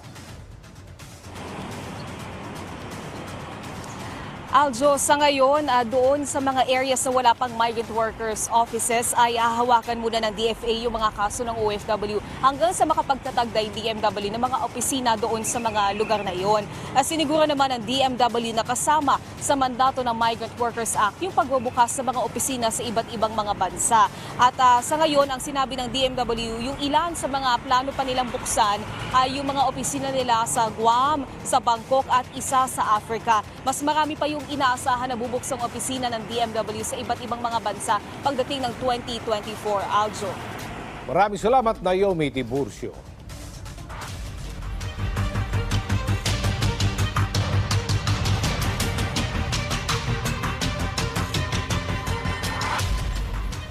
Umabot na sa higit 65 million pesos ang halaga ng naipamahaging tulong ng DSWD sa mga apektado ng pag-aalboroto ng Bulkang Mayon sa Albay. Samantala, binuksan na rin ang kadiwa ng Pangulo sa Tabaco City ngayong araw. Si Ryan Lesigas sa Sentro ng Balita Live. Angelic, tuloy-tuloy nga ang ginagawang pag-ikot ng DSWD para mamahagi ng AX sa mga residente na apektado ng pag-aalboroto ng Bulkang Mayon. Ngayong araw, Angelic, nandito sila sa Tabaco City. Umaabot na sa mahigit 65 million pesos ang kabuang tulong na naipapamahagi sa mga residenteng apektado ng Bulkang Mayon. Kabilang pa sa mga naipamahagi ay family food packs, non-food items. Tuloy-tuloy din ang pamamahagi ng assistance to individuals in crisis situation o AX. Kahapon, Angelique, aabot sa mahigit 1 milyon ang cash assistance na naipabot sa mahigit 200 pamilyang bakwit sa barangay Kirangay, Kamalig. At may halos 2 milyong piso naman ang naibigay na cash assistance sa bayan ng Malilipot. Nakatanggap ng tulong pinansyal ang aabot sa 400 pamilya mula sa barangay Calbayog. Sabi ng DSWD Region 5, umaabot na sa 2,500 na pamilya ang nabigyan ng tulong pinansyal. Katumbas ito, Angelique, ng halos 15 milyong piso. We have standby funds. So kung ilan yung affected, bibigyan sila. So walang specific allocation, but basta may affected, hahanapan sila ng pondo. Tig 5,000 piso, Angelique, ang matatanggap ng bawat pamilyang apektado ng pag-aalboroto ng Bulkang Mayon. Kung ano po yung totoo, i-declare lang natin kasi na-validate naman po namin yan. And rest assured naman po, lahat naman po ay mabibigyan. So, wag po silang mag-alala as long as they are affected and registered in the evacuation center na sila ay affected and evacuees, mabibigyan po sila.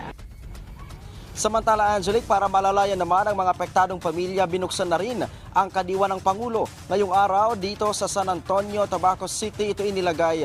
Pero balak na rin ng DA na magbukas pa ng kadiwa ng Pangulo sa ibang lugar dito sa Albay.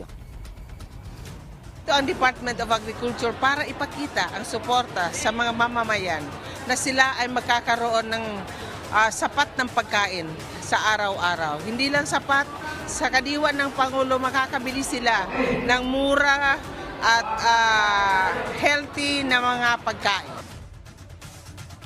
Angelique, mahigpit din ang ginagawang monitoring ng DTI sa pinatutupad na price freeze. Layo nito na hindi samantalahin ng ilang negosyante ang pag-aalboroto ng bulkan. Nag-i-issue po kami ng notice of violation kasi bawal po yun na during the period na mayroon tayong price freeze, may movement sila sa presyuhan. Bawal po yun. So mag-i-issue po kami ng notice of violation at pa-explain natin sila. Angelique, dito sa Tabaco City, nasa halos 400 pamilya ang target na mabigyan ng DSWD ng tig 5,000 piso na financial assistance. Ngayong araw, Angelique, ay nandito din si Senator Christopher Lawrence Bongo para mamahagi naman ng tulong. Samantala, Angelique, sa monitoring naman ng PHIVOLCS sa Bulkang Mayon, nakapagtala ng 299 rockfall events ang PHIVOLCS sa buong magdamag at nasa 2 na volcanic earthquakes. Nananatili naman sa 2.5 kilometers ang haba ng lava flow mula sa bunganga ng bulkan. Angelique. Ryan, ano na ang plano para sa mga evacuees na naninirahan sa pagitan ng 7 to 8 kilometer danger zone sa bulkan?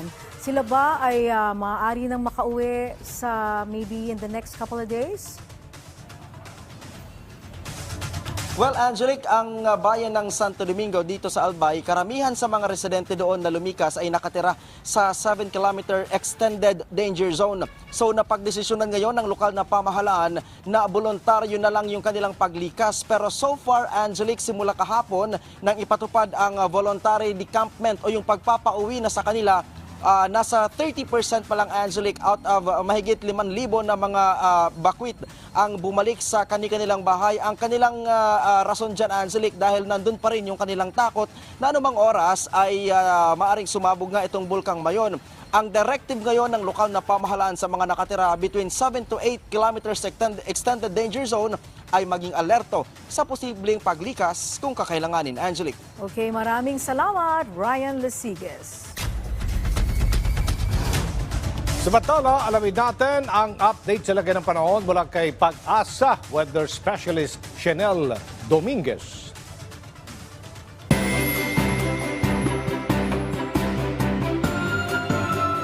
Magandang hapon po sa ating lahat. So sa ngayon, Intertropical Convergence Zone or ITCZ ang nakakapekto sa Palawan, Visayas at Mindanao. Kaya't asahan ang maulap na kalangitan, may kasamang kalat-kalat na pag-ulan sa Central Visayas, Southern Leyte, Zamboanga Peninsula, Northern Mindanao at Caraga.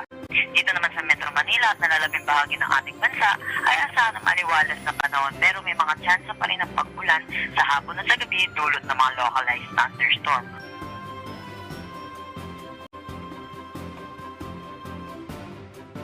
Wala naman tayong binabantayang low pressure area o bagyo sa loob at labas ng ating Philippine Area of Responsibility. At yan ang latest dito sa pag-asa forecasting Chanel Dominguez at magandang hapon po sa ating lahat. Maraming salamat, Pag-asa Weather Specialist Chanel Dominguez.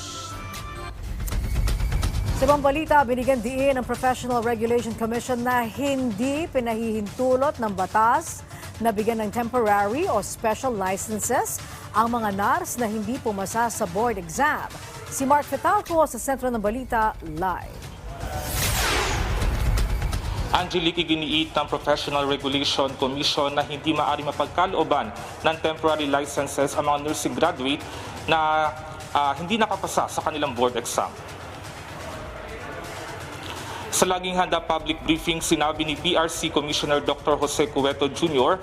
na walang batas na nagpapahintulot sa Department of Health na bigyan ng temporary o special licenses ang non-board passers. Sa ilalim ng Republic Act No. 9173, malinaw aniya nakasaad na iginagawad lamang ang special o temporary permits sa licensed nurses mula sa ibang bansa. Ang pahayag ni Cueto ay kasunod ng naunang mungkahi ni Health Secretary Ted Herbosa na payagang makapagtrabaho sa government hospitals ang mga nursing graduate na nakakuha ng 70 to 74% score o mas mababa sa 75% passing score. Bibigyan sila ng hanggang 4 na taon para ipasa ang nursing licensure examination. Yan ay upang tugunan ng kakulangan ng medical professionals dahil na rin sa pangingibang bansa ng ilang healthcare workers. Sa datos ng DOH, nasa mahigit 4,000 ang bakanting nursing positions sa government hospitals na naispuna ng ahensya sa pamamagitan ng naturang hakbang. Nasa batas din po ng nursing po yan. Ang standard is average of 75% na walang mas mababa kaysa 60% in any subject. Pag hindi ho napapalitan yung provision sa batas, hindi ho pwedeng gamitin yung percentage na lower than 75. Sa pagkakaintindi niya sa plano ni Herbosa, sinabi ni Cueto na isa sa ilalim sa supervision ng registered nurses ang unlicensed nursing graduates sa halip na bigyan sila ng pribilehiyo na independent practice sa kanilang propesyon. Yung mga quality assurance mechanism ang tawag po namin dyan, babantayan sila, lahat ng gagawin nila, ipapaalam nila dun sa supervisor nila. So, dahil ang number one na layunin naman ng health professions ay para maalagaan ang patient safety and patient welfare. Yun po ang number one. Hindi po natin isasakripisyo yan. Kaya yung mga iba, bagong graduate, na-assign po sila doon sa mga areas ng hospital na mas magaan muna yung load.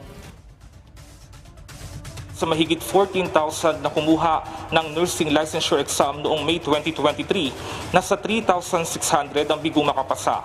Gayunman, nakapagtala ito ng halos 75% passing percentage na isa sa pinakamataas na naitala ng PRC. Mas mataas din ito sa 60% average sa nakalipas na 6 na taon. Angelique, target ng PRC na mas pagbutihin pa ang nursing examination at gawin itong direkta sa mahalagang kaalaman at skill set ng mga nurse para mapataas din na kanilang passing percentage. Sa tulong nito ay matitiyak na handa na at competent ang isang nurse pagpasok niya sa kanyang propesyon. Angelique. Okay, so Mark, ano-ano pa ang mga hakbang ng PRC para mapabuti pa ang pagpapatupad ng regulation at licensing ng iba't ibang professionals? Angelique, ayon sa PRC, kabilang sa kanilang ginagawa ay umiikot sila doon sa mga workplaces and even sa mga eskwelahan para magbigay ng feedback sakaling mababa yung nakuha nilang passing percentage. At gayon din ay para pagbutihin pa ang kasanayan ng mga professional. Angelique. Alright, maraming salamat, Mark Fetalco. Samantala, lubos naman ang pasasalamat ng healthcare workers sa dagdag proteksyon na kanilang natanggap kontra sa mas nakakahawang subvariants ng COVID-19. Ngayong araw ay nagsimula na rin ang pagtuturok ng bivalent vaccine sa vulnerable sector sa ilan pang lugar sa bansa kabilang na ang San Juan City. Ang Sentro ng Balita mula kay Patrick De Jesus. Patrick. Sa Aljo, 2,300 doses ng bivalent COVID-19 vaccines ang nakalaan dito sa San Juan City. Ngayong araw nga Aljo, umarangkada na rin ang pagbabakuna ng bivalent vaccines dito sa lungsod para ito sa mga kabilang sa A1.1 at A1.2 priority group o mga healthcare worker. Dito sa San Juan, bagamat mababa ang kaso ng COVID-19 ay binigyang diin ni Mayor Francis Zamora ang kahalagaan ng patuloy na pagbabakuna laban sa virus. Bagay po ang bivalent vaccine sa atin sapagkat ito po ay tugma sa Omicron variant. Dito sa San Juan, sa ngayon ay 9 active cases lamang tayo at bagamat nagkaroon ng konting pagtaas ng mga nakaraang buwan, nakita natin mabilis po ito bumaba. At para sa akin, at ako'y makapagsasalita base sa karanasan, ito po ay dahil mataas po ang vaccination rate ng San Juan. Lagpas-lagpas po kami sa target. Aljo, malaki ang pasasalamat ng mga healthcare worker na nabigyan na ng bivalent vaccine bilang karagdagang proteksyon na rin sa COVID-19 at sa iba't ibang strain o variant nito. Hindi na ako super nervous as before na natatakot ako ma-intubate or something ganun. Ngayon, because of the vaccines, parang for me, mas panatag yung loob ko. For sure, I'm more confident to handle these patients and syempre extra protection of immunity na rin for us kahit nakamask kami and we take all the precautions necessary. Syempre, kailangan natin ng vaccine para mas protected tayo. Aljo, 108,000 doses ang nakalaan sa buong Metro Manila o 1/4 yan mula sa kabuang 390,000 doses ng bivalent vaccine na dumating sa Pilipinas mula Lithuania. Ngayon ay 11 LGU na sa NCR ang nakapagsimula ng kanilang rollout at bukas na inaasahang makukumpleto na yung delivery ng mga bakuna. Sabi ng Department of Health, kapag may sapat ng supply ng bivalent COVID-19 vaccine ay bubuksan na rin ito para sa mga senior citizens. Magtampo ang ating mga senior citizens. Susunod na po sila once we receive the next allocation or the next batch of vaccines, susunod na po ating mga senior citizens. Aljo, proteksyon ng bivalent vaccine laban sa iba't ibang strain ng COVID-19, lalo na ang Omicron variant. Kaya't malaking bagay nga kapag magkakaroon na tayo ng sapat na supply nito. Yan ang pinahuling ulat. Balik sa iyo, Aljo. Maraming salamat, Patrick De Jesus. Iba't ibang mga bansa ibinida ang kani-kanilang kagamitan pagdating sa air defense. Ito ay sa ginanap na Air Force Symposium kung saan target din na mapalakas ng Pilipinas ang ating sariling Air Force. Ang Sentro ng Balita mula kay Bea Bernardo. Sa gitna ng mga hamong kinakaharap ng Pilipinas buhat ng tensyon sa Indo-Pacific region, pinapaigting ng Philippine Air Force ang pagpapalakas ng kanilang air power. Kaya naman bilang parte ng kanilang pre-anniversary activity, nag-host ang PAF ng Air Force Symposium. Iba't ibang aerospace at weapon company mula sa Pilipinas, Israel, Korea, Sweden, Germany at Europe ang ipinamalas ang kanilang pinakabagong technology na ginagamit ng mga Air Force sa mundo. Iginiit ni PAF Commanding General Lieutenant General Stephen Pareño ang kahalagahan nito. Air power is a very important component of the joint force, especially sa territorial defense natin. Sabi ng isang Korean aerospace company, panahon na para magkaroon ng Pilipinas ng mas upgraded version ng FA-50PH. Ang FA-50s ay mga fighter jets na ginamit ng bansa noong Marawi Siege. Kailangan na rin anyang i-retrofit ang FA-50 fleet ng bansa. The existing FA-50 fleet can be easily upgraded to support air-to-ground, air-to-sea, and air-to-air mission objectives and meet Philippine Air Force operational requirements. Sa ngayon ay merong 12 FA-50s ang Pilipinas. Suportado naman ng Department of National Defense ang inisyatibo ng Air Force para palakasin ang kanilang puwersa. We're not only talking about threats in the region, but also nakikita rin araw-araw threats in the environment. We have a lot of disasters, and the Air Force, the first force to be, is always the first force to be there whenever there are calamities and disasters. Sa patuloy namang harassment na nararanasan ng Pilipinas sa West Philippine Sea dahil sa mga barko ng China, sinabi ni retired Supreme Court Associate Justice Antonio Carpio na dapat magtalaga ang Pilipinas, Vietnam at Malaysia ng air corridor sa Spratly Island kung saan ilang bansa ang umaangkin. These air corridors are necessary in the Spratlys because the high tide features that the Philippines, Vietnam and Malaysia occupy in the Spratlys are close to each other. Bea Bernardo para sa Bayan.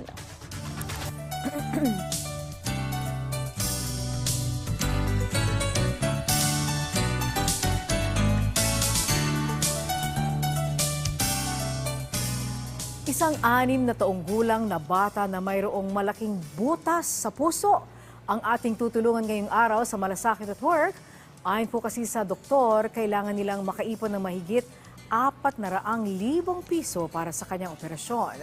Kung ano ang kanyang kalagayan, ating alamin.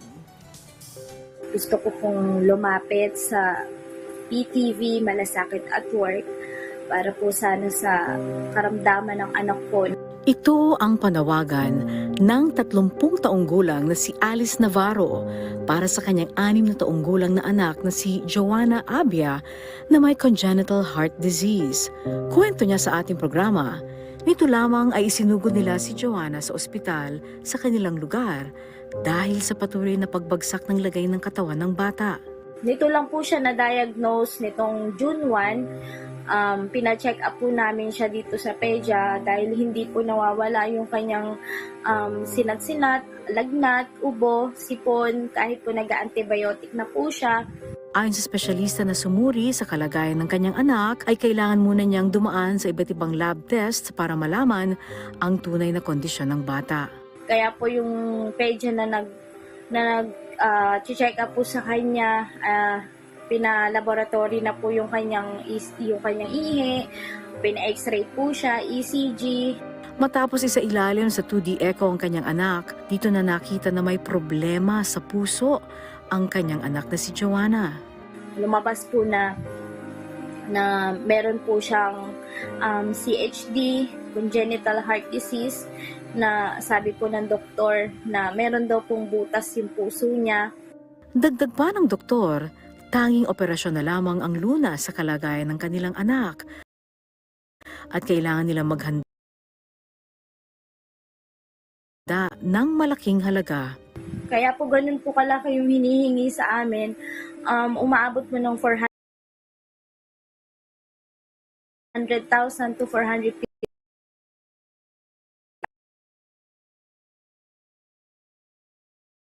Ang malaki nilang problema sa ngayon ay kung saan sila kukuha ng ganoong kalaking halaga para sa operasyon ng kanyang anak. Gayong pinagkakakitaan lamang ng kanyang mister ay ang pagtatrabaho bilang laborer sa isang construction site. Subalit wala po kaming kakayahan dahil po ako po ay housewife po. Nananawagan siya ng tulong sa Malasakit at Work para sa magiging operasyon ng kanyang anak. Nagbabakasakali po ako sa inyo. Sobrang maraming salamat po sa inyo na naging daan para po matulungan kami. Maraming salamat po, PTV Malasakit at Work. God bless po. At para po sa problemang iyan, makausap natin sa linya ng telepono si Ako Bicol Party List Representative Raul Angelo Bongalon. Magandang hapon po, Congressman. Hi, Angelique. Magandang hapon at magandang hapon sa tagapakinig ng inyong programa. Yes, Congressman Jill, ilalapit po namin sa inyo. Ito pong problema ni Alice para po sa kanyang anak na si Joanna. Ano po ang maaari nating maitulong sa kanya? Well, unang-una ay sasagutin na ho natin ito pong a portion of the total amount na kinakailangan para po sa magiging operasyon. At sasagutin po ng Ako Bicol ang halagang 150,000 pesos. Yes. Opo. Naku, thank you so much po. At malaking tulong po talaga yan. At ano po ang nais nyo ring maparating na mensahe kay Alice, Congressman Jill? Well, hindi lang yon at tutulungan din ho natin si Ginang Alice na ilapit din for medical assistance yung kanya pong pangangailangan sa DSWD and at the same time sa PCSO upang makalikom no, ng 400,000 pesos. So yan po ang aming sasagutin at tutulungan hino natin na makalikom siya ng nasabi pong halaga upang matuloy na po ang magiging operasyon ng bata. Opo, and finally po, ano pa po ang mga programa ng Ako Bicol Party List para po sa ating mga kababayan? Well, sa may kinalaman po sa mga medical assistance program, ang Ako Bicol Party List po ay patuloy na naglalagay ng mga pondo kagaya ng AIX program ng DSWD, pati na rin po sa medical assistance to indigent patient, isang pong programa ng Department of Health. So yung po may mga pangangailangang medical ay wag pong mag-atubili na lumapit po sa aming opisina at kami po ay malugod na bibigay ng tulong sa ating pong mga kapwa Pilipino. Okay, at ngayon pa lamang po, nagpapasalamat na kami sa inyo, Congressman, sa inyo pong maagap na pagtulong po sa kanya. Thank you po. Salamat at magandang hapon. At magandang hapon po sa inyo, Congressman Raul Angelo Gil Bongalon ng Ako Bicol Party List. At sa mga nais pa rin pong dumulog sa ating programa, maaari po kayo magpadala ng inyong mensahe sa ating official Facebook page, PTV Malasakit at Work. Maaari kayo mag-message sa PTV Malasakit at Work at gmail.com. At huwag niyo rin pong kalimutang i-like, i-follow at i-share ang aming page. Muli, ang tunay na malasakit ay laging at work. Hindi na mangangamba ang mga miyembro ng PhilHealth na nagpapa-dialysis na may chronic kidney disease. Sa laging handa public briefing, kinumpirma ng PhilHealth na 156 sessions na ang coverage na maaring samantalahin ng kanilang mga miyembro mula sa dating 90 sessions lamang. Ang nasabing benepisyo ay alinsunod sa PhilHealth Circular Number 2023-0009 at Standard Dialysis Requirement. Kailangan rin ay inirekomenda ng isang lisensyadong doktor ang pagdadialysis ng pasyente. Ayon pa sa PhilHealth, silalim ng General Appropriations Act 2023, umabot sa 21 bilyong piso ang budget na kanilang natanggap mula sa PAGCOR at PCSO para yan sa pagpapabuti ng coverage sa chemodialysis. Samantala, tiniyak rin ng PhilHealth nakatuwang ang mga nasabing ahensya ng pamahalaan ay patuloy ang kanilang mga isinasagawang benefit enhancement gaya ng kidney, heart at iba pang transplant na maaari nilang ialok sa kanilang mga pasyente. Ito po ay patunay na ang PhilHealth po ay nakikinig at inuunawa po nating mabuti ang hinaing po at request ng ating pong mga miyembro at mga pasyente. So umasa po kayo na patuloy naman ang pag-aaral ng PhilHealth para hindi lang sa dialysis kundi sa iba't iba pang mga kaparaanan ay makatulong po kami makapagbigay ng sapat na financial protection sa ating pong mga pasyente. Patuloy ang pagtulong ng pamahalaan sa mga rebelde na nais ng magbagong buhay. Sa Agusan del Sur, higit 100 former rebels ang nakatanggap ng iba't ibang assistance sa ilalim yan ng e-clip program. Ang Sentro ng Balita mula kay Jennifer Gaetano ng PIA Caraga. Umabot sa 122 FR sa probinsya ng Agusan del Norte ang nabigyan ng tulong mula sa gobyerno sa ilalim ng Enhanced Comprehensive Local Integration Program o ECLIP. Sa kabuuan, tinatayang nasa 12 million pesos ang naipamahagi sa pangunguna ni Governor Maria Angelica Rose del Amante kasama si DILG Caraga Assistant Regional Director Donald Zeronay at Director Elsa Evangelista Lapinia ng Presidential Advisor on Peace, Reconciliation and Unity. Saya at pasasalamat ang nadama ni Governor Amante sa pagbabalik loob at tiwala sa gobyerno na ipinakita ng mga FRs. Nalipay ko ba na namati mo, ibalik mo sa gobyerno, hindi na naman kaaway, kaupa na nga. Ibalik magod ang Pilipino na na. Unya kita na po'y magminaway. Isa si Yang Yang sa mga nakatanggap ng e-clip assistance at hinikayat niya ang mga dating kasamahan na sumuko na upang kanila ring matamasa ang tunay na kapayapaan at katahimikan sa buhay. Manghinaot ko nga musundog na sila sa amo ang mabalik din sa sabakan sa gobyerno. Kay nakita man gyud namo nga ang tanan nga mga kaayuhan gihatag na tanan dinhi sa gobyerno. Nakatanggap ng tig 65,000 pesos para sa livelihood assistance ang bawat FR at dagdag na halaga katumbas na halaga ng armas na kanilang isinuko. Umabot sa 39 high-powered firearms firearms ang kanilang isinuko sa gobyerno. Tiniyak din ni Director Lapinia na bibigyan ng prioridad na tulong ang mga FRs at makikipagtulungan sa iba pang ahensya ng gobyerno upang mas matutukan ang pagbibigay tulong sa kanila. Naatay program planning ana tawag nato ana transformation program tanan bahin lang sa FR sa ilahang pamilya o sa ilahang komunidad. Sila rin ay nakatanggap na ng mga inisyal na pagsasanay mula sa Technical Education and Skills Development Authority at Department of Agriculture. Kasama si Nora Lanuza, Jennifer Peña Gaetano ng Philippine Information Agency Caraga para sa Bayan.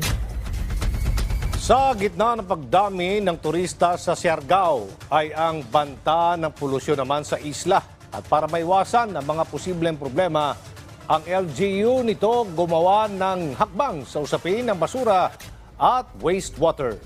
Mula sa Siargao, ihatid sa atin ang balitang yan mula kay Clazel Pardilla para sa Sentro Balita. Clazel! Aljo, bukas na ang turismo at maraming nais makita ang ganda ng isla ng Siargao. Pero kasabay ng pagbuhos ng mga tao ay ang pagdagsa naman ng mga basura at dumi sa isla. Naglalakihang alon at naggagandahang beach. Ang isla ng Siargao, diyan ay nangingibabaw. Sa dami ng nais makitang isla, fully booked na ang hotel na ito sa Del Carmen, Siargao hanggang sa susunod na buwan. Nababawi yung dati na lugi na wala talagang mga turista na pumupunta. So ngayon sobrang dami ng mga turista. Halos nga lahat puno-puno yung mga kwarto. Pero dahil dagsa ang turista, dumarami rin ang basura. Ayon sa Municipal Environment and Natural Resources Office ng Del Carmen, mula isang truck, umaabot na sa 4 na truck ang basurang nakokolekta sa lugar kada araw. Yung hindi pa nag-boom yung tourism dito sa Siargao ay ang contribution lang talaga sa plastic at saka yung sa mga bottles ay from the household lang talaga.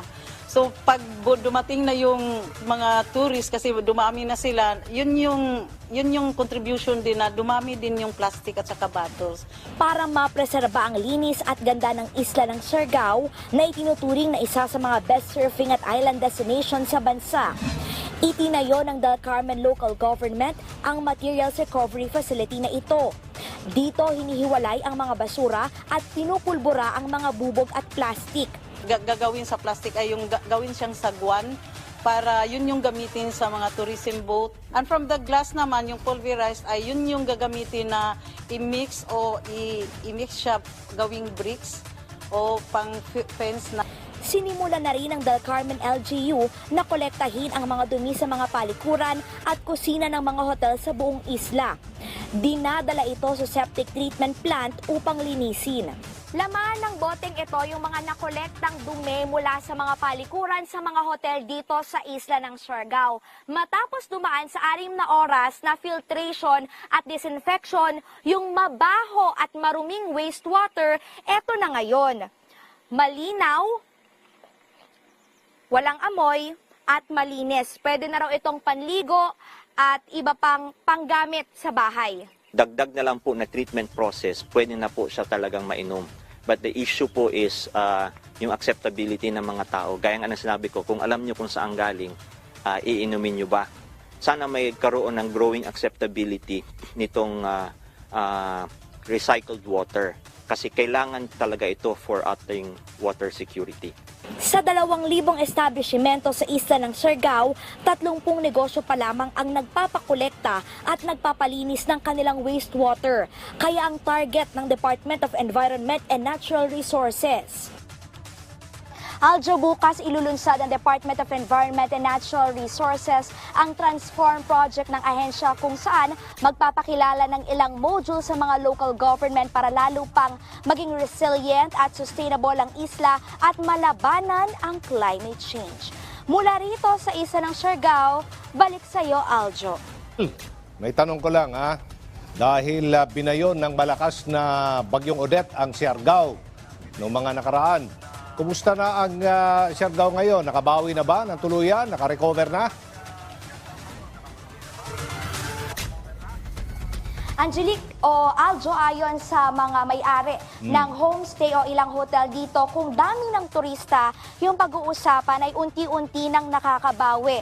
Yung mga nalugi dahil nga nasira at hindi sila makapagtanggap ng mga turista. Pero nakikita natin yung mga puno na nawasak ng bagyong Odette, Aljo, ay hindi pa rin talaga nakaka-recover. Kaya nga tuloy-tuloy ang ginagawa ng mga local government na pakikipag-ugnayan sa mga private sector para makakuha pa ng dagdag pondo at tuluyang makabangon yung mga residente rito sa isla ng Siargao. Aljo?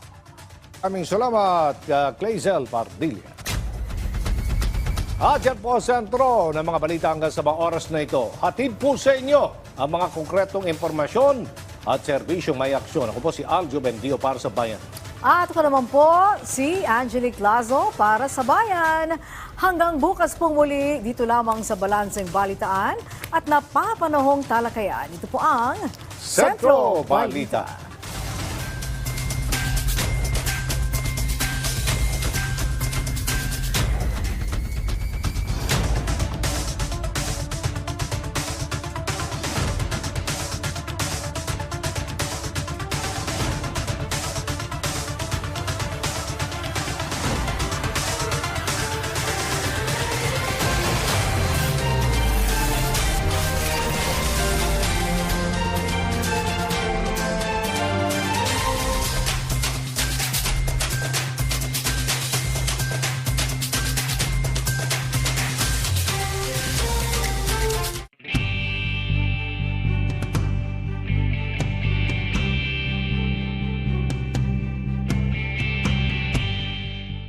Malugod na pagpati sa DOS-TV Science for the People na kinilala sa ika-10 Paragala Central Luzon Media Awards sa larangan ng pangkaunlarang pamamahayag.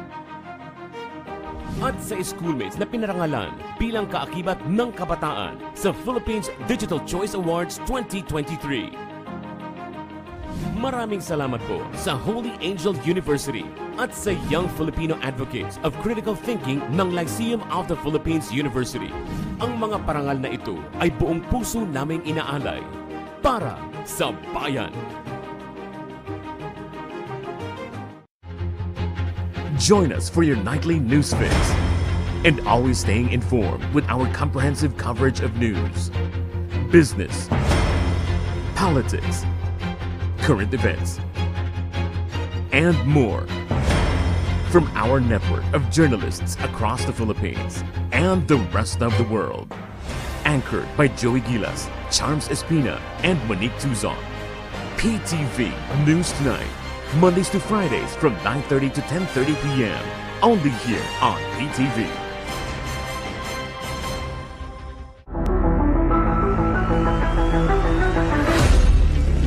Calling all sports fanatics. Huwag palalampasin ang pinakamainit na sports news. Silipin natin ang latest updates, highlights at komentaryo tungkol sa inyong mga paboritong athletes, sports teams at personalities. Stay ahead of the game. Kasama sina Meg Shozon, Bill Velasco at Sheila Salaysay.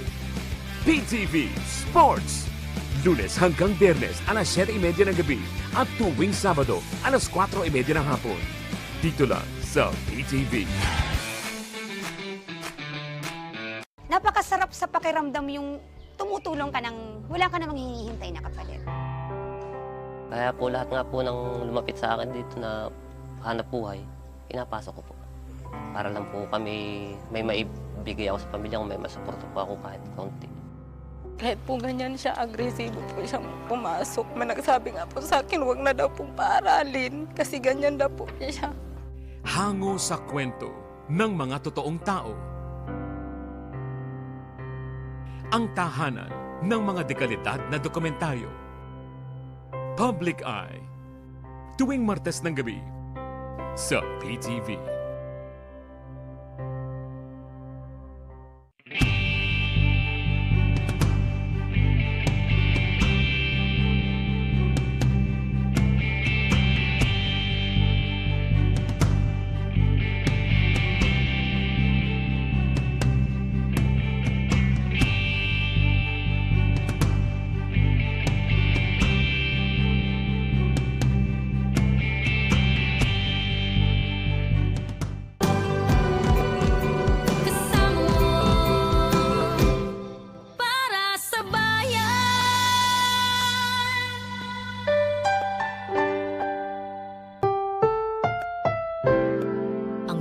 kada programa ay rated PG. Ito ay nangangailangan ng patnubay at gabay ng magulang para sa mga batang manonood.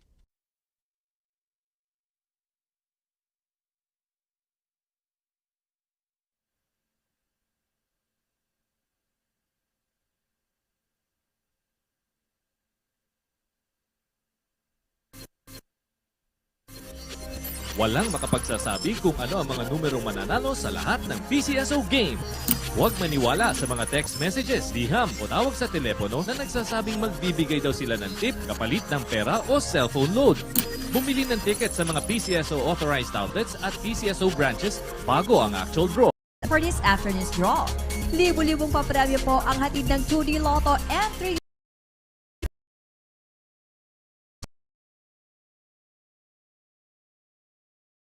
po natin ang mga winning numbers. Kaya wag na maglipat ng channel o mag-browse ng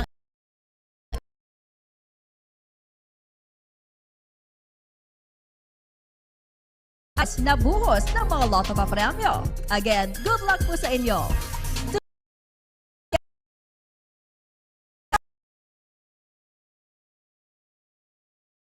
Lotto players who will serve as our Lotto draw panel of judges.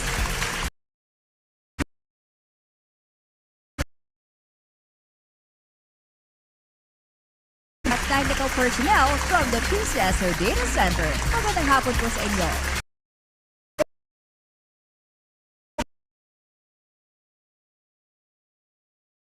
Afternoon, sir. Okay, Pilipinas, ready na ang Lotto Barkada.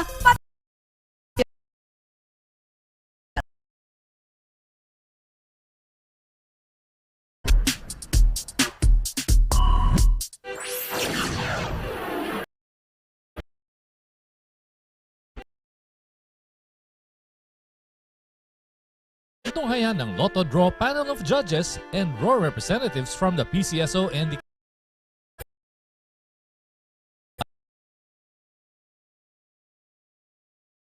machine testing, siniguro po na maayos ang kondisyon ng mga draw machines. Only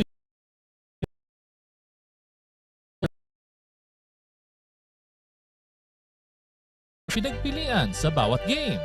Randomly, pumili ang chairperson ng isang set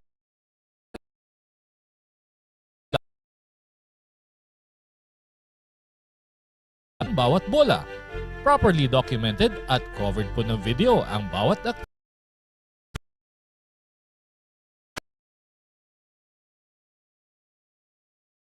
draws.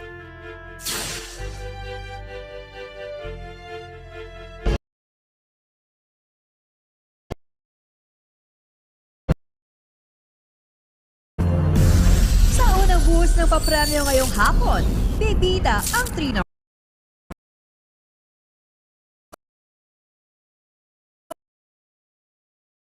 Lotto winning combination in exact order. Kung nagrambulito system play naman,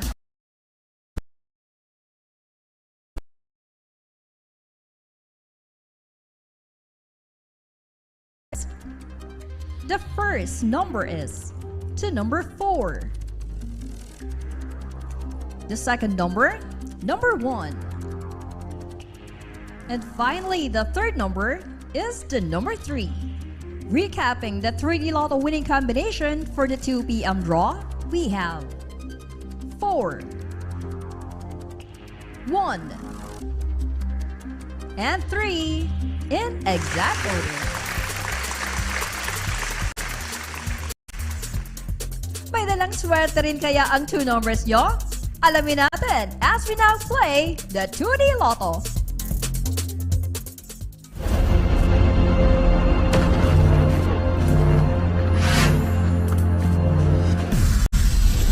Lotto players, eto na po ang papremyo ng 2 numbers nyo.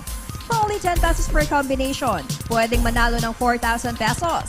Kaya kung mag-match ang 2 numeros ninyo sa mapipiling winning combination in exact order. Sa Rambulito system play naman, 2,000 pesos ang take-home prize. So good luck, 2D Lotto players!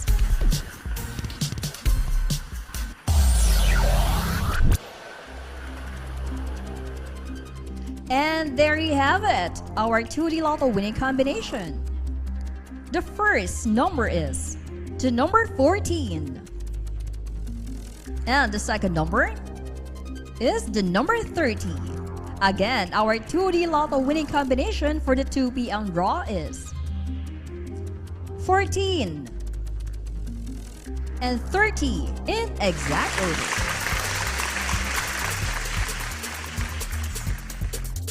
Papremyo naman from the 10:30 a.m. SL draw for Visayas and Mindanao. Susunod na when we return.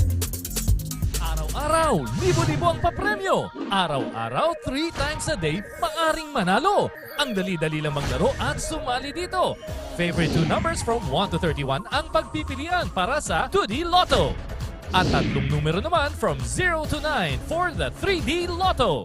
Exciting prizes ang naghihintay sa inyo. So what are you waiting for? Sugod na sa Lotto outlets at araw-araw, let's play Lotto!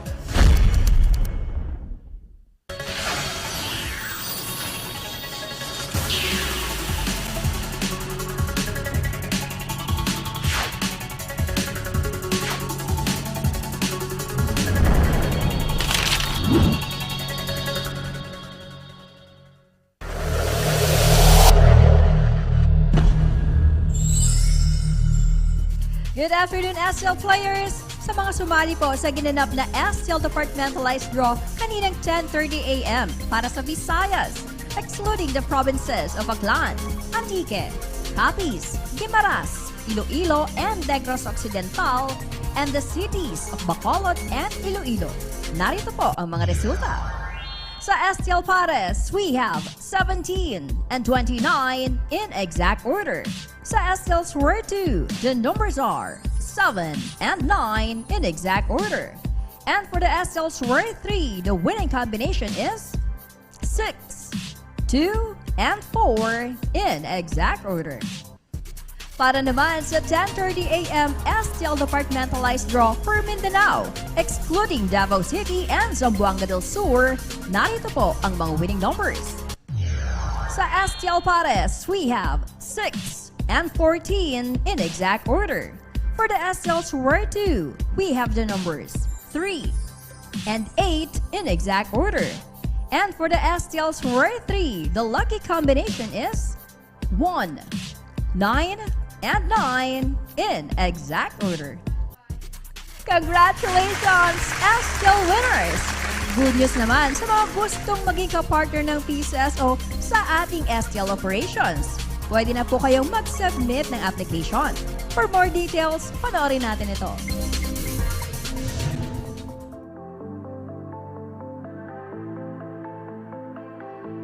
Starting June 13, 2023 from 8 a.m. to 5 p.m. until June 27, 2023 at 12 noon, PCSO will be accepting applications for the reopening of small-town lottery operations for the following areas. The provinces of Camiguin, Catanduanes, Ifugao, Negros Oriental, Oriental Mindoro, Western Samar, Sulu, Tawi-Tawi, and Zamboanga Sibugay. The start of opening and evaluation of applications shall be on June 27, 2023 at 1 in the afternoon. For the list of requirements and guidelines, you may call the PCSO Branch Operations Sector or visit the PCSO website.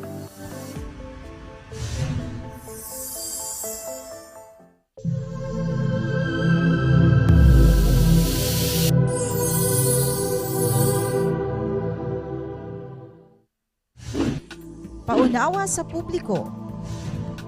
Ipinababatid ng PCSO na ang Saturn Gaming and Amusement Corporation ay hindi authorized agent corporation ng Philippine Charity Sweepstakes Office para sa Southern Leyte at Cebu simula April 6, 2023. Ang authority to operate ng Saturn Gaming and Amusement Corporation ay binawi at tinanggal sa ilalim ng PCSO Board Resolution No. 55 Series of 2023 na inilabas noong March 8, 2023. Ang mga gawain na patungkol o konektado sa pagpapatakbo ng PCSO STL ng Saturn Gaming and Amusement Corporation sa mga naturang lugar ay hindi pinapayagan ng PCSO at paglabag ng Presidential Decree No. 1602 prescribing stiffer penalties on illegal gambling at Republic Act Number 9287, an act increasing the penalties for illegal numbers games, amending certain provisions of Presidential Decree Number 1602, and for other purposes. Reminder po sa mga game players, yung Lucky Pick 3 at yung Swertres here in Facebook pages ay hindi po konektado sa PCSO. Maging ang Pakiloto at SureLotto ay hindi rin po produkto ng aming tanggapan. Para sure na legit ang games na sinasalihan ninyo sa mga authorized lotto outlets at authorized STL representatives lamang bumili ng inyong mga tickets. Samantala sa mga naghahanap ng free medical and dental check-up, pumunta lamang po kayo dito sa PCSO Main Office, Conservatory Building, Shaw Boulevard, Mandaluyong City. Bukas po ang aming clinic from 8 a.m. to 5 p.m. Monday to Friday. Magdala po ng photocopy ng inyong valid ID, pati na ng inyong vaccination cards. Dahil fully vaccinated individuals lamang ang makakatanggap ng nasabing serbisyo. Okay, uulitin ko na po ang resulta ng katatapos lamang ng mga lotto draws after this short break.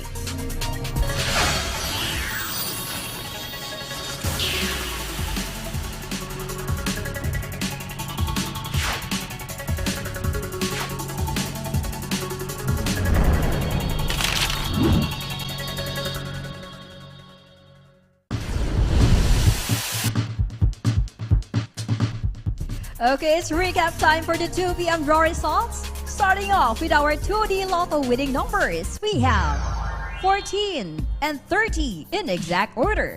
For the 3D Lotto, we have 4, 1, and 3 in exact order. Congratulations, Lotto winners! Ipavalidate na po ang winning tickets para ma-enjoy na ang panalo. And here is how you can claim your prizes.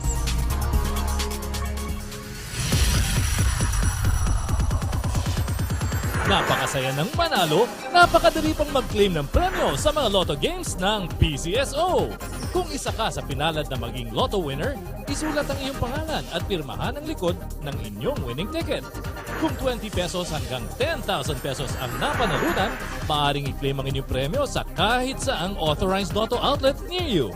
And for winners of more than 10,000 pesos up to 300,000 pesos, you can claim your prizes at the nearest PCSO branch in your area and present 2 valid IDs. Kung ikaw naman ang super swerteng jackpot winner, dalhin lamang ang inyong winning ticket at 2 valid IDs sa PCSO Main Office, Shaw Boulevard, Mandaluyong City. Tandaan lamang, may 1 taon kayo mula sa petsa ng inyong pagkapanalo para makapag-claim ng inyong premyo. To all the winners, congratulations po!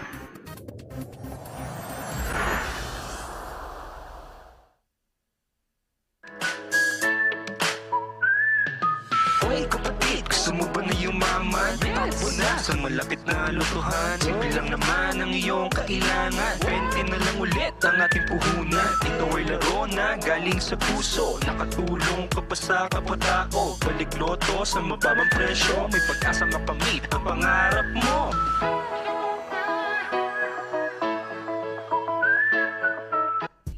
Lotto players, kita-kits po ulit tayo mamayang alas 5 ng hapon for another round of digit prizes mula pa rin sa 2D Lotto and 3D Lotto. Sa pagbili po ng tickets, isabay na po ang para sa ating mga jackpot daring games dahil malalaki po ang mga papremyo. Mamayang gabi po sa ating Lotto 642, the estimated jackpot prize is 32 million pesos. While for the Super Lotto 649, it's 15.8 million pesos. Bukas po sa Mega Lotto 645, we have 30 million pesos. At sa inaabangang Ultra Lotto 658, the estimated jackpot prize is 312 million pesos. And for Sunday's Grand Lotto 655, it's 34 million pesos. Don't forget your tickets for your chance to become the next Lotto millionaire. Para po sa PCSO, ako po si Sherifa Mintuan. Take care, Pilipinas!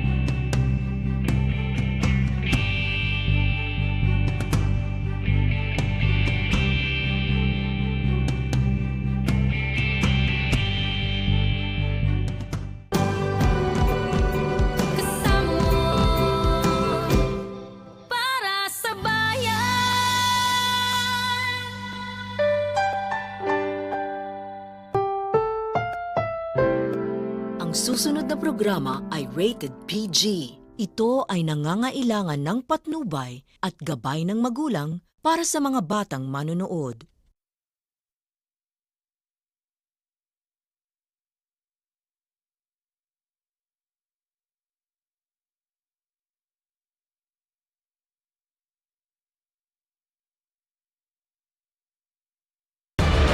Samahan si Cesar Soriano sa paglilibot sa Luzon, Visayas at Mindanao.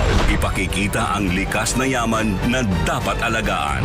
Isusulong ang pagbabago na magsisimula sa bawat mamamayan na magdadala ng ginhawa tungo sa mas magandang kinabukasan.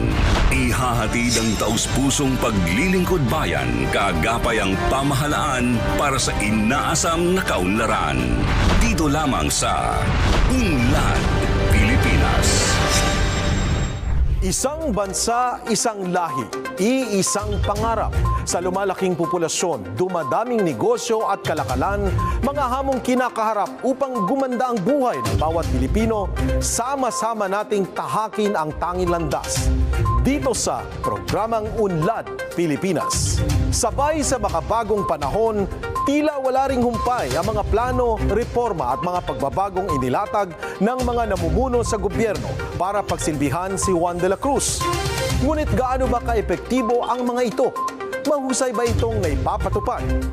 Ako po si Cesar Soriano at samahan niyo akong isa-isahin ang mga programa at proyektong inilatag at ang epekto nito sa mamamayang Pilipino.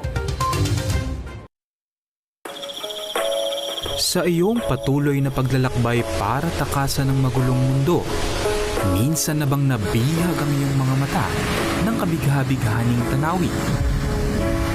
Sa iyong paghahanap sa pansamantalang kalmadong tahanan, minsan na bang nabihag ang iyong tenga ng mga huni ng ibon, pagaspas ng dahon,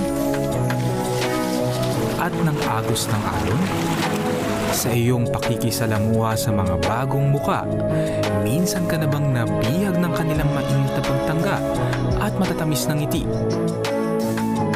Sa mga sandaling ito, ang pagkuha ng larawan ang naging kasangga para tayo naman ang bumihag sa mga di malilimutang sandali. At sa likod ng bawat imahe, maraming kwento ang mahihinuha.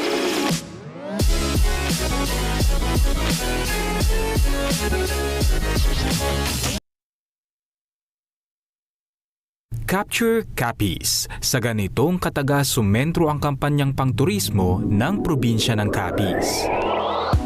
It simply means that you capture Capiz through your lens.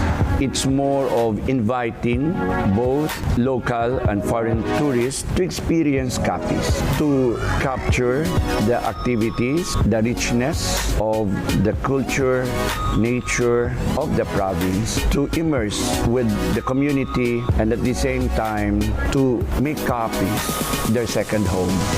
Larawan ng kasaganahan sa maraming larangan ng probinsya ng Capiz. Napalilibutan ng ilan sa mga sikat na tourist destinations ng Pilipinas, ang Capiz ay lubos na nakilala sa pagiging tahanan ng Rojas City, ang seafood capital ng bansa. Ang syudad ng Rojas din ang gateway to Capiz at Northern Panay. Capiz is only 45 minutes by plane from Manila to Rojas. It is also 16 hours boat ride by taking the roll-on roll-off vessel from Batangas to Colasi Port here in Rojas City. Pinapalibutan din kami ng dalawang international airports. Ito ay ang Calibo International Airport in Aklan. Nasa kabilang probinsya din ang Iloilo International Airport. Dahil sa pagiging strategic ng lokasyon nito, maraming turista ang pinipiling dumaan sa Rojas City, kung saan mas malapit ang iba pang tourist spots gaya ng Boracay, Sicogon at Higantes Island sa Iloilo. Ang adbentaheng ito ang nais tutukan ng Capiz Provincial Tourism Office para sadyain din ng turista ang kanilang probinsya. Agresibo rin ang buong pamahalaang panlalawigan sa pagpapakilala sa Capiz pagdating sa larangan ng turismo. The Philippine government has estimated billions of pesos that could be generated by tourism project in the country. That's why we would want to have a big size or a big chunk of that. That's why our sleeping tourism program has been revived, resurrected, or if not, rejuvenated. Sa huling record ng Department of Tourism Western Visayas, umakyat ng 109% ang tourist arrival sa buong rehiyon. Katumbas ito ng 2,887,767 local at foreign tourists na siya namang nagdala ng higit 37 billion pesos na tourism revenue. Sa bilang pa lang na ito, hindi maitatanging malaki ang oportunidad na naghihintay sa larangan ng turismo. Tourism is a driver, one of the key drivers of the economy of the country. If we'll be able to really improve our tourism in each of the LGUs, then we are assured of, economic gains. With tourism, hindi po ito na kumikita ang gobyerno. But this is an indirect money making because primarily ang tao ang unang kumikita. Pagka malago ang turismo sa isang bayan, sa isang probinsya, ang buong ekonomiya ng probinsya is being fueled because of tourism. This is our aim for the province of Capiz. The provincial government also recognizes the big role of tourism in providing job opportunities, livelihood, income generation among the various tourism stakeholders in the province. At kung potensyal lang din naman ang pag-uusapan, hindi pa huhuli ang Capiz sa mga karatig nitong probinsya at sa iba pang sikat na destinasyon sa bansa. Pinayayaan ang Capiz ng yaman sa kabundukan, kapatagan, hanggang sa karagatan. At kung anong lalim ng karagatang nakapaligid dito, ang siya ring lalim ng kasaysayang humubog sa kasalukuyang sitwasyon ng probinsya. Kasing kulay din ng samot-saring marine resources, agricultural products, at local cuisines nito, ang kulturang patuloy na isinasabuhay at nagbibigay kulay sa pagkakakilanlan ng lalawigan. Meron tayong 5 tourism product. Una, ang sun, sand, and sea. Ito yung nature tourism kung saan malakas dito ang Capiz. Meron din tayong adventure tourism. Another is the agri-aqua tourism product. Another is the cultural tourism. Dito malakas ang probinsya ng Capiz. Yung tourism product na ito is divided into heritage tourism, faith-based tourism, festival, culinary, at ang emerging is the meetings, incentives, conventions, and event tourism product. Tunay ngang ang Capiz sa higit pa sa pagiging hitik sa yamang dagat. At ano pa bang mas mabisang paraan para mapatunayan yan, kundi bisitahin, malasap, at maranasan ang ipinagmamalaki ng probinsya.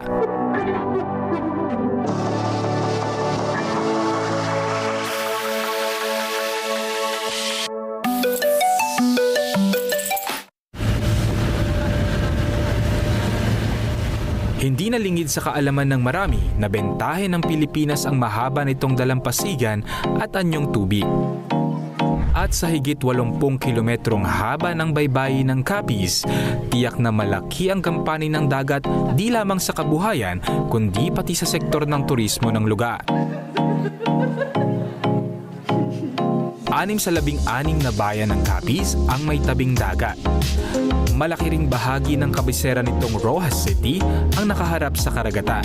Isa sa pinakadinarayong destinasyon sa syudad ng Rojas ay ang Baybay Beach. Nakaharap sa Sibuyan Sea, naiiba ang Baybay Beach dahil sa grayish nitong buhangin sa 7 kilometrong dalampasigan nito. Sikat na weekend destination ito sa mga kapiznon na nais mag-relax kasama ang pamilya. Sunday, family bonding, yan po. Tapos magandang mag-swimming sa beach. Maganda po kasi dito kasi masarap yung hangin, tsaka nakakaluwag sa pakiramdam. Pagdating mo sa beach, you have the sunset, you have the fine beach, you've seen families at saka yung ordinaryong tao na kumakain, nag-i-enjoy ng seafood. Matagal nang sinasadya ng mga lokal ang kahabaan ng baybay dahil sa hile-hilerang bars at restaurants nito na naghahain ng sariwang seafood. Sa ngayon, hindi na lang pagkain at pagtatampisaw sa karagatan ang pwedeng maranasan sa Baybay Beach. Unti-unti na ring ipinapakilala ang iba pang water sport activities gaya ng windsurfing at kitesurfing. It is not only developing the sports or the water sports tourism here. Because when there is a water sports going on in the beach, it also adds color and ambiance to the crowd, to the beach itself. No? It is very nice na kahit magkape-kape ka lang sa beach, nakikita mong may mga nag-windsurf dyan, nakikita mo may mga nagka-kiteboard dyan, di ba para nakaka-feel good? If we can also be the kiteboarding and windsurfing capital of the country, then a lot of people from here can be given opportunities to be coaches, to be able to compete. Samantala, patuloy ang pag-develop ng City Government of Roxas sa Baybay Beach. Katunayan, kasalukuyang isinasaayos ang People's Park sa harap ng baybayin. So first phase ngayon, meron kaming People's Park.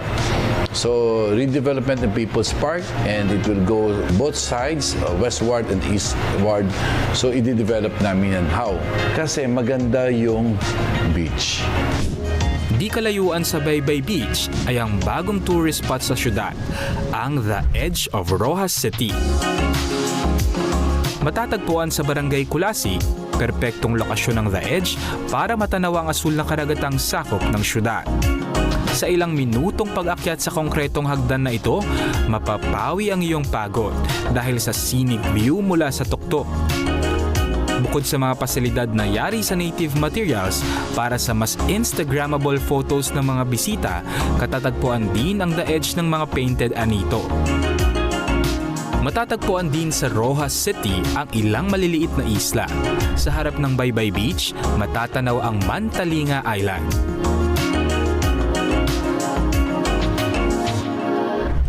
Tanaw din mula sa baybay ang mas malaking islang bahagi pa rin ng Roxas, ang Ulat Island. Ayon sa isang alamat, ang Olotayan, Mantalinga at ang Gigantes Islands ng Iloilo ay mga nagkahiwa-hiwalay na bahagi ng katawan ng isang higante. Olotayan ang ulo at tiyan, Mantalinga naman ang mata at tenga ng higante.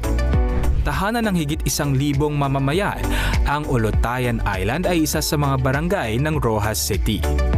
Sa pangingisda nakasalalay ang pamumuhay ng mga taga rito. Ngunit higit pa riyan, nais ng pamahalaan na ma-develop ang aspetong pangturismo ng isla. The Olotayan Island, we intend to build a golf course. We also intend to build an internationally accepted hotel and restaurant. We intend, as may be allowed by Christian faith, to establish casino, but that casino will only be available for foreign players or players not coming from the province of Capiz. We will link with Boracay, we will link with Gigantes Island and all other resorts that their guests, before going home, they will have to pass the Olotayan Island and other islands for 2 or 3 days. Sa pinalakas na tourism campaign ng probinsya, mabigat ang pagpapahalaga nito sa sustainableng turismo. Ibig sabihin, pangmatagalan ng mga programang nais nilang ilatag at sinisigurong bawat hakbang, lubos na mapakikinabangan ng komunidad. Kaya naman isinusulong ng provincial government ang community-based rural tourism. Ang ating mga mamamayan, kagaya ng ating mga fisher folks, mga farmers, food producers, at iba't iba pang mga stakeholders ay meron silang papel na gagampanan sa pagpapalago nito. Kasi tourism also gives that quality of life. Ang tumbok nito ay umunlad, guminhawa ang buhay ng bawat mamamayan.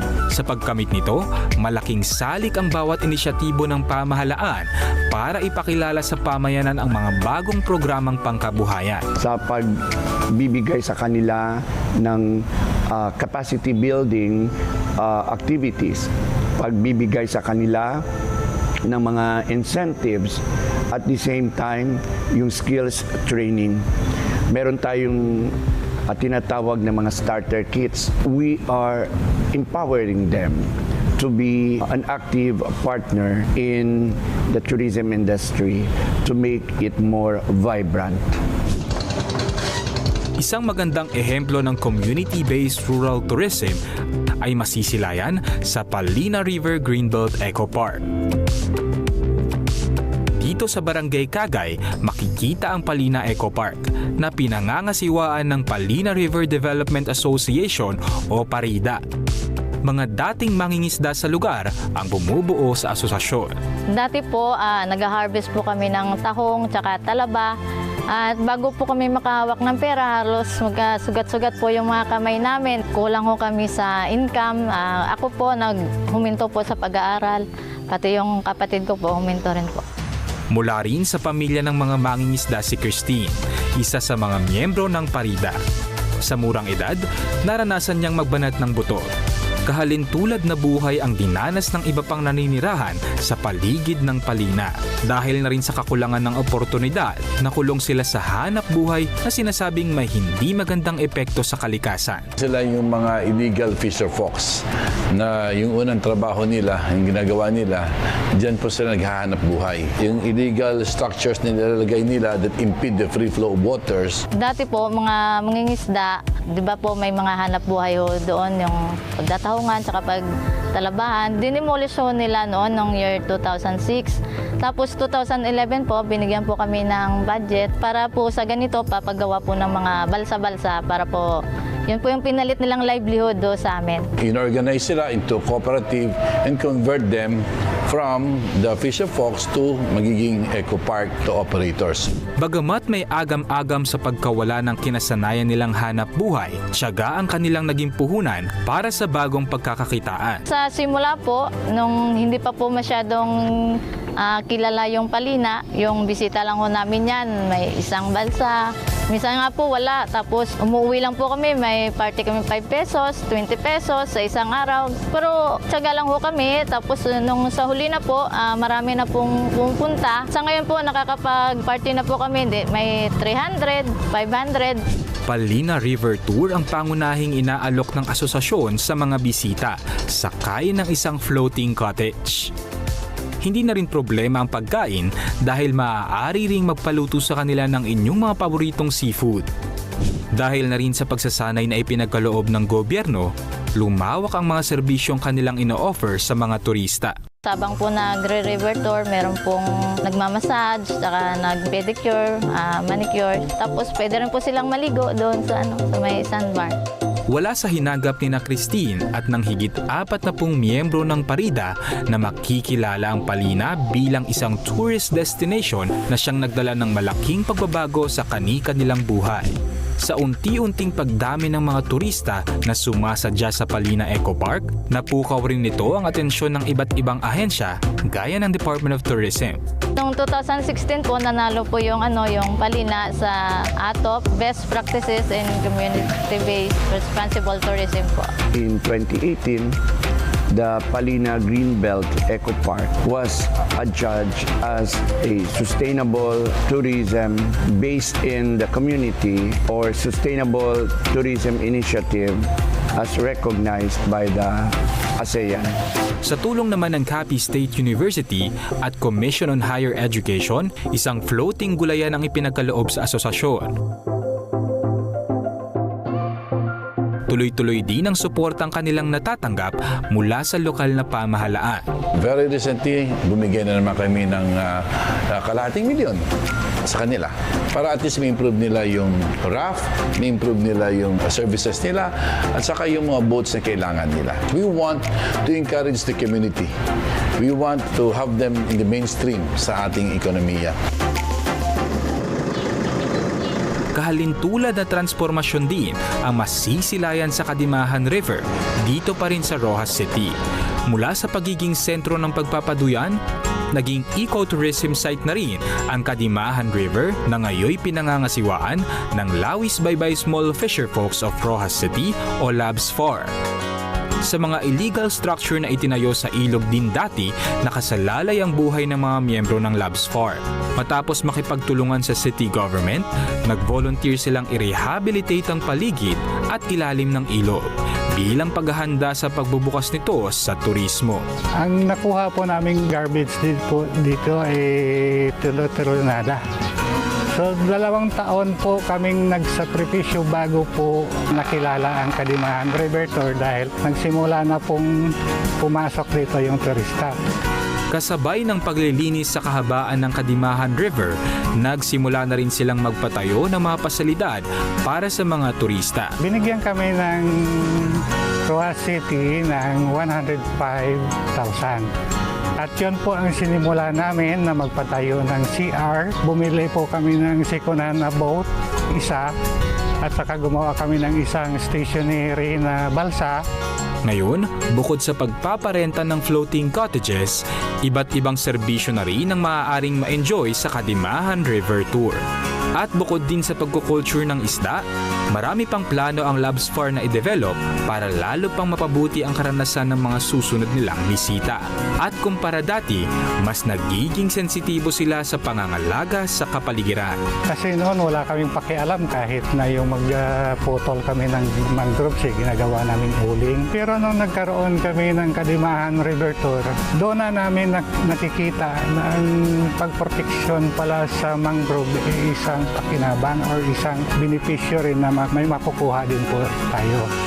Kaakibat na ng paglago ng turismo ang pagsasaalang-alang sa lagay ng kalikasan. Sa kaso ng Palina at Kadimahan, tinitiyak ng mga asosasyon na kaisa sila sa pagprotekta ng likas yamang naghatid sa kanila ng bagong oportunidad. Tuwing Friday, mayroon po kaming river clean-up. Naglilinis po kaming mga membro. Namumulot po kami ng basura dyan po sa gilid ng ilog. Tapos nag-tree planting po kami, mangrove planting po dito po sa gilid din ho ng lugar ho namin. Dahil sa proyekto po, nakaka-attend na po kami lahat ng mga seminars.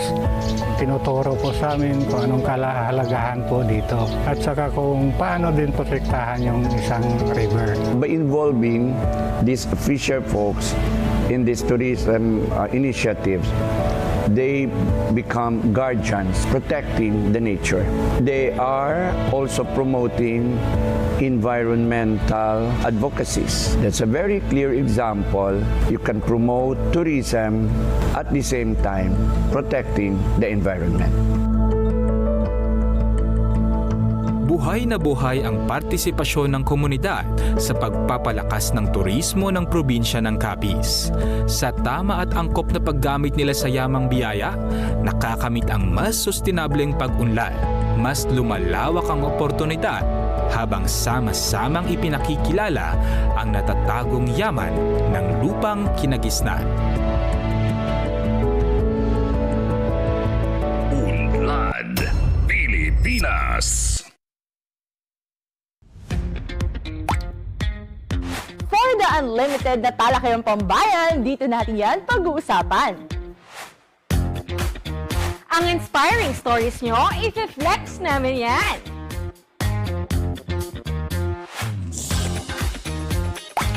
Dahil dito sa Schoolmates, deserve nyong mapakinggan. Patuloy na maglilingkod sa bayan at kabataan. Is Schoolmates tuwing Huwebes ng gabi sa PTV.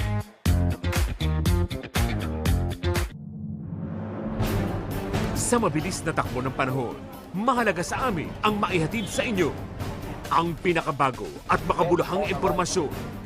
Sa buong Europa, mahigit sa... Iginiit naman ng Department of Education na napagkasunduan ng Department of Agriculture. Kasama ang mga tapat nating tagapaghatid balita.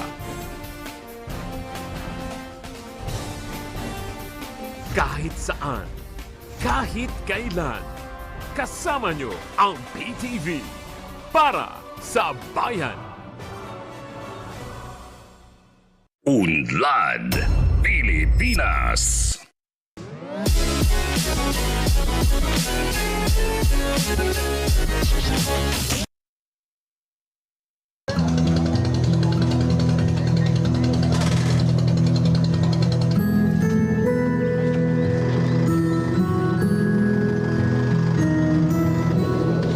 This is one example na sa ecotourism, piniprotektahan ng ating mga stakeholders ang environment mismo because doon nagmumula ang kanilang pangkabuhayan.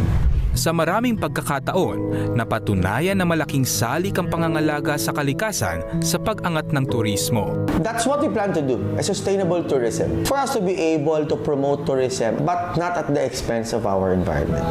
At kung sa isang syudad tulad ng Rojas City, nananatiling buhay at napangangalagaan ang mga likas na tanawin, paano pa kaya sa iba pang bayan ng Capiz?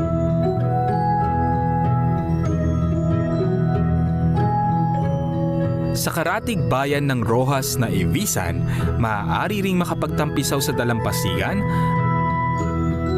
at maliliit na islang sakop nito. Pinakamaliit mang bayan ng probinsya, hindi pa huhuli ang Evisan sa pagbibigay ng captivating experience sa mga turista. Bukod sa malaki ang dagat dito, may magandang white sand kami. Coastal waters namin ay malinis. Makikita dito yung tahong, talaba na isa sa mga best tasting na talaba at tahong din kahit siguro sa buong Pilipinas. Numero 1 sa dapat bisitahin sa Evisan ay ang Basiao Beach. Ang perpektong kombinasyon ng puting buhangin at asul na dagat ang lalong nagpaganda sa anyo ng Basiao Beach. Kaya naman sinasadya ito di lamang ng mga taga-Capiz, kundi pati na rin ng mga taga-Karatig probinsya. Isa ito sa pinupuntahan ng mga tao even from Iloilo, na mga bayan, tapos mga kalapit na mga probinsya pa pumupunta din dito. So isa ito sa nakukonsider namin na pang-ano sa Boracay kasi pag puno ang Boracay dito yung punta ng tao. Ilang resorts na rin ang umusbong sa paligid ng baybayin ng Basiao. Isa na nga rito ang Patio Beach Resort na pagmamayari ng Evisan LGU. At higit pa sa kakaibang istruktura nito, ayon kay Clyde Villarreal, ang designated tourism officer ng Evisan, idineklarang heritage site ang lugar. Dineclare namin during our cultural mapping as one of the heritage site kasi dito ayon sa kwento ng mga matatanda before Spanish time and Japanese time, yung daanan papuntang bayan is mahirap, nilalakad lang. So yung sabi ng matatanda, yung pag may namamatay noon na bata, yung stillborn ba, yung hindi pa lumabas pero patay na, dito na lang nila nililibing. Kaya nga tinatawag itong Patio Beach. But matagal na yon, wala na. Kaya nga ngayon, tinuloy na rin yung pangalan ng Patio Beach but ang connotation hindi na siya cemetery.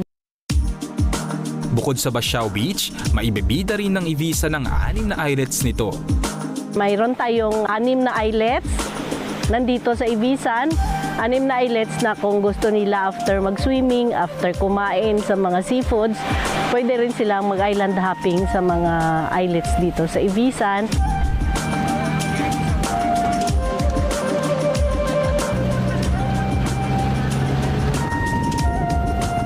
Dito na rin sa Basiao Beach ang jump-off point patungo sa isla. Sa ruta ng bangka, matatanaw ang ilang islets at rock formations. Hanggang sa marating ang Mabaay Beach. Ang isa ka famous din na island na magandang puntahan is Mabaay Island.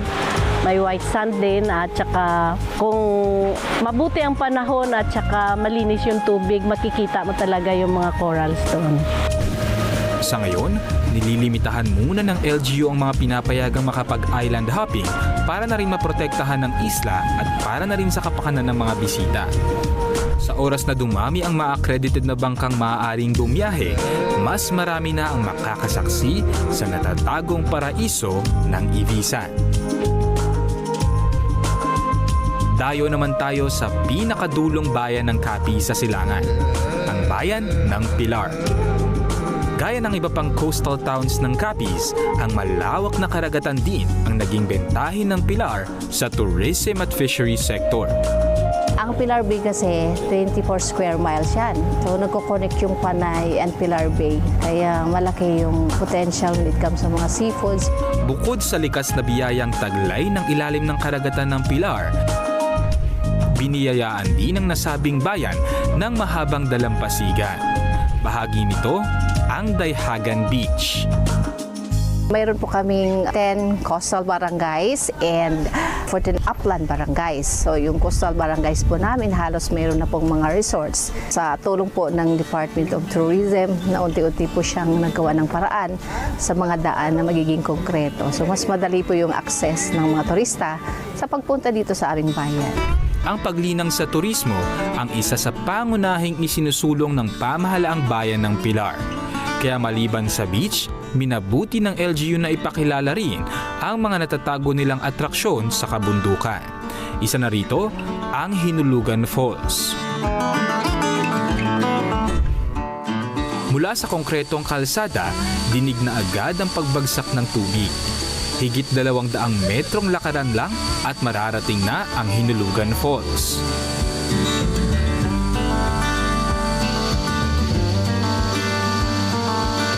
Matatagpuan sa Barangay Tabonacan na iiba ang Hinulugan Falls dahil sa 3 waterfalls nito.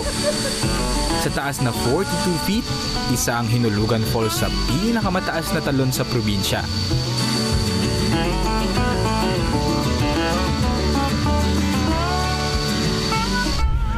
Noong nakaraang taon nang makumpleto ang redeveloping ng 1.7 km tourism road patungo sa Hinulugan Falls. Nagkakahalaga ng 39.8 million pesos, convergence project ito ng DPWH at ng DOT. Dito naman sa Barangay San Silvestre, matatagpuan ang Kawa-Kawa Falls. Ilang minutong pag-akyat panaog naman ang bubunuin para marating ang nasabing talon. Hango ang ngalan nito sa kawa dahil sa natural na hugis nitong hugis kawa.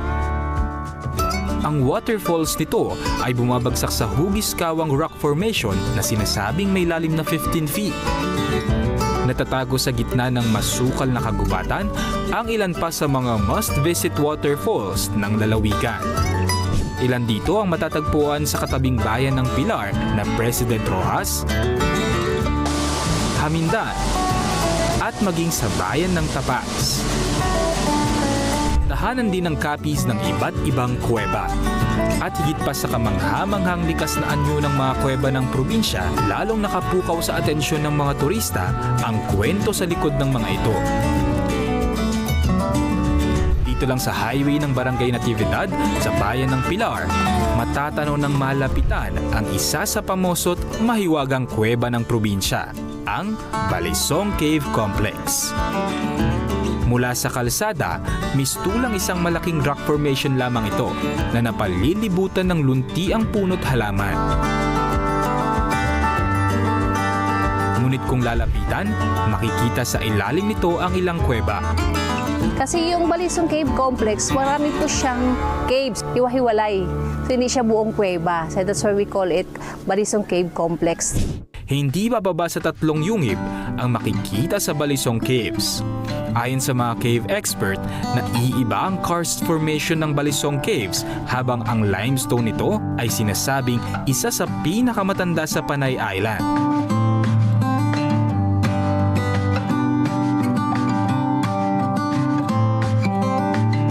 May mahalagang papel din ang Balisong Caves at ang katabi nitong Balisong Hills sa kasaysayan ng Pilar.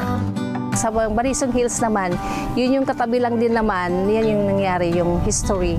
during the Spanish battle against sa aming Katipuneros. Yung Balisong Cave Complex po yan kasi parang yan yung naging taguan nung mga nag-retreat na yung mga Katipuneros. Doon po sila naging burial ground ng ating mga heroes. Bukod sa tanyag sa pagiging libingan ng mga sinaunang lahi at mga bayani noong panahon ng mananakop, iba't ibang istorya din ang idinidikit sa mahiwagang kuweba. Isa na nga rito ang tungkol sa Golden Bulawan na barko. Mayroong mangingisda na nakasakay sa kanyang bangka. Tapos nakita niya daw yung barko nga Bulawan. Sinundan niya, nakita niya yung mga isda at saka mga hipon. Nagtatalunan daw yun pag dumaan yung gintong barko. May docking port po yan. So yung last final, ang destination niya yung parang kuweba.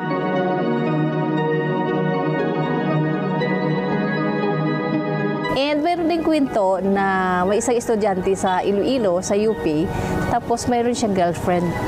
Ngayon yung girlfriend niya, tinuro yung address. Yung address pala yun, nakita yung dun sa tapat ng kuweba.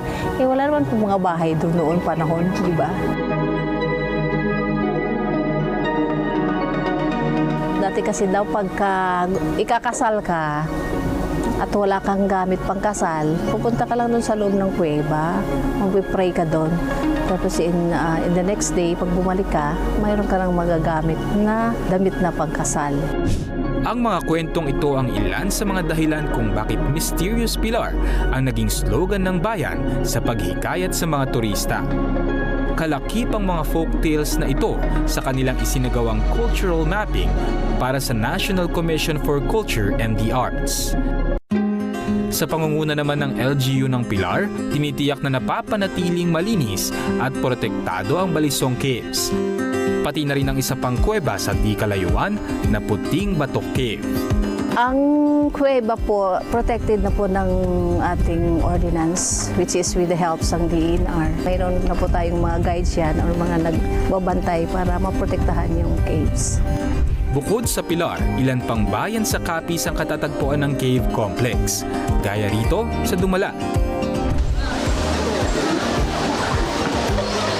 Paboritong pasyalan sa bayan ang Suhot Cave and Spring. Makikita po dito, may kuweba po kami. May pumapasok po sa kuweba, meron po kaming tour guide.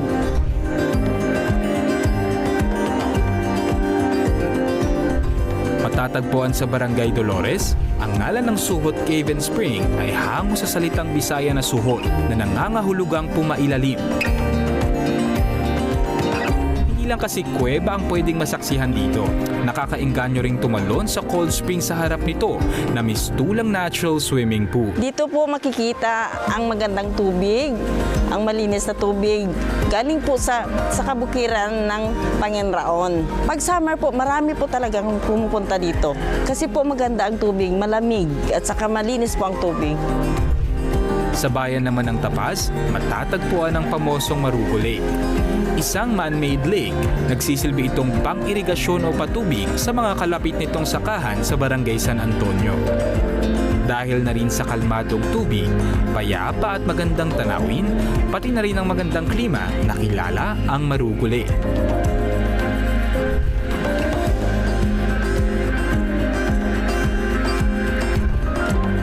Sa Barangay Santa Ana naman, dito pa rin sa bayan ng Tapas, magandang tanawin ang buong Tapas at karatig nitong bayan. Dito sa Aglangit, tanaw ang lunti ang kabundukan at kapatagan ng Capiz. Hindi na nakapagtatakang sa ecotourism, pangunahing nakakaakit ng mga turista ang probinsya ng Capiz. Kaisa naman ng lokal na pamahalaan ang komunidad sa pagpapanatili sa kalinisan ng kanilang natural tourist spots. It is the community that maintains the destinations, these tourist sites, and of course with the big help of the barangay officials and municipal government. Importante kasi yung tulong ng mga ating LGUs kasi nandun yung ating mga tourist site. Kaya kailangan pagtulungan ito ma-maintain, ma-sustain ang environmental integrity ng ating mga sites. Capiz also has a lot to offer in terms of sun and beach and nature tourism. So we'd like to invite everyone to come and visit Capiz and enjoy and see for yourself and experience seamless tourism activities in the province of Capiz. Marami pang potensyal pagdating sa turismo ang nananahan sa gitna ng kagubatan at kabundukan ng probinsya ng Capiz. At bagamat pinaralisa ng pandemya ang maraming sektor ng komunidad, hindi tumigil ang Capiz Provincial Tourism Office sa pagtuklas sa iba pang natatagong yaman ng lalawigan.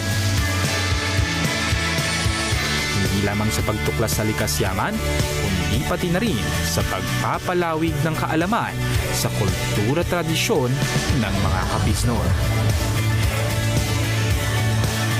Ulat Pilipinas.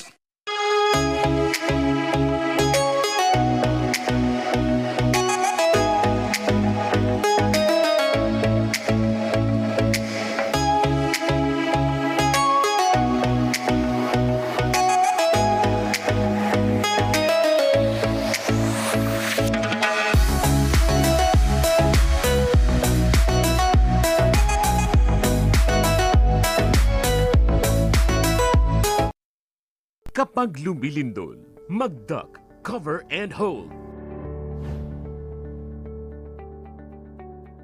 Huminahon at humanap ng matibay na bagay na magsisilbing panangga sa posibleng pagbagsak ng debris. Magtago at protektahan ang sarili. Kumapit ng mahigpit at hintaying matapos ang pagyanig. Sa panahon ng kalamidad, dapat laging listo. Unlad Pilipinas.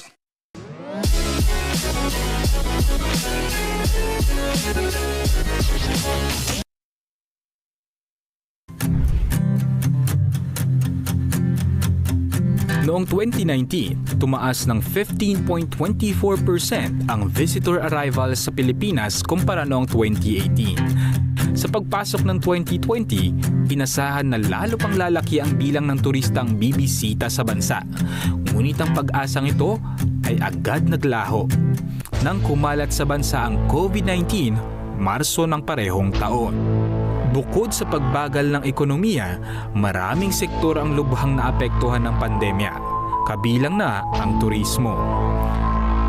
Para sa isang probinsyang kilala pagdating sa turismo gaya ng Capiz, malaking hamon ang dala ng pandemya. Dahil sa pagkakakansela at restriksyon sa pagbiyahe, tumumal ang dating ng mga turista sa probinsya. Paano nga ba pinangasiwaan ng Provincial Tourism Office ang krisis na ito? Sinasabi nga na in every crisis ay nagiging innovative, nagiging creative ang mga tao. At ito ang nangyari sa aming opisina na we took that crisis into an opportunity. We focus on research. We focus on documenting this intangible cultural heritage of Capiz like food, dances, folk songs, and even documenting the oral traditions of Capiz. Welcome to the province of Capiz. Something exotic is always fantastic. Elected 15 years after the death. Itong Tagaytay na ito, isa sa pinakamasarap na seafood. Locals would rate the Sanctuary of the Sacred Heart of Jesus. Ilan lamang yan sa mga ibinabahagi ng Capiz Provincial Tourism and Cultural Affairs Office sa social media. missionary who built this church. Ang pagpapakilala sa Capiz online ang naging alternatibo ng tanggapan para mapanatiling buhay ang sektor ng turismo bagamat may pandemya. Patigos, kag kung magtang... Nagkaroon din kami ng mga various culture and arts activities which are online, like concert, showcasing the talents of our Capiznon entertainers who were displaced by the pandemic na nung umuwi sila dito, we created a weekly program for them wherein they showcased their prowess in singing. Mahal nga berhen Tagoy sanggok mauli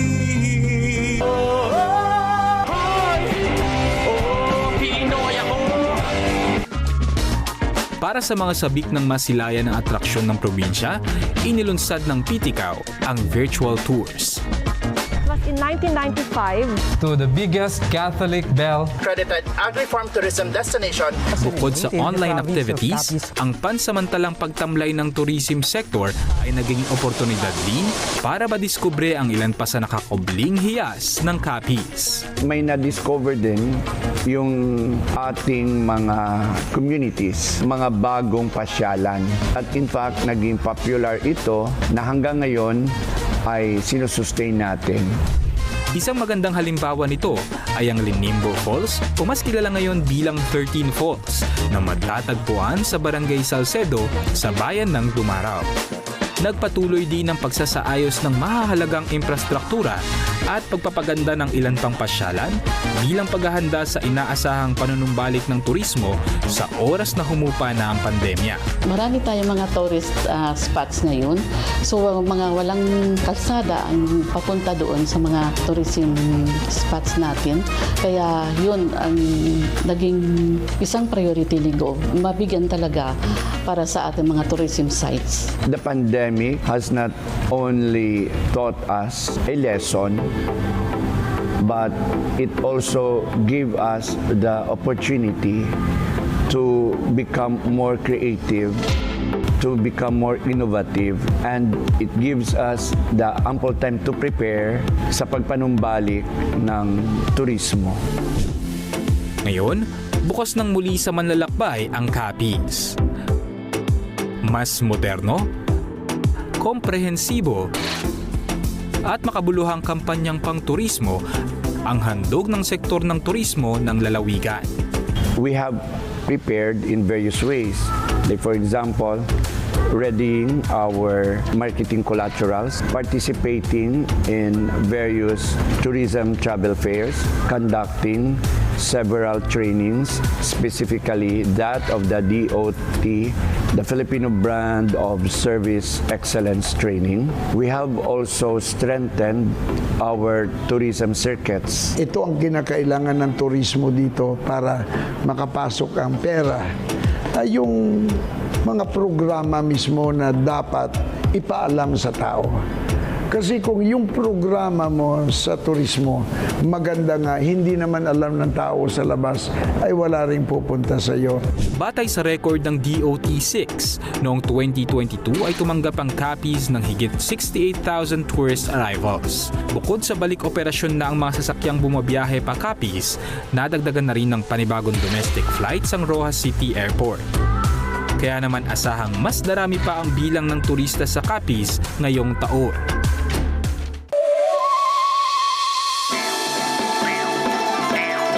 At matapos ang 3 taon, nagbabalik ang taunang selebrasyon ng Kapistahan. Tumagal ng halos 3 linggo mula Abril hanggang Mayo 1, tiyak na umakit ng malaking bilang ng bisita ang pagdiriwang.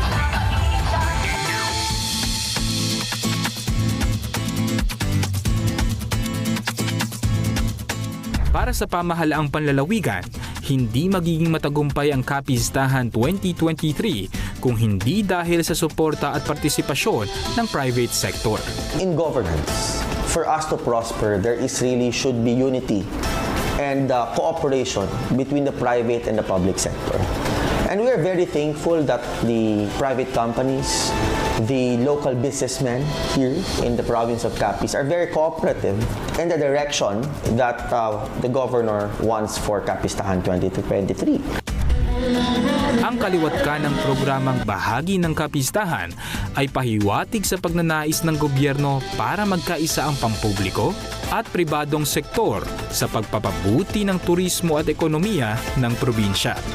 The administration of Governor Cas puts premium on the participation of the constituents. Kaya pinapalakas namin dito ang tinatawag na participatory governance na kung saan ang mga partners from the private sector ay actively participating in tourism governance. Importante ito kasi they provide necessary investments and expertise in managing tourism site, managing tourism-related establishments. So there are things na hindi magagawa ng government sa ginagawa ng private sector.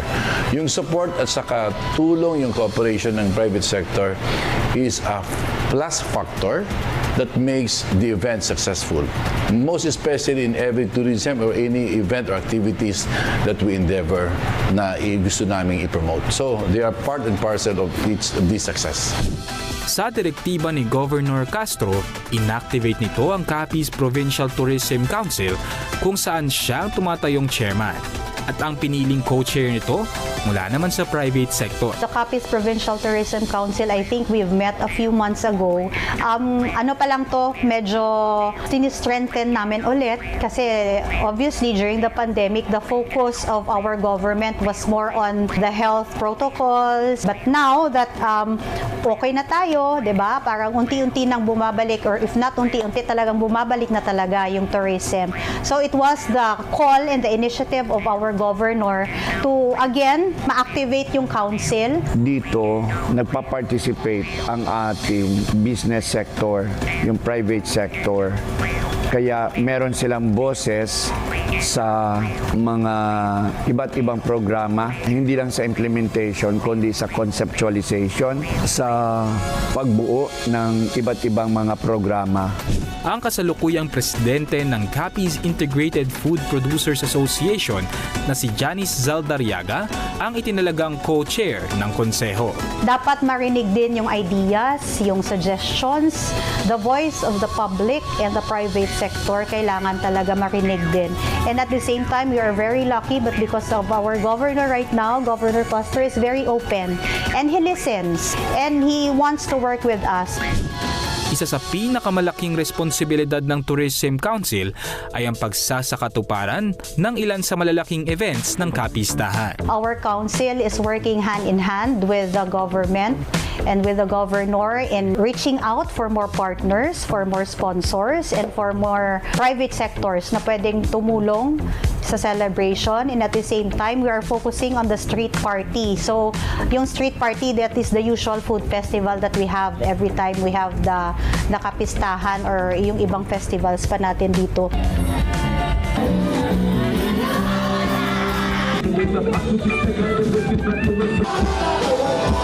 The partnership of the government and the private sector will not end after the kapistahan. So, pinapromise yan ni Gov sa amin na sunod-sunod na yan yung mga projects. Kaugnay nito, buhat ng pagnanais na dumami ang oportunidad para sa mga kapisnoon, naging parte rin ng Kapistahan 2023 ang paghikayat sa mga negosyante na mamuhunan sa probinsya. Sa First Capiz Investors Forum sa Rojas City, ipinresenta sa invited local at foreign investors ang mga industriyang maaari nilang pasuki. We have abundance of water. We also have abundance of air, farm or wind farm. We also have abundance of marine wealth. We also have abundance of mountains. And I tell you that there is abundance of everything in this province.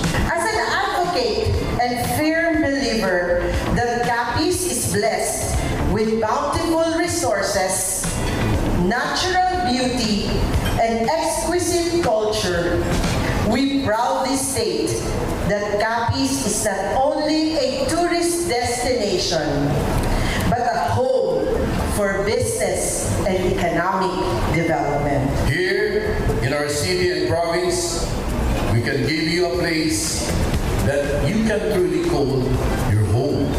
You have the best of both worlds, old world charm and the conveniences of urban living, along with the countless and untapped business opportunities that are ideal for this part of the country.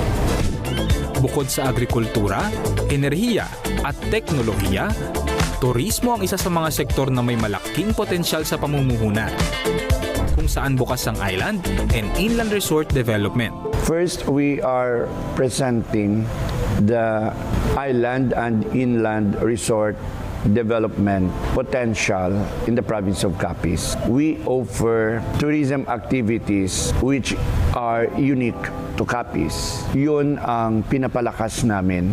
When they visit Capiz, they have a little of everything.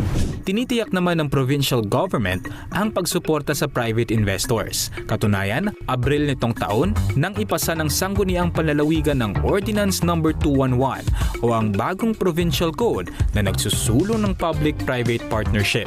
A provincial code pursuing public-private partnership or the PPP approach towards development, providing for the procedure for selecting the private sector proponent, adopting a contract management framework, providing appropriations, and for other purposes. Ayon sa gobernador, may ilan nang nagpahayag ng pagnanais na mag-invest sa kanilang probinsya. Hiling lamang nito ang mariing pagkukonsidera sa kalikasan. I want to request our potential investors to love our environment, to love our natural resources, care for our environment, care for our natural resources, and care for our people. Sa pagsasanib puwersa ng pamahalaan at bawat sektor ng komunidad para maipakilala ang Capiz, nabubuo ang mas nagkakaisang komunidad. At ang epekto nito, hindi lamang sa pagpapayabong ng turismo, kundi sa marami pang aspeto ng sustenableng pag-unlad ng lugar. Pinapatingkad namin yung tourism governance by being inclusive, na ang bawat sektor sa community, lalo na yung ating business sector, dito natin pinapalakas yung kanilang participation para lalong tumingkad yung ating turismo sa probinsya. One of the 7-point agenda is strengthening partnerships between the local government units and the stakeholders. We here in Region 6 in Western Visayas, we're very lucky because we have very active stakeholders. In Capiz, we have to thank our partners, the stakeholders, the private sector also in pushing for a very good tourism industry. Ang potensyal ay palaging nandyan. Kung pagyayamanin, pangangalagaan, at pauunlarin, ang potensyal ay hindi na lamang basta potensyal. Sa halip, magiging realidad ito. Realidad na bibihag sa oportunidad na pakikinabangan ng marami. Kita may mga tracks. Walang duda, nabatid ng Capiz ang potensyal nito sa likas na yaman, yaman ng kultura, at higit sa lahat, ang yamang tao. Ang mga yamang ito ang kanilang lilinangin. Yamang kanilang magiging marka na maipagmamalaki sa buong bansa at sa buong mundo.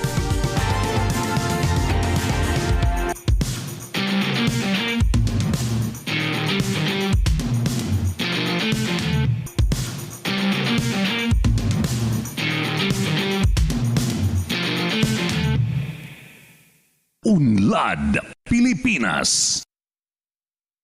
Karapatan ng bawat Pilipino ang malaman kung saan napupunta ang pera mula sa kaban ng bayan. At sa patuloy kong paglilibot sa buong kapuluan, titiyakin kong maihatid sa bawat Pilipino ang mga impormasyong dapat nilang malaman. Hanggang sa muli, ako po si Cesar Soriano. Maraming salamat at ito ang programang Unlad, Pilipinas!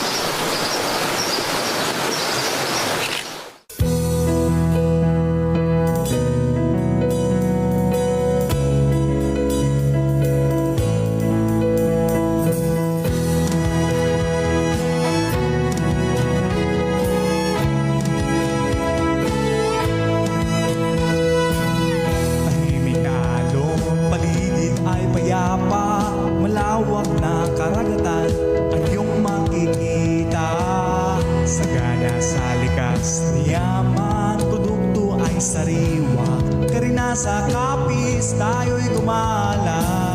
Paraisong nadama sa puso ng lumbay nawawala.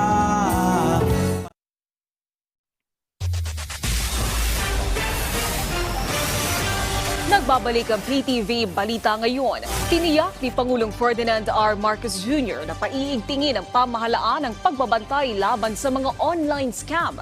Kaugnay nito, binigyan diin ng Pangulo ang kahalagahan ng SIM registration upang agad matukoy at mapigilan ang mga nasa likod ng iligal na gawain. Sa report ng National Telecommunications Commission, mula noong June 20, nasa mahigit 100 million SIM cards na ang nakarehistro. Katumbas ito ng 59.55% ng kabuuang bilang ng mga subscribers. Samantala, batid ng Pangulo na kasabay ng makabagong teknolohiya, mas dumadami din ang mga nananamantala at nanloloko, kaya mahalaga na maging mapagmatsyag ang publiko.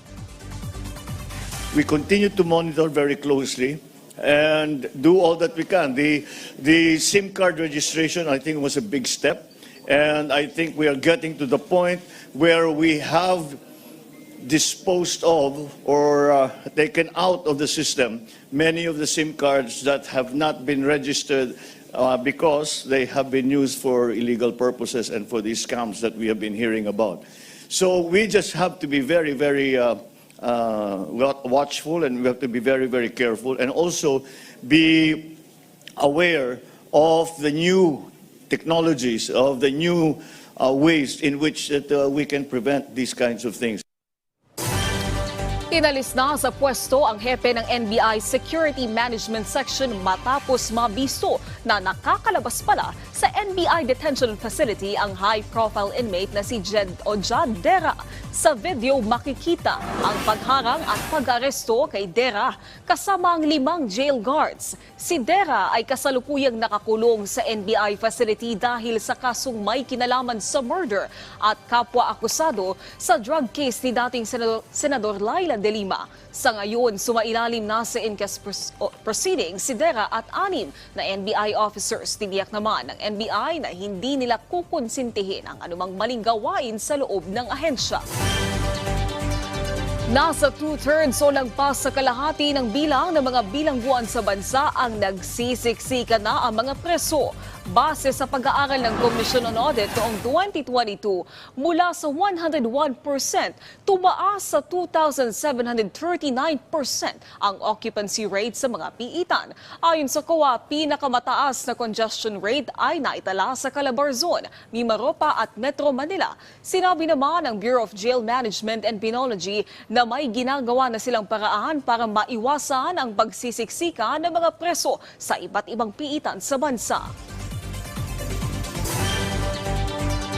Samantala, alamin natin ang mga balita mula kay Eddie Carta ng PTV Cordillera. May magaldao na Yomi, sumagmanulangan na bulan, may lukatan ti filing of candidacy para ti barangay and SK elections into Oktubre. Ibang malakat ti Comelec Baguio, karigiti kandidato ang mga ipila dahi ti kaso, karigiti may konsidera nuisance candidate. May konsidera nuisance dagiti ag-file iti kandidatura dang panggulula ang iti eleksyon. Sigun pa kini Attorney John Paul Martin, at dadagiti guidelines asorsolutan dasak may dang agideklara iti nuisance candidates. May konsidera iti national attainment, mental health condition ken contribution. Patyanmat ni Attorney Martin, anasken lang may paayan iti nadagdagsen a panusa dagiti man nuisance candidates iti tunggal eleksyon.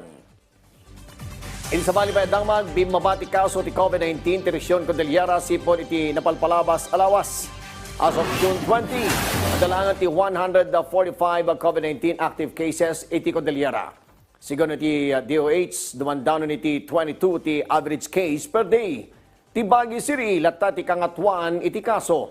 Ti pagsayatan na, asymptomatic tumael ti kadwa na kaso. No pa'y bimabati kaso, rekomendar latta ti DOH ti panagbakuna kontra iti virus. Simampot iti nasurok 11,000 doses ti bivalent vaccines iti Cordillera. Prioridad ti Baguio City gapo iti kaadulat ta iti COVID-19 cases. Maipaay da ito ikas third booster dose para kaniti health workers ken senior citizens. Let's take charge of our health. No? Libre po yung mga bakuna na ino-offer natin. please receive or go with those kinds of services. Aware ang mga madlang people regarding sa Omicron. Na rin sa news na yun yung may, mga causes ngayon ng mga kaya medyo nag-i-increase. Gusto na rin po nilang magpapakuna. Meron po, halos everyday may mga 100s or less than 100. Pero ngayon, last week, medyo tumataas po ulit dahil nababalitaan nila itong bivalent. Bueno, kita nagtitinamtamag manipo nito ay PTV Cordillera siyak ni Eddie Carta. Balik sa iyo, Naomi. Maraming salamat, Eddie Carta. At yan ang mga balita sa oras na ito. Para sa iba pang update, i-follow at ilike kami sa aming Facebook at Twitter accounts at PTVPH. Ako po si Naomi Tiburcio. Magandang hapon.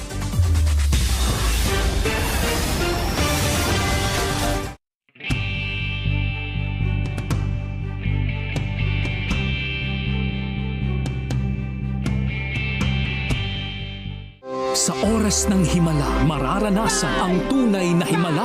Paano na naman po yung cancer? Nakakita na po ako talaga. Ang himala po rito totoo. May himala sa oras ng himala! At labis na mapapagpala na pinangungunahan ni Apostol Renato D. Carillo. Pilipinas, si Kristo ay tagapagligtas ninyo at dakila niyong manggagamot. Mapapanood araw-araw dito sa PTV 4.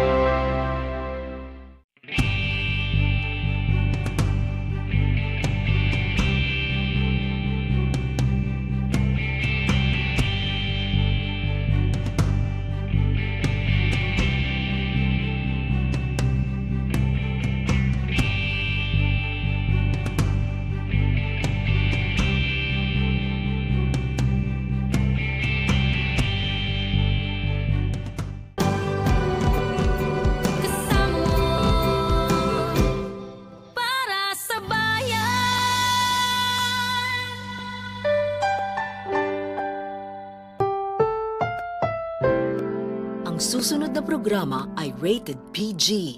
Ito ay nangangailangan ng patnubay at gabay ng magulang para sa mga batang manonood.